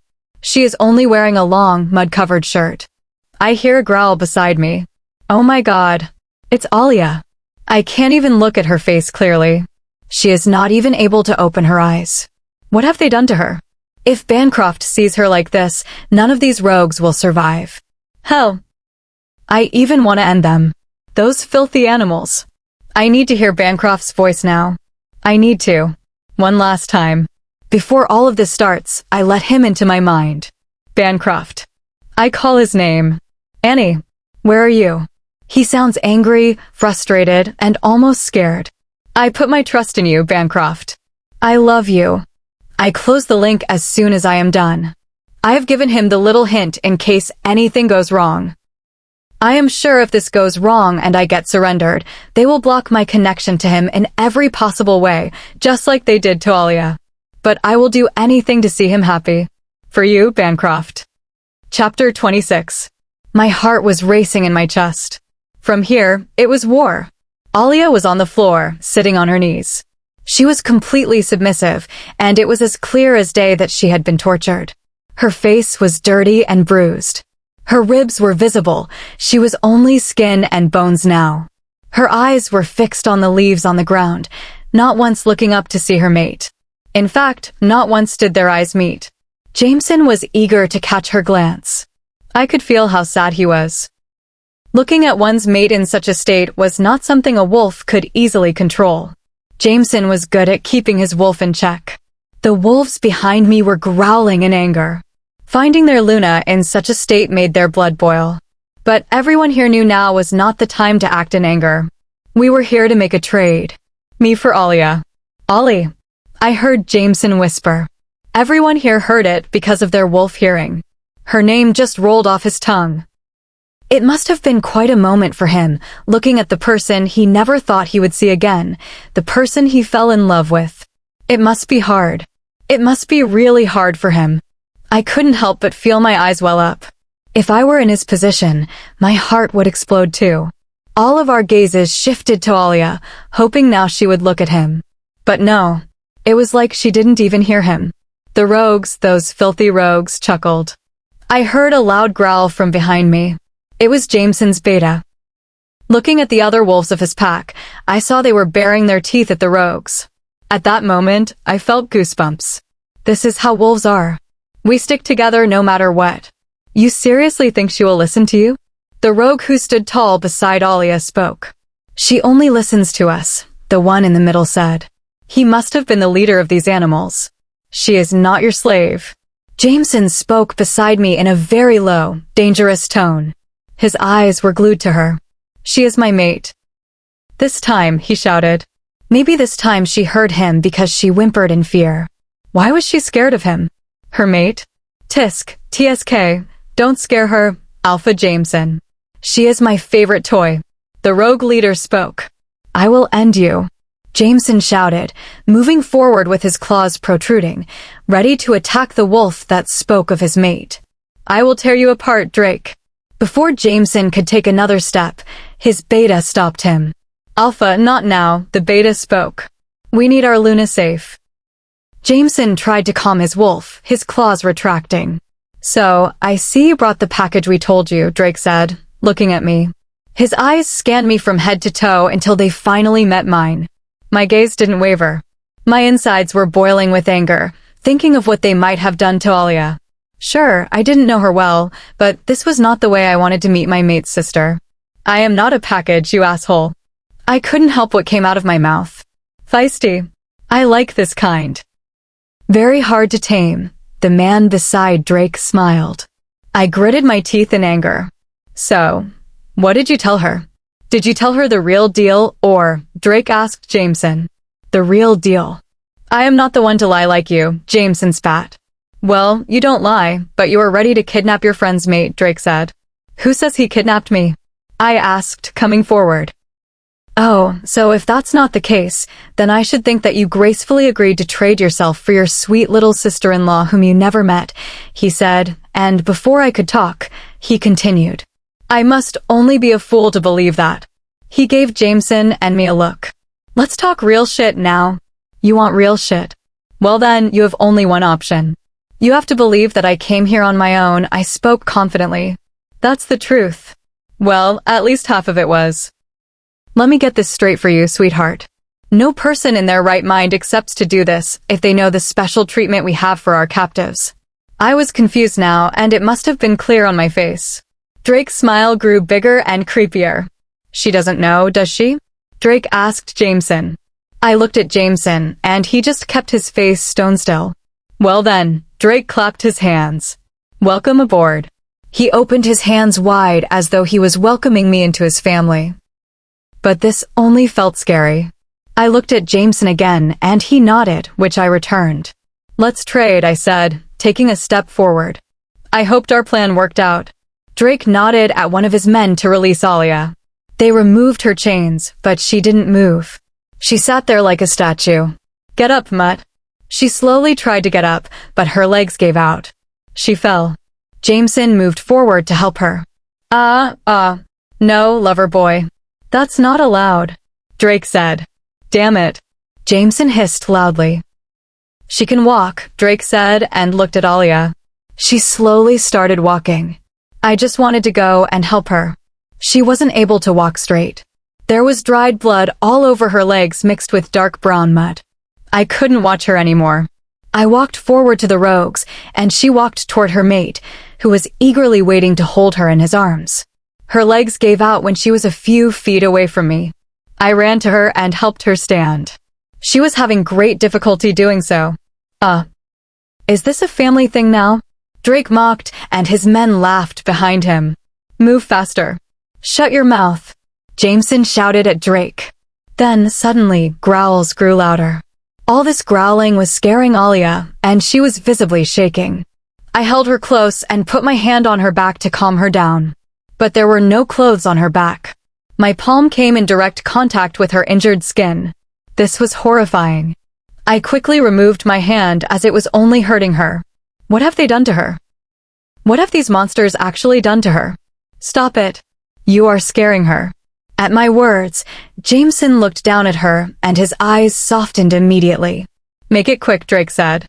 I helped Alia up and she started walking to her mate. I went to the rogues. My heart was pounding. I could hear it in my ears. I hoped nothing would disturb our plan. I looked back and saw Jameson reach for Alia, pulling her into his arms. She didn't hug him back, but just stood there. She hissed in pain, and I looked away, going to the rogues. Once I reached them, the man beside Drake pulled my hands together. "Don't touch me." I pulled my hands away. The other rogues just laughed. I growled at them. "Ooh, this one has fangs," the man said. "They won't be for long," Drake said, and I wanted to punch him hard in the face. I was a warrior before I was a Luna, and if there's one thing a warrior has in their blood, it's never giving up. We fight until the end. We are warriors. I am a warrior. "Inject her, Mikkel," Drake ordered the man beside him. "Inject me? With what?" Before I knew it, I felt a sharp needle digging into my back, and my head immediately started hurting. "What are you doing to her?" I heard Jameson shout, still holding Alia in his arms. I didn't think he was going to let go of her soon. "None of your business. The trade is done. Let's disperse," Drake said. I held my head in my hands. "Damn it," I said in my head as it started hurting more. "In your dreams," Jameson said, and as we had planned, 2 men behind Drake put a knife and gun to his neck. One move and he would be done for. This only caused Drake to laugh. He was laughing hysterically. I looked at Jameson. The other men with Drake just had creepy smiles. "Did you really take me for a fool?" Drake said, and I looked back at Jameson. My eyes widened at the sight. There were more than 10 people who had put their guns on Jameson, and another had Alia in his clutch. She still looked like a statue. "You have your men in my group. I have my men in your pack. This is all going against the plan." My head felt heavy, and my heart was beating fast. I looked around, and all of this made me feel one thing. We are stuck. Me, Alia, Jameson, his pack, and rogues. All of us. None of us made a move. One makes the move, the other dies. How did it all come to this? It was silent. This silence felt so deadly. The one that comes before a storm. What will happen now? We heard the sound of paws thudding on the forest ground. The sound grew louder, and everyone looked around to see where it was coming from. The sound of the paws got stronger. It radiated power and anger, and my heart shook with fear. Who is it? I looked around again to track the sound. "Mate." My wolf howled. Hope rose in my heart. I turned my head to my left, and so did everyone else. The sound was coming from my left. It got stronger and stronger. He was near us. The bushes moved a bit, and there he was. The big black wolf. He jumped and landed in the middle. His wolf looked around angrily. As he looked around, he saw Alia and Jameson's pack. He growled. His growling never stopped since he appeared. He must have been angry seeing his sister like that. He turned around, and his eyes landed on me. His eyes were pitch black, which meant his wolf was in total control now. I had to agree, I had never seen him so angry. His gaze zoomed in on me, and I had to say I was scared. His anger was clearly evident on his face. He roared. Loudly. Very loudly. I felt my hair fly, and I wanted to cover my ears. My Bancroft. He is angry with me. I have put him through so much. Oh, I love you. Everyone took a step back, but I could only step forward. I wanted to touch him. His right front paw raised and hit the ground strongly. My heart ached for him. It had only been a few hours, and I felt like I had been away from him for weeks. I couldn't help the smile on my face. My eyes were blurred with tears. Only a fool would smile in a situation like this, and I was a fool in love. My Bancroft is here. Chapter 27. The evening sunlight filters through the thick leaves, falling on the big black wolf standing in front of me, standing in front of us. I can hear the terrified heartbeats of the rogues and even the wolves of Jameson's pack. The black wolf's dark fur shines brightly, and he looks so beautiful, angry, deadly, and terrifying. My face is just a couple of inches away from his. I want to reach out and touch him. His wolf jumps over my head suddenly, grabbing the head of a rogue with his teeth and throwing him away by the neck. The body of the rogue swings across the clearing and hits a tree before falling down. Blood drips from his neck. He is definitely gone. I look back and find the men at each other's throats. I am so lost gazing at Bancroft. Everything changed in split seconds. The whole plan changed. All the wolves are fighting. The hardest thing is that no one knows who is on our side and who is on the rogue's side. But one thing is clear, we need to get out of here. We need to get Alia to a safe place. I look around to find them. I see the wolves from our pack fighting others. This all feels so brutal. I find Jameson taking Alia with him, and the wolves from his pack are protecting them. Due to her current condition, Alia is unable to walk, and Jameson is carrying her in his arms. It looks like she passed out. The other wolves are trying to block their path and attack them. I try to change into my wolf form to help them, but for some reason I can't. I grit my teeth and try harder. What is happening? Why am I not able to change into my wolf form?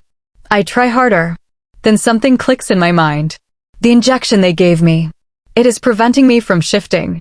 I am not even able to connect to my wolf. I try to contact Bancroft, but it's no use. Whatever they injected into me has cut my links with everyone, including my wolf. The heaviness of the situation dawns on me. This isn't good. Looking up, I try to find Bancroft. His black wolf is fighting a dark brown wolf. Bancroft. I reach for him, going to his side. I am running to him on this war-torn ground, the only person in human form, unable to connect to my wolf. The wolves, seeing me, are fighting hard. The evening sun's rays are falling on Bancroft, and even in his wolf form. As he turns to look at me, he looks deathly gorgeous. Bancroft. I shout, going to him. The sounds of growls, necks snapping, howling, and blood-curdling screams roll through the forest trees. I run toward Bancroft as his wolf snaps the neck of the wild wolf he had been fighting and turns to come to me. I run faster. I want to be close to him. I hear the sound of paws thudding loudly behind me, and I look back while running forward. It's our beta. He is fighting any wolf trying to get to me. I reach Bancroft and hug him tightly, nuzzling my face into his smooth fur. Letting go, I look at him, and he growls lightly, still angry at me. I can't help the smile on my face. Suddenly, he is on top of me, putting me under his stomach and protecting me. His big wolf head looks around for any danger or wolves trying to attack us. He seems to be mind-linking as a few wolves gather around. Bancroft gets off me and kneels, nodding his head, signaling me to get on his back. I quickly do as told and grab onto the fur on his back. Everyone is fighting 2 wolves at a time. I don't find Jameson anywhere. Maybe he left with his mate. I can understand his situation, although I may not feel exactly what he feels. It was groundbreaking for him to hold her in his arms, the person he thought had died, the person he loves. I don't blame him for leaving us in this situation. Bancroft nods his head, commanding his men, and I don't know what it is about. All the other wolves start running to the north. My grip on his fur tightens, and he begins to run forward. I see all the other wolves of our pack running along with him, trying to get rid of the rogues. I don't think all the rogues are gone. But we run deep into the dark forest as the moon comes up and the day is over. I don't know how far we have come. I don't know where Jameson is.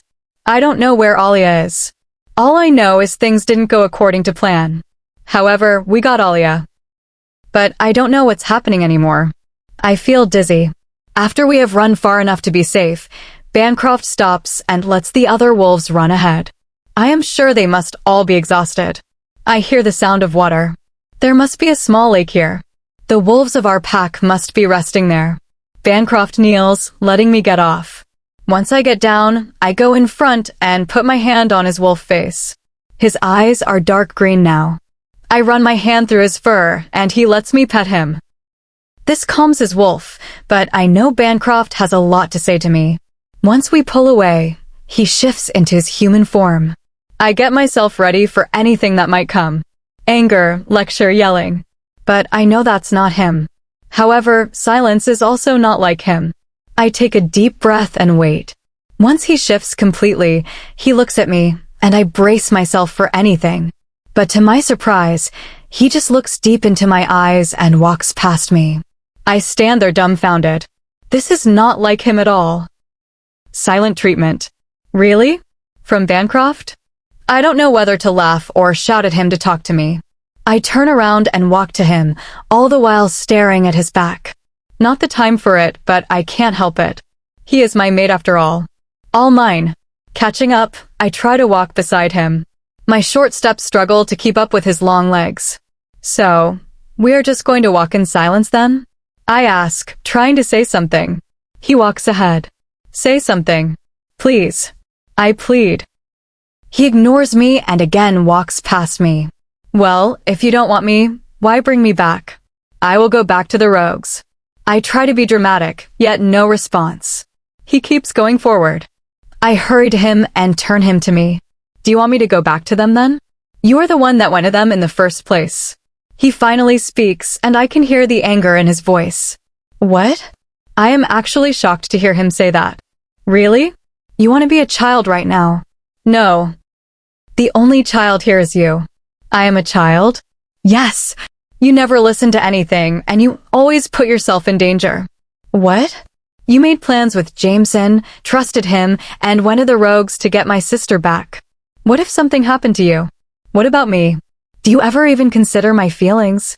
He is full on yelling right now. I have never seen him like this. Of course I do. That's why I went to get your sister back. But what if I lost you in this fight? I am not ready to pay such a price. I don't know what to say to that. I am not ready to lose one person for another person that's dear to my heart. He speaks slowly. He comes to me and hugs me. I let out a breath, feeling relaxed. For a minute, I forget everything. His arms. They are just home. Everything is right with the world again. I love you, Annie. I don't want to lose you for anyone. He kisses the crown of my head. I smile. Then I remember. Where are Alia and Jameson? I ask, still holding him. They are safe. They are on their way to their pack house. Did you see Alia? He stays silent, and I understand. This is hard for him, and seeing her like that must have ripped his heart out. She is his sister after all. He's the only family member that's left. I hug him tighter. She is home now, I say, laying my head on his chest, wanting to hear his heartbeat. Not yet. What? It's not over yet. We still don't know if they are safe. The rogues are still going to come after us. But I saw Jameson leaving with Alia and then it dawns on me. I did see him leave, but it is not certain if they are safe. They were still fighting as they left.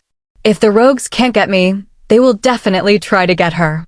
I look at Bancroft, and he seems like he is mind-linking someone. For a minute, it is silent, and I concentrate on the sounds in the forest. I can hear our pack wolves. We have to go. Bancroft takes my hand as he says that.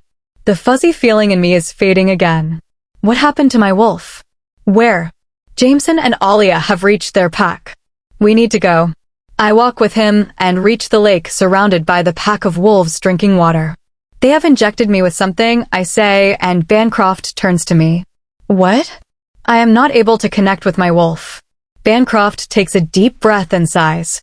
They injected you with resistor. Resistor? I have heard about it before. It cuts one's link with their wolf. My body is starting to ache. Bancroft takes me to the base of a tree and lays me down. I lean against the trunk. I am beginning to sweat. I will bring water, Bancroft says, getting up. I try to get up, but I'm not able to bear the pain. I don't know where I am walking. My vision is completely blurred. I take a few steps, and before I know it, I fall. I am gasping for air. What is happening? I hear leaves crunching and footsteps approaching. It must be Bancroft. I see a figure coming toward me. I can tell it's not Bancroft. This person is completely dressed. Bancroft had turned into his human form and was unclothed. Who is this then? The person comes closer, and I gasp once I see who it is. Josiah, what are you doing here? My voice is barely a whisper. I am still in shock. I thought Bancroft had put him in the dungeons. I am sorry, he says, and he looks like he means it. I look at him, feeling confused. Before I can speak, he puts his hand over my mouth, and I lose consciousness, feeling him catch me. There is only one thing that passes through my mind as this happens. Bancroft. Chapter 28. My head was aching. I heard voices distantly, talking. I opened my eyes slowly, and the first thing I saw was a pair of legs. My blurry vision cleared as I looked up to see to whom those legs belonged. That person was sitting in a chair talking to someone standing beside him. It seemed as though he was giving orders, but I didn't understand what exactly. I looked around, trying to figure out where I was. I saw iron bars around me. It looked like a dungeon. It was dark. Where am I? Where is Bancroft? Then I remembered what happened before I passed out. My head was hurting as I recalled the events. Josiah. My eyes widened immediately. He drugged me, causing me to pass out. Where did he bring me? What was this place? I tried to sit up, but I heard the chains rattle as I moved. I looked down at my hands. They were chained. So were my legs. Panic filled my heart immediately. I blinked a few times to see better. Finally up, huh? I heard a voice. Looking up, I saw it was from the person sitting in the chair. My heart started beating rapidly as I recognized him. It was Drake, the rogue leader. There was only one thing I could think of. How did I end up here? Calm down that heart, will you? I can hear it. We can hear it. I looked around as he said that. There were 5 others. The same ones I saw on the battleground standing behind him. I can hear how scared you are. Scared? My anger rose as I heard him say that. I was a warrior. I was not supposed to be scared of death. He was boring compared to it. I wasn't scared. I was just shocked at the turn of events. If I am here, where is Alia then? Is she still with Jameson? Is she safe? Bancroft must be looking everywhere for me by now. It will not be too long before he finds me. I will wait for him.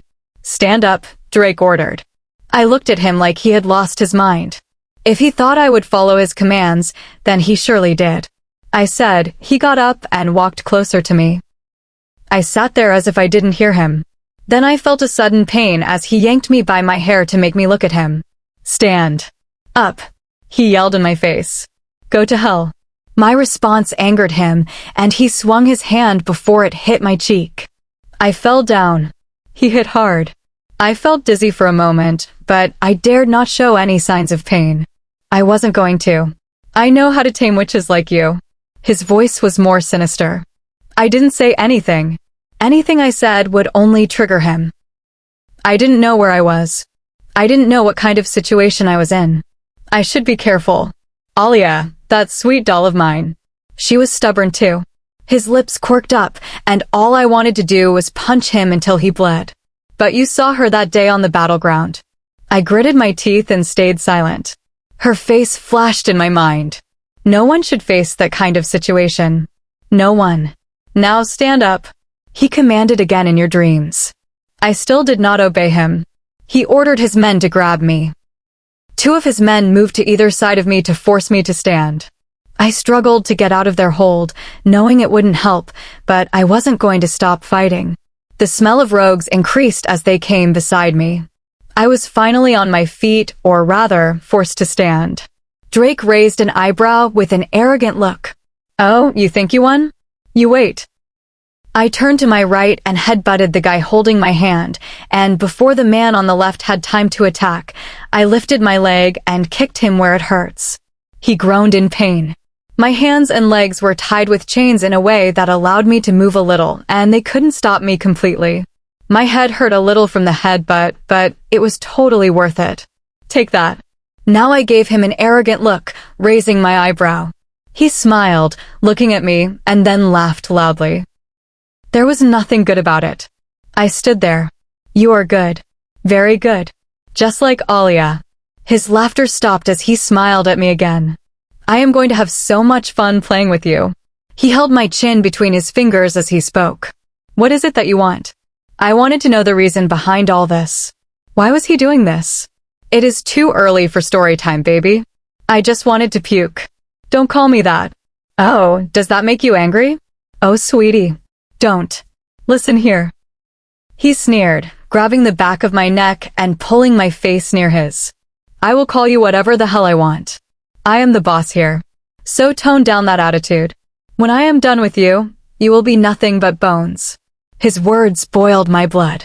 I raised my leg and tried to kick him in the shin, but he stopped me and moved to the side before I could reach him. He laughed as I did it and let go of my hair. You seriously think you can get me? He laughed again. You silly fool. I looked at him as if he were crazy. My anger boiled as I saw him laugh. You know Bancroft will come for me, right? I asked arrogantly. He will come for me. He smirked. Oh, I know that. That's why you're here, sweetie. You are the key to get to Bancroft. You are the bait. Why does he want Bancroft? When he comes, I can have him right where I want him. He came close, his face inches away from mine. Under my foot. That's it. Before I knew it, my anger got the best of me, and I bared my teeth at him. Only human teeth, though. My wolf was not in contact. I was not able to reach her. He laughed at me. And you? He grabbed my jaw roughly. You know what you will be? I stared at him with no fear. You will be my new doll. New doll. My foot. I spat in his face, and he looked at me angrily before wiping it away. I hated even looking at him. He repulsed me. No matter what his past was, no matter what his story was, he didn't get to treat anyone the way he treated Alia. He broke her. And when Bancroft caught him, he was going to get one hell of a punishment. Oh. He took a few steps back and faked a look of thought. Since you are a new doll, I should give you a gift, right? What? He smiled sinisterly at me and took out a blade from his pocket. The way he was smiling, I wanted to punch him in the face. He came closer, and I wanted to spit on him again. He placed his hand on my waist and raised my shirt. Remove your hand, I screeched. He grinned like a maniac. Suddenly, an intense pain coursed through my body from near my ribs. He had slit the skin there. Damn it. I wanted to take that blade and stick it in his neck. I gritted my teeth not to give him the satisfaction, but a groan escaped my mouth. Tough one you are, he said, stepping back. Oh, we are going to have so much fun. I felt blood running down my stomach. Wait till I get my wolf back. I want to stay here and play with you. He cleaned the blade with the hem of his shirt and looked at me. But I have to go. Maybe next time, sweetie. He gave me a look and left the cell. He was sick. I sighed, and the wound he just made hurt. I sat back down and thought about the one person who would help me stay sane. My man, my soulmate, and my savior. Bancroft. He must be going nuts right now. But Josiah. Why? Why did he do that? I heard footsteps, which brought me out of my thoughts. It was too dark here, and there was only one bulb. I sighed. Who is it now? The blood was still oozing out from where he cut me a few minutes ago. Someone was at the entrance of my cell. Annie, the voice called. I felt my consciousness stirring. I really had to stop fainting. I tried to keep my eyes open. The person came to me and knelt down. Annie, look at me. I heard the voice again. It sounded familiar. I looked up and had to say I wasn't that shocked. Josiah. Anger coursed through my body. You. I know, he whispered. Why was he talking like that? Shoo, he shushed me, and I looked at him in confusion. I still felt dizzy. I will explain everything later. You are in no condition to process what I say, but know that I am on your side. He kept glancing back to see if anyone was coming. Keep this a secret. But you are the one who brought me here. I tried to sound angry, but I didn't have the energy. Annie, I am sorry. I had no other way. They had my brother. He handed me water. They have given you a strong sedative. You might not be able to contact Bancroft through your wolf. I hungrily drank from the bottle he put near my mouth. I will get us out of here, he said, pulling the bottle away once I finished. I coughed a bit. I have to go now. Before he even stood up, I fainted. Bancroft's POV. Fuck. He has Annie. They have Annie. How can this happen? Alpha, I heard my beta call. Jameson and Alia have reached their pack safely. Alia. My sweet sister. What the hell has he done to her? What the hell have they done to her? Alpha, he called again. I tried to keep my cool. But with my mate missing and seeing my sister in that state, it was hard. Just when I thought I had my sister back, Annie goes missing. She is in their hands. Drake got her. My wolf is going crazy just thinking about what he might do to her. I feel like I might lose control any minute now. I haven't even seen Alia yet. Damn it. Why did Annie have to go with Jameson? None of this would have happened if she had just stayed home near me. I will end Jameson if I see him. Alpha. Our trackers are trying to find the location they took Luna. I didn't even respond, because if I did, I would lose it. I am on edge, and my wolf is no better. The rain has washed away the scent, and it's been hard to track. I don't want you trying. I want you to do it. She is your Luna. My face was inches away from his. His eyes immediately cast down as I walked to him. I want to know where she is as soon as possible. You get it? Yes, Alpha.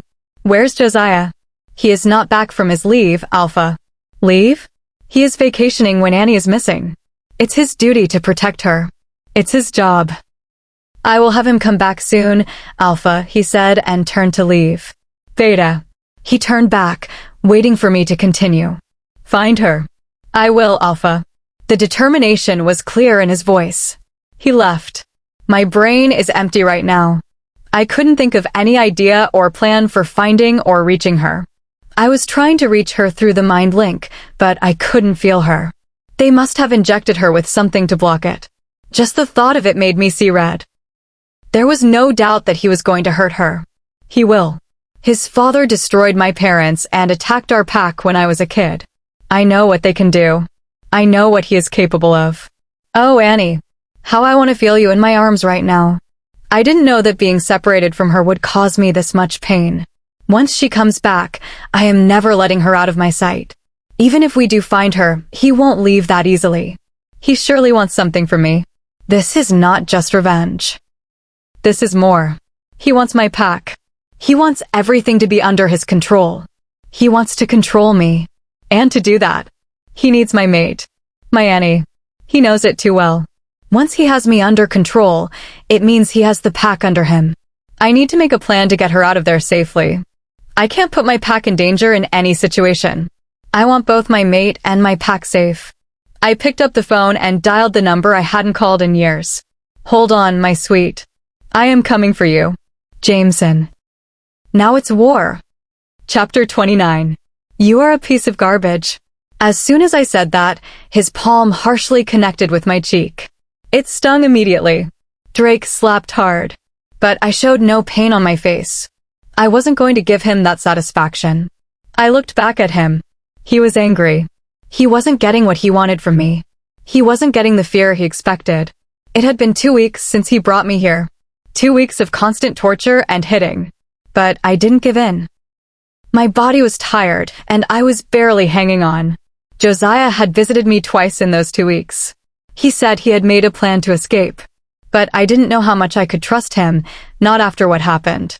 But that was the only hope I had to escape. I was still unable to connect with Bancroft. They had been giving me a resistor. It was making me lose contact with my wolf. It was making me physically weak, but not mentally. He couldn't break me.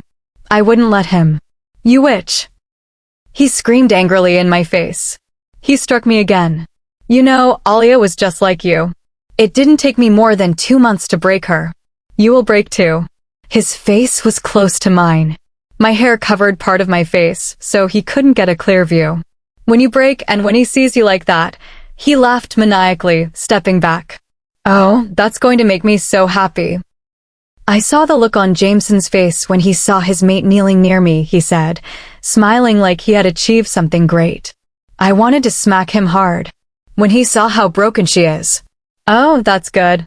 I want to see that Bancroft's face. I want to see his face when he sees that you are broken. That won't happen, you coward. I am going to do whatever it takes. To make you my toy. He sat in front of me to level with my face. He moved my hair aside and grabbed my chin roughly. I will get my revenge, and nothing can stop me. No one. He looked straight into my eyes, and I could clearly see he meant it. I could see the determination. He was determined to make me his toy. Then he laughed cynically. He got up and said something to his men standing behind him with a stoic expression. The one he spoke to left, and he turned back to me. I can just imagine how it will make him feel when he sees what I have done to you. Then he will know how I have been feeling all these years. I didn't understand what he was talking about. What did he mean by that? I didn't ask, though. I didn't want to provoke him or let him provoke me. I had to maintain my calm to bear all this. I shouldn't let him get to me. I just wanted him to be done with his taunting and torture for the day and leave me alone in my cell. The man who left a few minutes ago came back with a machine. It's here. Drake smiled wickedly and turned away from me to plug it in and get it started. I didn't know where it was plugged. Once he was done, he turned to me. What are we waiting for? Let's get this started, he said excitedly. Get what started? What is he going to do to me? I should remain strong. I should. One of his men came to me and took my hand. Drake stood on my other side. My heartbeat increased. What are you doing? I asked without thinking. A little fear crept inside me. I knew he was going to hurt me physically. But how? Is he going to cut me again like he did last week? It was the fear of the unknown. I didn't even look at him. Oh, you will see, he said, looking at his men. Hold her. Before I could even comprehend what they were about to do, 3 men were holding me while one prepared the machine. I couldn't see clearly because Drake was holding me by my hair and pulling my head back. I wiggled and tried to get out of their hold, but it was no use. It was 4 wolfmen against me. I did not give up, though. Let me go. I shouted loudly and tried to free my hands. I saw the man operating the machine approach me with something in his hand. I could hear my heart beating quickly in my ears. Only after this is done, Drake said as he pulled me back by my hair and I could only see the concrete ceiling above me. Do it. I wiggled hard. No. No. What are they doing? I felt the man holding my left hand grip it firmly, not letting me move, and the others tightened their hold on me too. I felt something pierce my hand. I tried to move and it stopped. Stop moving. I heard Drake shout and they held me again. I was sure there would be bruises tomorrow morning where they were holding me. It was hurting a lot. Goosebumps rose over my skin and I tried to stop myself from letting out a hiss. I gritted my teeth. I tried to count numbers to distract myself from the pain. They were tattooing something on my hand. After a while, the piercing stopped, but my hand still hurt. Drake let my hair go and the others released me as well. I didn't look at my hand. I didn't want to. I felt tears burning my eyes, but I stopped myself from letting them out. Drake came to my left side and took my hand before giving me that stupid smile that made me want to punch him. Whatever it was, I could see that he was satisfied with it. You did a good job, he said to the man who had done the tattoo. He looked back at me. You don't want to see it? He asked, and I knew that wasn't a question. I didn't respond. I didn't even look at him. Oh, come on. Take a look. He brought my hand to my face, and I pulled away. I wonder what Bancroft will do when he sees this. He will end you once he sees you. Drake's property. Suits you well, he said. I looked at him angrily. That was what he had tattooed on my hand. I wanted to burn my skin there. If I ever got a tattoo, it would only be Bancroft's name. I wouldn't let this stay on my hand once I was out of here. You think this will break me? I asked, looking at him. Oh, you thought this is the end of the game. He clicked his tongue. This is just the beginning. I stared straight into his eyes with no fear, letting him know that this meant nothing to me and that it did nothing to me. Tie her up, he said, still looking at me, and I felt his men grab me and put the metal chains back on my hands. Did I tell you how your mate is doing? At the mention of Bancroft, my ears perked up, but I gave no expression. I just stared straight ahead. I heard he is going crazy. He smiled, and I could see he was happy. I might not get what I want from you, but I will get what I want from him. That I know. He turned around and was about to leave the cell, but turned back. I almost took a breath of relief. Rest well, doll. Today is just the start. I will have so much fun with you tomorrow, he said before turning around and leaving. All his men walked out after him and locked the door. The people in the other cells were watching me. Some looked at me with pity, some just stared, and others looked at me with empathy. The energy was completely drained out of me. I fell to the floor and looked at the hand that had just been tattooed. Dots of blood surrounded the words. They didn't even clean it. I let out a sigh on the dirty floor. I just wanted to get out of here. Only one thought came to my mind, and his face appeared as I closed my eyes. Bancroft. A smile came to my lips. Anyone seeing me might think I had gone crazy, but it was he keeping me sane. I knew he would come to get me out of here. But that didn't mean I couldn't try. I was going to take the only escape I had. I was going to take this chance with Josiah. What's the worst that can happen? With that thought, I closed my eyes. Before I knew it, I was out. Annie, wake up. A voice whispered. Annie, come on. I felt someone shaking me. I was too tired to respond.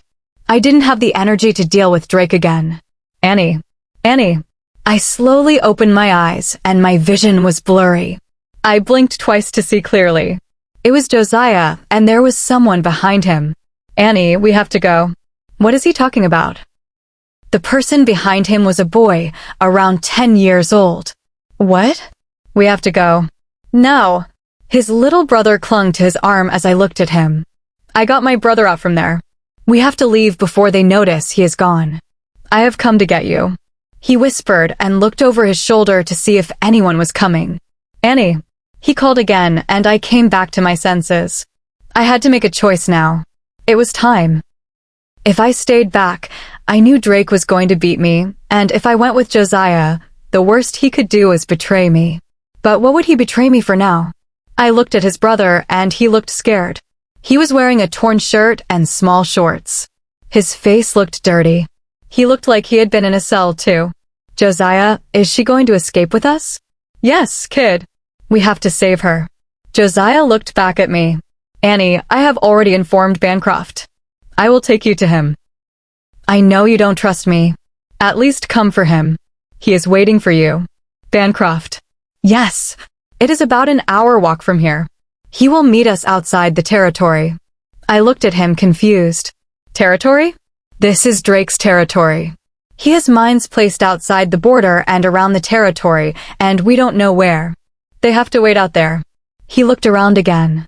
Now, come on. We have to leave. I had to get myself together. He helped me get up. My hands were tied when I fell asleep. Did he unchain me? I didn't have time to ask. We had to leave first. He got his brother on his back, and we left the cell. As we walked out, I saw a few men lying unconscious on the floor. Come, Josiah said as he walked ahead of me. Did he do this? We walked past them. What happened to them? I couldn't stop my curiosity. We kept walking quickly. Let's say I mixed something in their food, he replied. As we walked past the guards lying down, my heartbeat quickened. The fear of getting caught gripped my mind, and I thought of Bancroft. He would be waiting for me. He was out there, and all I had to do was be brave. Bancroft. Suddenly, the thought of going to him and hugging him brought me a rush of happiness. I could feel the comfort of being in his arms. The anxiety I felt a few minutes ago subsided, and I caught up with Josiah and his brother. We are here. He pulled out a key from his pocket and unlocked the door. Where did he get that key? I didn't ask. I just wanted to get out of here, no matter how. It was a double door, and he pushed one of the doors open. Once I stepped out, I realized that the huge door he opened was a gate to the world outside Drake's pack house. We were still in his territory, though. Come, he said, walking before me, and I followed. We walked for what felt like nearly an hour. But I knew in reality it wasn't. I was just exhausted and dehydrated. We are nearly there, he said. Josiah, I called, and he looked at me while we walked. Yeah, he asked. How long did he have your brother? I asked, looking at the boy who was clutching Josiah's neck like his life depended on it, shrinking further into his chest and hiding his face from my view, like he was scared of me. Nearly a year now. Why didn't you tell Bancroft? He gave me an "are you kidding me" look. That would only jeopardize my brother's life. Dorico would have done worse than he already had, or worse, he would have ended Robin. I looked at him, confused, and he must have understood why. My brother, he added. I looked at his brother on Josiah's back. He peeked at me, and I smiled at him. He hid his face in Josiah's neck. He was scared. I didn't blame him. After being with Dorico for 1 year at his age, it must not be easy to trust anyone again. I am sorry, Josiah said. I remembered how betrayed I had felt when he kidnapped me. But now I understand. He had a choice between me and his brother, and it was an obvious one. He would choose his brother. I would have done the same. I couldn't be angry at him for doing what he did. After knowing the kind of man Dorico was, how could I? So it was you who informed Dorico when we went shopping with Bancroft? He looked at me with guilt in his eyes. Yes, and also the time when you and Bancroft were in the woods. I pursed my lips together. I didn't know what to say, so I stayed silent. We walked together in silence, and Robin looked at me twice before hiding his face again. He was checking to see if I was trustworthy, and I saw it in his eyes whenever our gazes met.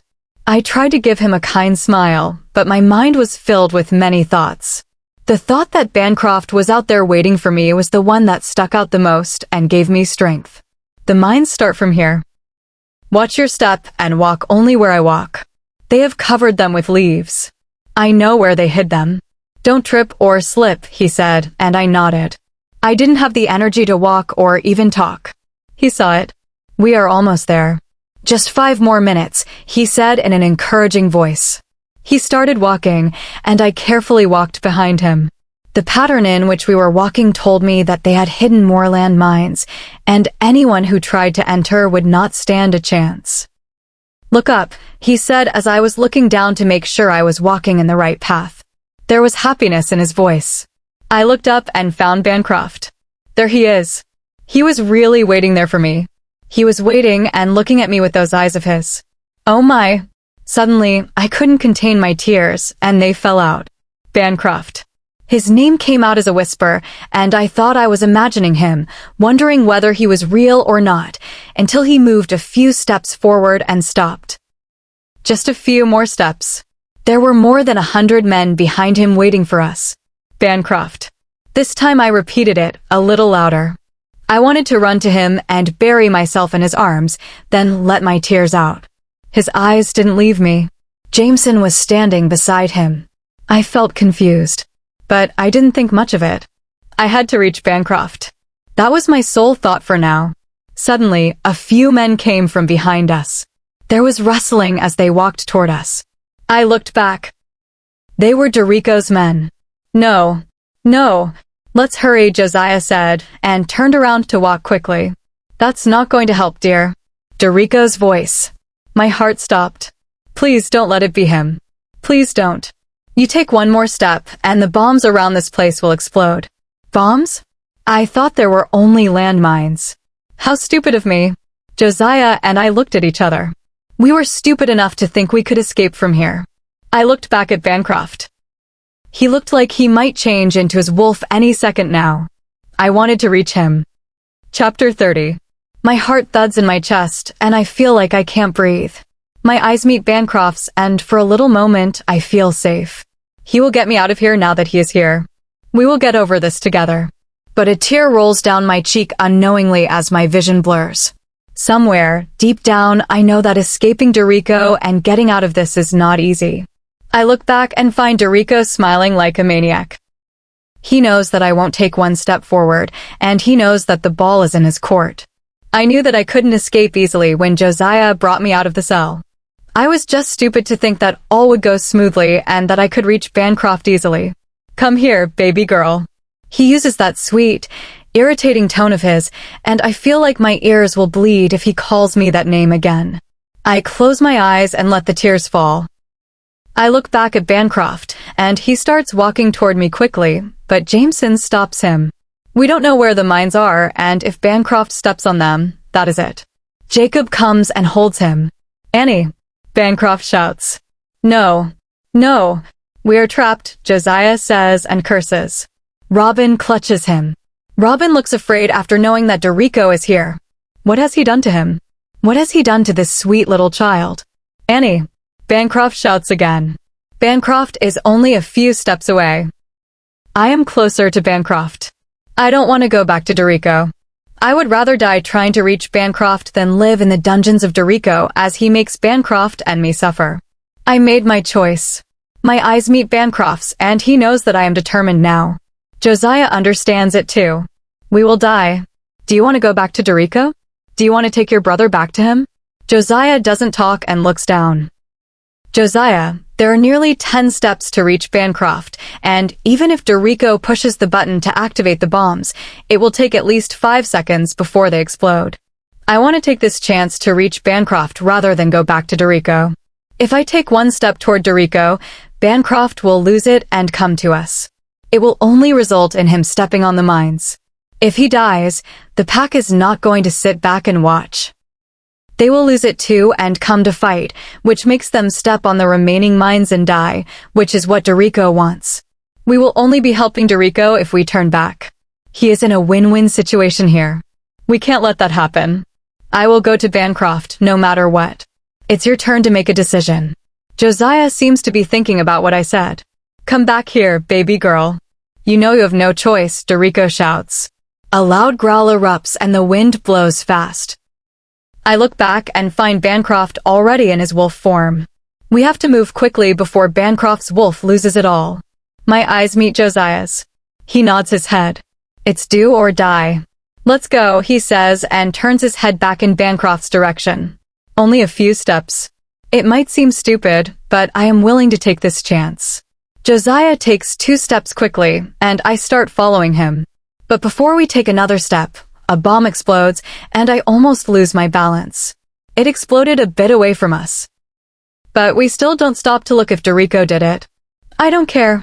We don't have time. I hear growls and bone snapping. But I keep following Josiah. Another bomb explodes. My heart is thudding. I don't want to die. I want to be in his arms. I look up and find Bancroft trying to break through our pack members who are trying to keep him from crossing the border. Just 2 more steps. Josiah crosses the border with his brother on his back. He turns around and waits for me to take those 2 steps without stepping on the mines. Bancroft's wolf is roaring. Suddenly, another bomb explodes, and I am blown back. I don't know if it is a good or bad thing, but I fall outside his territory and reach Bancroft's side. Bancroft's wolf immediately stands over me as I lie down. He roars and howls. Oh my God. Oh my God. I did it. I really did it. I am on Bancroft's side. He is here. I take a deep breath and let it out. I am still in shock. His wolf scent engulfs me, and I feel safe. My fingers grab his fur, and I hold it for a second before he moves away from me and looks at me. He waits for me to get up, and I quickly do so and hold his fur again. We look back at Dorico as he doesn't look angry, and I feel surprised by it. I thought he would be furious. He just smirks. That feels even more dangerous. This angers Bancroft. His wolf roars loudly, and he looks like he is about to charge, forgetting that Dorico can explode us in seconds if we make one wrong move. That's what Dorico wants. He wants us to make the wrong move to fall into his trap. Now that I think about it, I don't know. Did we fall out of his trap, or did we fall into his trap? Bancroft's wolf is still letting out howls of anger beside me. I look at Dorico, and I know that he is trying to irk Bancroft. Bancroft. The whisper of his name leaves my mouth before I can even think. Stop. He wants us to make the first move. Don't give in to his game. My hand runs through his fur to calm him down. This calms him down for a second. Luna is right, Alpha, Jacob says from behind us. Bancroft, I call, and he looks into my eyes. He transforms back to his human form and hugs me. His nudity does not bother anyone. We are werewolves. We respect our pack members in both forms. His smell surrounds me, and I feel him pressed against me. I feel safe now. I can't close my eyes around you. You seem to disappear whenever I do, he says, still hugging me. You disappear one more time, I will have to chain you to myself. I laugh, and he pulls away. I am sorry. I don't know what for. We hear clapping and see that Dorico is walking toward us, carefully watching his step around the mines. Bancroft comes to stand in front of me protectively, but I go and stand beside him, holding his hand. I am not afraid of Dorico. We have to fight him together. Together, I say, looking at him. He gives a curt nod. I hear footsteps behind me and see Jacob and our pack's Gamma standing behind us as the other pack members are behind them, waiting for their Alpha's orders. I hold Bancroft's hand. It's war now. Dorico approaches us, still clapping. The few men behind him follow him slowly, making sure not to step on the landmines. He is standing a few feet away from us. His gaze catches mine, and I almost flinch at the way he is smirking at me. I look at him with disgust. I really thought you were going to step on one of those landmines, Doriko says. But here you are. He smiles that creepy smile. Bancroft's hold on my hand tightens. He is hanging on to the last thread of his patience. I am surprised that he didn't just jump on Doriko and rip his bones apart. Doriko looks at Josiah and his brother, Robin, who is clinging to him. I am going to end you both, he says in a calm tone, like he is inviting them for dinner. I don't look back to see their reactions. You are asking for war, Bancroft says in a hoarse tone. Oh, we have been at war since all of this started, Doriko says. I know what your father and your pack did to my father. His expression turns to anger, and he looks like he is controlling his wolf from coming out. His father? What does he mean? If you know what happened to him, then you must have also known that he deserved it for what he did, Bancroft spits. You are just like him. So, you're going to end me? Doriko asks, more like a challenge. He smirks as he says that. I cringe internally. Why does the concept of death and war put him in a happy place? What is wrong with him? You were gone the minute I found out that you have Alia. Oh, that's just a small piece of my revenge. I had a lot of work cut out for this one, he says, nodding his head at me. Bancroft growls as I grit my teeth. She was my new toy, I don't like it when my toys are stolen. He says the last part, looking at Josiah. If he could get his hands on Josiah, he would end him. Doriko looks back at Bancroft. I will get her back. Over my dead body, Bancroft sneers. Gladly. Doriko grins creepily. But what's the point of ending you and getting her? The whole point of getting her is to torture you. Doriko looks like he is thinking. What the hell is he even saying? Nah. I want you alive, and I want you rotting in my dungeons as you see me torture her every day. Now that's fun. In your dreams. I nearly scream. Doriko chuckles, looking at me. Oh, it will happen. I will make you scream in ways. That was Bancroft's last strike. He turned into his wolf in a split second, and so did the pack members. I try to shift into my wolf, but I still can't connect with her. Given the resistance he put up, it will take me a while to connect with her again. Doriko and his pack change into wolves, too, and I stand there with my back straight in my human form, ready to fight. Bancroft howls loudly, and the pack members follow. I touch his fur and clutch it for a second before letting go. I look back at Doriko. They are ready to attack. A cold breeze passes through us. It's war now. Bancroft looks at me. I don't know if we will make it through this war, but I smile knowing that I have seen Bancroft. Before I know it, I feel myself being pushed back by a wolf and I squeal. I am on top of a wolf who is running back as all the wolves are running toward Doriko. I look over my shoulder and see Bancroft growling loudly before charging, and the pack follows. No, let me down. I have to go to Bancroft. I shout at the wolf carrying me. It must be Bancroft's order. He must have told someone from the pack to take me away. I see 5 other wolves running behind us at a close distance. They are running as fast as they can. Oh, Bancroft. I see a wolf with Robin on top. That must be Josiah. He is just a few feet behind us. The wolf that's carrying me is running as fast as he can. His paws thud on the floor, and I feel the cold breeze again. I feel tired, but I try to keep my eyes open. I hear growls behind and see that 2 of our wolves are fighting some rogue wolves. They are catching up. I hear the sound of growls, bones snapping, sneering, and howling. I think of Bancroft. Is he alright? Did Doriko hurt him? Please be okay. I feel my vision getting dark. It's been a while since I had water or any food. With all the blood loss and stress, my body is exhausted, and it's about to give out. I might faint any minute now. I can't lose consciousness in this situation. I try to pull myself together. Come on, Annie. You can do it for Bancroft. I look at Josiah's wolf. He is running just behind us. The 2 wolves that were fighting the rogues are now behind us as well. The wolves keep running for a while. The cold wind is the only thing keeping me up. Water. The word leaves my mouth before I even think of saying it out loud. I need water. It comes out as a whisper. Just like that, I was out like a light. The last thread of consciousness left me, and I don't know what happened next. I feel cold water on my face. Luna. A voice whispers. I hear the sound of water splashing. I slowly open my eyes and see Jacob. Luna, he calls again. She's awake. Bring some water. My head feels heavy. I sit up and see Josiah and Robin carrying water in a large leaf. Here, Josiah says as he comes near, and I open my mouth quickly as I feel thirsty. The other wolves are still in their wolf form. You must have been dehydrated. I am, I say as I hungrily drink the water. Robin comes to me still looking scared. I give him a faint smile. I take the leaf from him, and he immediately goes to hide behind his brother and peeks to look at me. I drink it too. Need some more? Josiah asks. I nod my head. Just as Josiah is about to get up, I see Jacob with another leaf of water. I drink it too. How is Bancroft? I can't contain myself.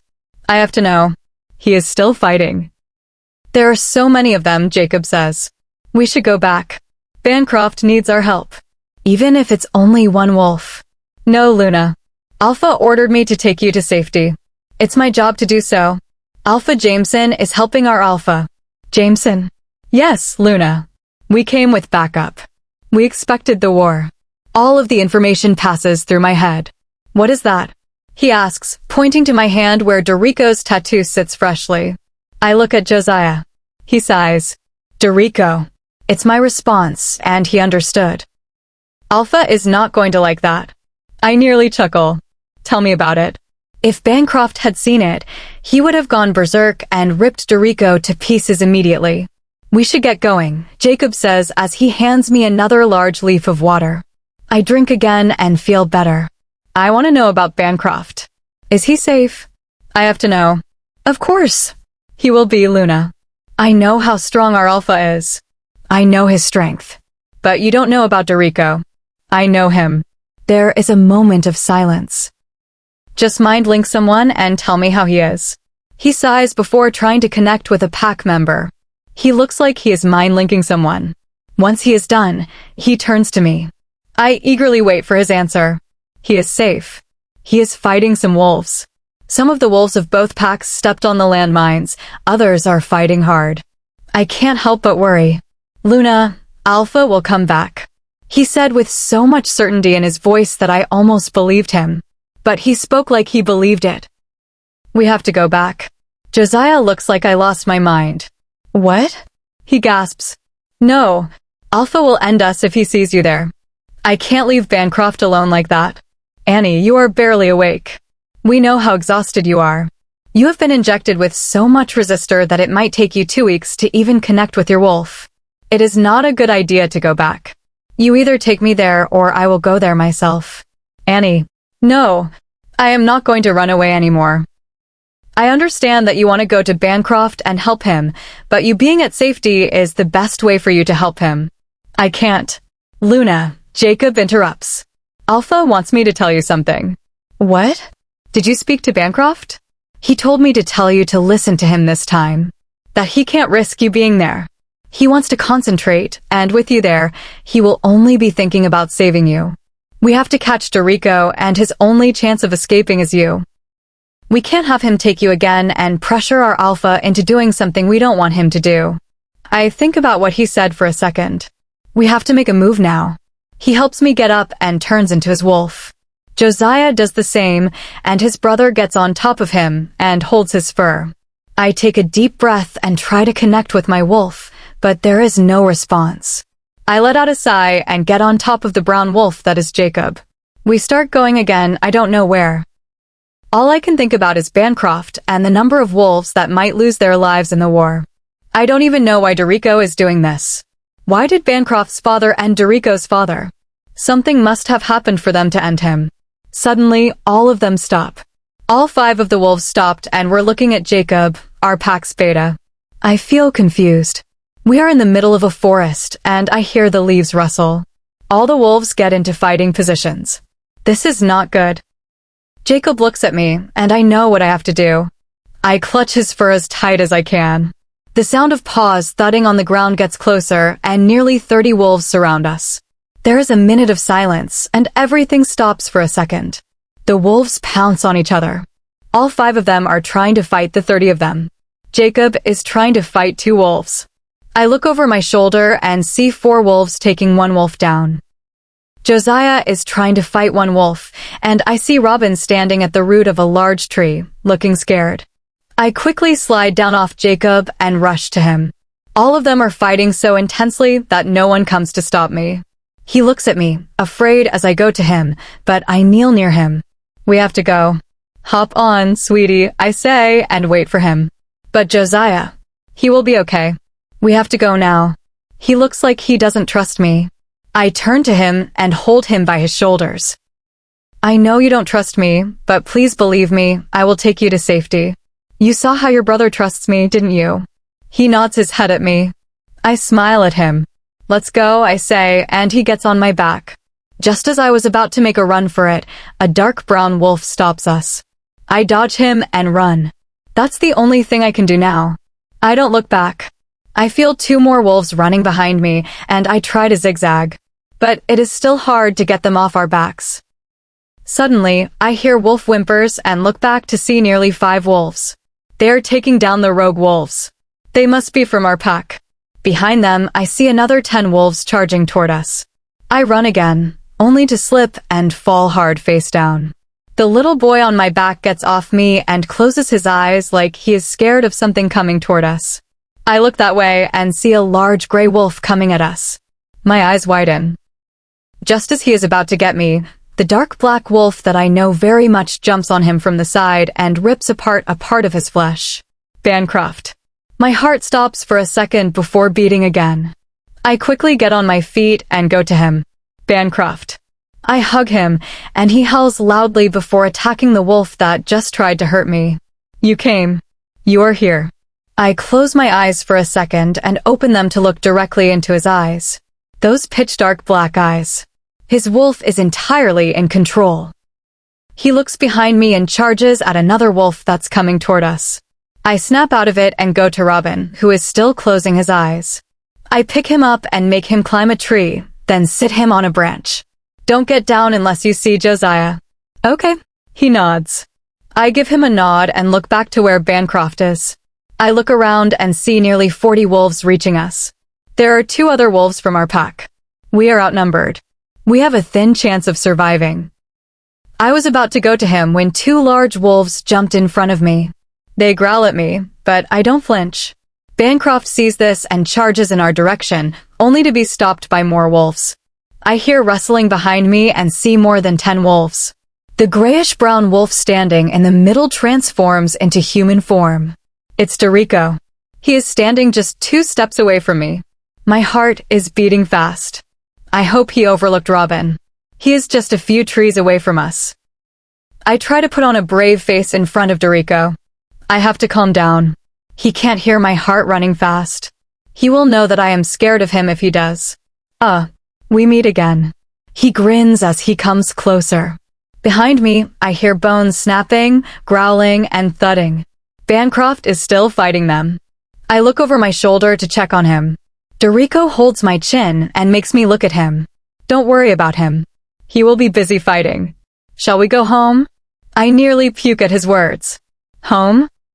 What the hell is wrong with him? Stop this nonsense. I nearly sneer. Oh, this is not nonsense. He chuckles. The real fun is about to begin, he says, and the man behind him, whom I overlooked turning into his human form, hands him a knife. Dorico grabs my hair and flips me around, holding it to my neck. Did you really think you can escape me? That pathetic attempt you pulled there. I am going to end Josiah and his little brother for this betrayal. But you. I have other plans for you. You are mine, right? I don't speak. Not because I am scared. I am busy looking at Bancroft. He is fighting nearly 5 wolves now, and some have even hurt him. I try to connect with my wolf again, but I don't know where the hell she is. Bancroft meets my eyes. He attacks one of the wolves ferocious. Chapter 31. Everything falls silent. The only thing I can hear is the wind blowing around us and the sound of leaves rustling on the ground. My hands feel cold, and my arm, where they made fresh cuts, burns and itches. Tears pool in my eyes. My gaze doesn't leave Bancroft. I don't know how we are going to escape this. Or maybe there is no escape. Bancroft is standing there, controlling his temper, and he looks like he is going to do what Dorico told him to do. He looks like he is going to kneel. No, don't do this, Bancroft. Dorico is clearly trying to humiliate Bancroft. That's what he does. Jacob looks like he wants to pounce on Dorico, but stands there holding himself back. Don't do it, Ban. I start screaming. They cut my arm again. It's hurting. Tears fill my eyes. Told you not to speak, Dorico says. Now you. He turns to Bancroft.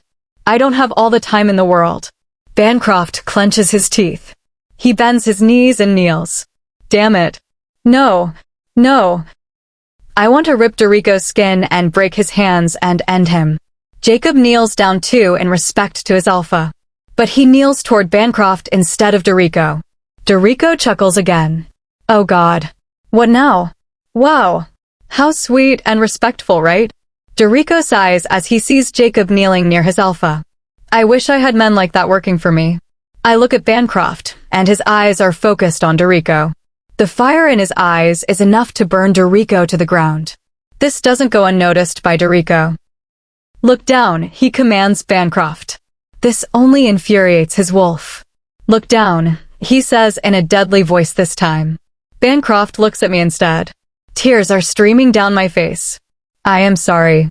I feel like this is my fault in some way. Bancroft looks down. Oh, it's like he is my dog now, Dorico says with amusement clear in his voice. Jacob growls loudly at his words, and I can't stop myself either. He is not. I sneer. I knew what would come if I spoke, but I couldn't take him disrespecting my mate. Soon, there is that burning feeling again as they cut open another part of my hand, and blood starts flowing. But Bancroft doesn't lift his head. He knows that if he disobeys, it will only lead to me getting hurt. Hold her, Dorico instructs someone. He lets go of me, and another person is quick to come and put a knife against my neck. Dorico walks toward Bancroft and stops a few feet away from him. Oh, I wish I could take a picture of this moment, you know. How are we going to escape this? Can we even try? Suddenly, I feel helpless. Watching Bancroft like that and Jacob unable to do anything, without the remaining members of our pack and with a knife to my neck, everything scares me. I feel my heart beating rise. Everyone around me can hear it. But what scares me the most is that I am so close to Bancroft, and the thought of death tearing us apart makes me choke. Oh, do you hear it now? Dorico turns to me. Someone is scared. He grins like he is finally happy. You don't know how much I yearn to hear that. He turns back to Bancroft again. She really did put up a tough fight, you know, he tells Bancroft and walks to me. He lifts my other hand, where he put that itching tattoo a night back. I nearly forgot about this. I give him a disgusted look. He doesn't even care. Did you see the small gift I gave to your mate? Of course, you didn't. Here, let me show you, he says, taking my hand and holding it in a way to show Bancroft. Lift your head up. Bancroft doesn't lift his head. I feel a knot in my stomach. Come on, he says in an encouraging tone. Bancroft does and looks at the arm that Dorico's been holding up for him to see. Dorico's property. Had Bancroft not been in this position now, Dorico wouldn't be breathing. But Bancroft just keeps looking. He doesn't have any option. Dorico runs the back of his fingers on my cheek. I feel like burning the skin where he touched me. Anger fills me, and it must be showing in my eyes. Fire. I am scared.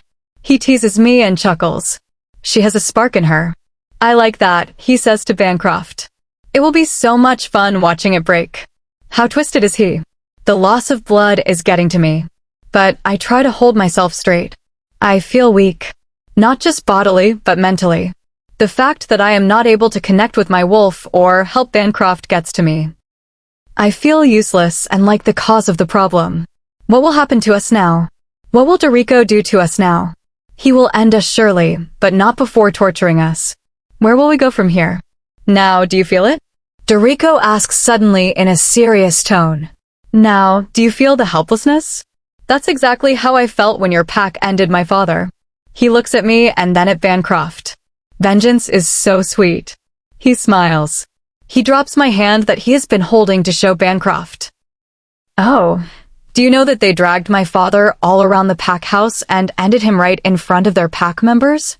Dorico asks me. I just don't know what to say. Yeah, they ended him. They. Before he can finish the sentence, I hear paws thudding and bones snapping. I don't move as the knife is still pressed against my neck. Get them. Dorico shouts, looking behind.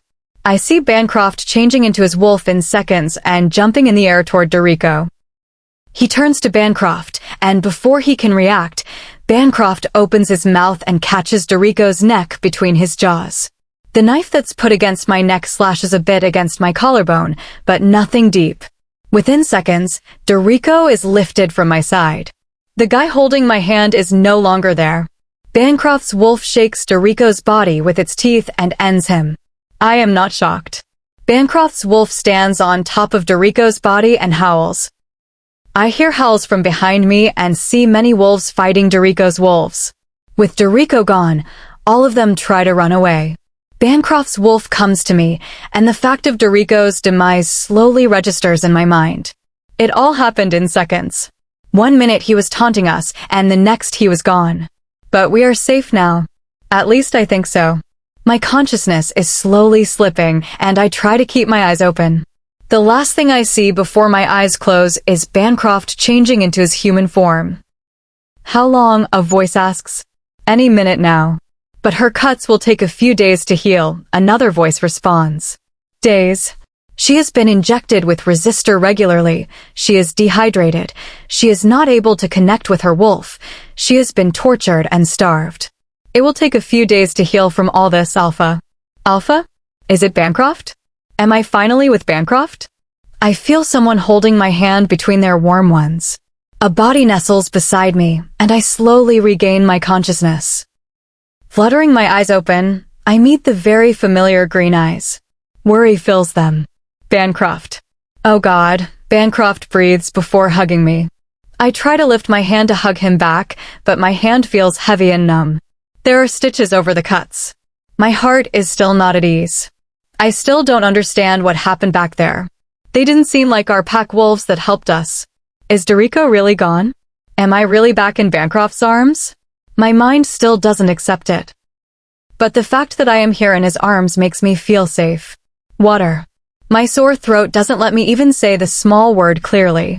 Bancroft pulls away and turns to the table to fill up a cup of water to give it to me. I try to lift my hand, but he stops me and brings the cup to my lips. I thirstily drink up all of it. He turns around, fills the cup again, and helps me drink it. Once I am done, he helps me sit comfortably beside him. My mind flicks back to Dorico and my heart flips. Am I really here? Am I back in Bancroft's arms? You are, Bancroft answers. I look at him in surprise. Can you hear me? I can. The resistor's effect is running out, he explains. I look around. We are in Bancroft's room. We are really home. I don't realize I say it out loud. We are. What happened? It was all like a blur. Who were those wolves? I thought Dorico's pack got our pack. He kept our pack wolves busy fighting. It was Jameson's pack wolves that helped us. Jacob asked them for backup. I now get the picture.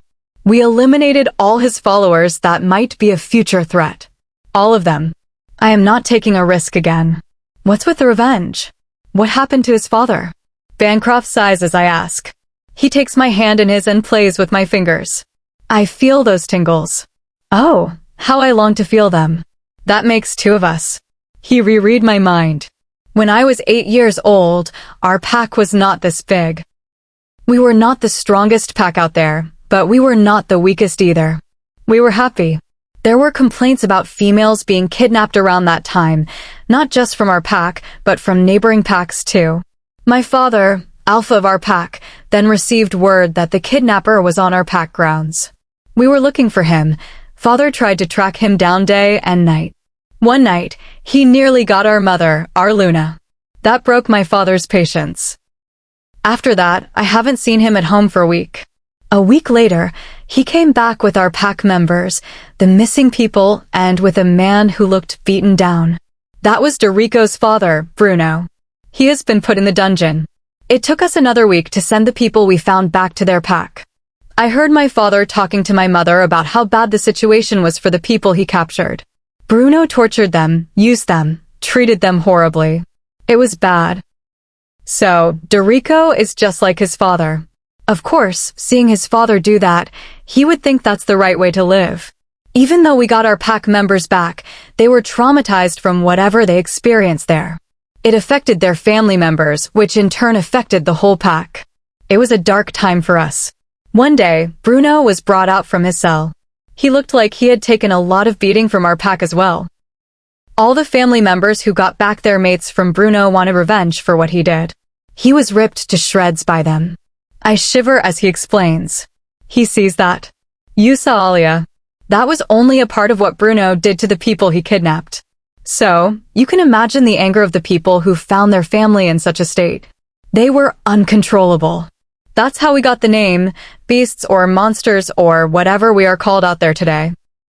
We asked for help from many packs to help us find Bruno before he was caught, but no one helped since we were a small pack.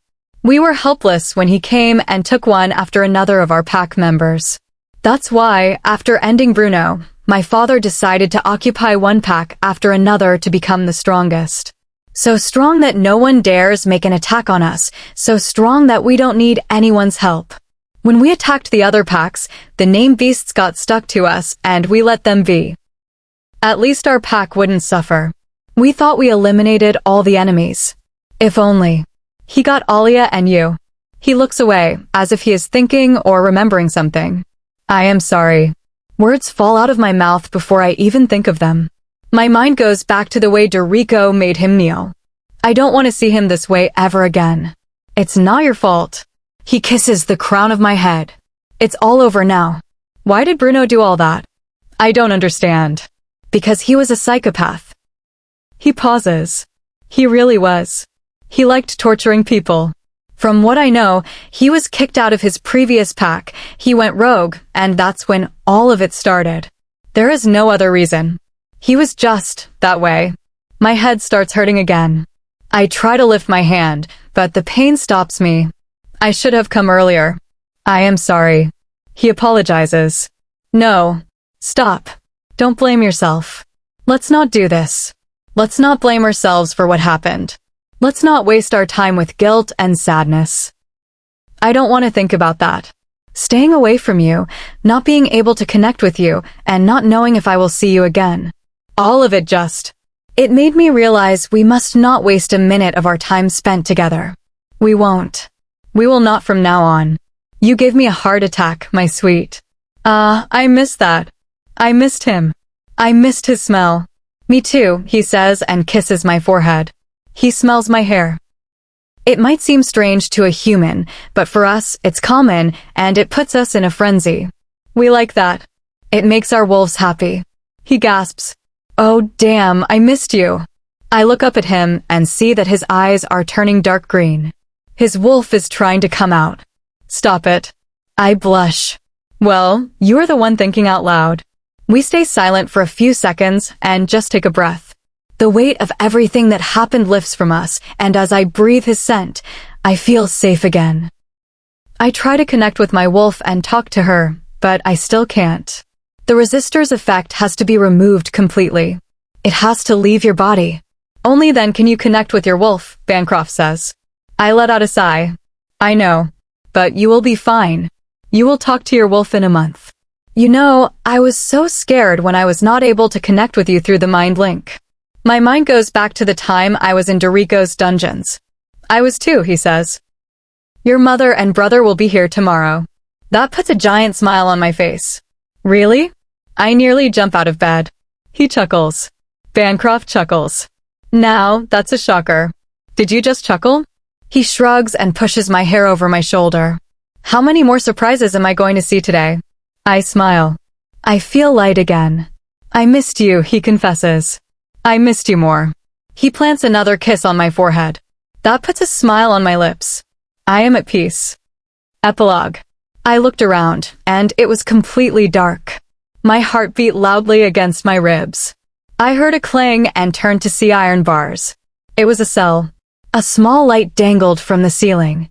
A man sat on the floor, his knees to his chest, his head resting on them. As I walked toward him, I saw chains around his ankles and wrists. There were wounds on his legs, and dirt covered his body. His hair was disheveled. Once I reached the cell, I knew who it was by his scent. My heart stopped. Bancroft, I called him. He lifted his head, his eyes widening as he stood up. I gasped as I took in his appearance. There was dried blood on his chin. His right eye was bruised. His chest was covered in wounds. Oh my God. He came to the bars. You should leave. No. Go. I am not leaving you here. Leave before he comes back, he said aggressively. What did he do to you? Suddenly, we heard footsteps. I looked behind me to see Dorico standing there with that terrifying smile. I knew you would come. He took another step toward me, and panic seized me. Wake up, my sweet. I heard Bancroft's voice. I opened my eyes and sat up straight, gasping like I had been drowning and was just pulled from the water. I felt Bancroft pulling me against his chest, and I leaned into him. Another one? He asked gently. I nodded. You are strong. I chuckled weakly at his words. Tears filled my eyes. I am not. He ran his hand through my hair. You are. You just won't admit it. You didn't let him break you. You never gave up. You are what makes me strong, I said, looking up at him. He kissed my forehead, and I lay back against his chest. It had been a month since I returned to Bancroft. The nightmares were slowly becoming less frequent. Mom and Mika were here, helping me get through things. Jameson and Alia were here too. Alia was in a bad state. Nobody was allowed near her except Jameson and Bancroft. She wouldn't accept anyone else. The fear in her eyes made our hearts ache. I could only imagine how Bancroft and Jameson were feeling. Jameson brought her here because she had lived here longer than in her previous home, and it felt safer for her. The doctor said it would take more than 2 months for the effects of the drugs to wear off completely. She shivered and whimpered if anyone raised their voice. Jameson and Bancroft were being as gentle as possible. She hadn't spoken a word yet, only letting out whimpers and sobs. She wouldn't eat, sleep, or drink unless told to do so. It showed how much control had been exerted over her life. The physical wounds were slowly healing, but the psychological ones would take years. Bancroft tried to balance his time between me and Alia. I told him to focus on her. She needed him more. Mom and Mika helped Jameson take care of her, and the pack members were kind to us. I reconnected with my wolf a week ago. Bancroft took me into the woods, and we ran together in our wolf forms. It made me feel alive again. For the past few days, everyone in the house had been gentle. We were having meals together. Alia only came out of the room because Jameson asked her to. She wouldn't say no to anything. The first day, she sat on the floor at the dining table, which shocked us all. It was a conditioning response. Jameson has been incredibly patient. Once Alia sleeps at night, he goes into the woods in his wolf form to let out his frustration. Seeing his mate like that was breaking him. Occasionally, I saw Bancroft and Jameson talking. I was surprised to see Bancroft so relaxed with someone other than me. They looked like friends again. I smiled at the thought. Josiah was released from the cell at my request. He had risked everything to save his brother, who Dorico was holding. I might have done the same in his position. Josiah had risked his life to get me out of there eventually. Josiah and his brother, Robin, came to visit me 2 weeks ago. Robin, a little kid, had been through so much. He opened up a little to me, even sharing a piece of candy. Today, I invited Josiah, Robin, and Jacob, our beta, for lunch. We were getting everything ready. I was working in the kitchen. Mom didn't want me to, but staying idle only made me think of the past. Bancroft was out for a run and would be back soon. I set the plates on the table. We're set, I said. Mika came in and looked at the dishes. So, which one did you cook? The pasta, I said cheerfully. He nodded slowly. We heard footsteps, and I knew from the scent that it was Bancroft. Bancroft's here. I turned to find him. He looked fresh, wearing a black shirt and green shorts. He ran a hand through his hair. He looked good. He smirked at me, and I blushed. He came to us, and I hugged him. Lunch is ready. Nice. I missed you, he said, kissing my forehead. Josiah and Robin will be here in a few minutes. Good. Shall we call Jameson and Alia? I will get them, Mom said, walking out. So, what are today's specials? Bancroft asked. Egg sandwich, noodles, salad, bacon, and pasta. Yeah, I wouldn't eat the pasta if I were you. I want to live longer, Mika teased. I threw a napkin at him, scowling. She cooked it, he said, catching the napkin. Bancroft smiled. You have to eat it. I made it for you, I told Bancroft. May the moon goddess have mercy on you, Mika joked to Bancroft. I will get you for that, I said, but Bancroft held me close. Josiah and Robin arrived just then. Hey guys. Josiah greeted. Alpha. Hey Josiah. Hi Robin. I pulled a chocolate from my pocket. Here. Want to share? He nodded. We all started talking, and Mom came back into the kitchen with Jameson and Alia behind her. Jameson was holding her hand. She was looking at her feet. Bancroft introduced them. This is Josiah and his brother Robin. Robin, busy eating the chocolate, looked up. He looked shocked when he saw Alia. She still hadn't looked up. Robin let go of his brother's hand and went to hug Alia's legs. She gasped. We were all stunned. Ollie, he said. Jameson was about to pull him away, but stopped when Alia put her hand on Robin's head. Tears filled her eyes. Bancroft and I looked at each other. I missed you, he told her. Robin. How do you know her? Josiah asked, kneeling to meet his brother's eyes. Dorico, he said. She stopped him when he was hitting me. He hugged her again. So that was how he knew her. They must have met in the dungeons. Tears rolled down Alia's face, but she looked relieved. She stood there stiffly, her hand on his head. Jameson clenched his fists as he saw the interaction. Josiah pulled Robin back gently. That's it, Jameson said softly. He picked her up in his arms. She closed her eyes, looking scared. Give us a minute. He took her upstairs. He was a monster, Josiah said quietly. Let's not talk about him, I said. He affected our lives when he was alive. Now that he is gone, don't let his memory affect you. Let's focus on love and the people we love. Spoke like a true Luna, Jacob said, coming up behind us. She is right. We all sat around the table. Jameson and Alia soon came back down. Alia looked much better. She sat beside Robin, and Jameson sat beside her. For the first time, we saw her smile at Robin. Thank you, Moon Goddess, I heard Bancroft's thoughts. Let's start. I am hungry, Mika said, breaking the tension. Go easy on the pasta, though. Laughter broke out around the table. Jameson put food on Alia's plate, and Bancroft did the same for me. Alia helped feed Robin. Everything felt normal. I knew the healing would take time, but we would get there. It is, Bancroft said, reading my mind. He brought my hand to his lips. It is, my sweet. I love you, his voice sounded in my head. I love you too, Bancroft. He was my strength, my support, my rock. You were my biggest strength and my best blessing. His voice resonated in my head again. He was right. This was just the beginning.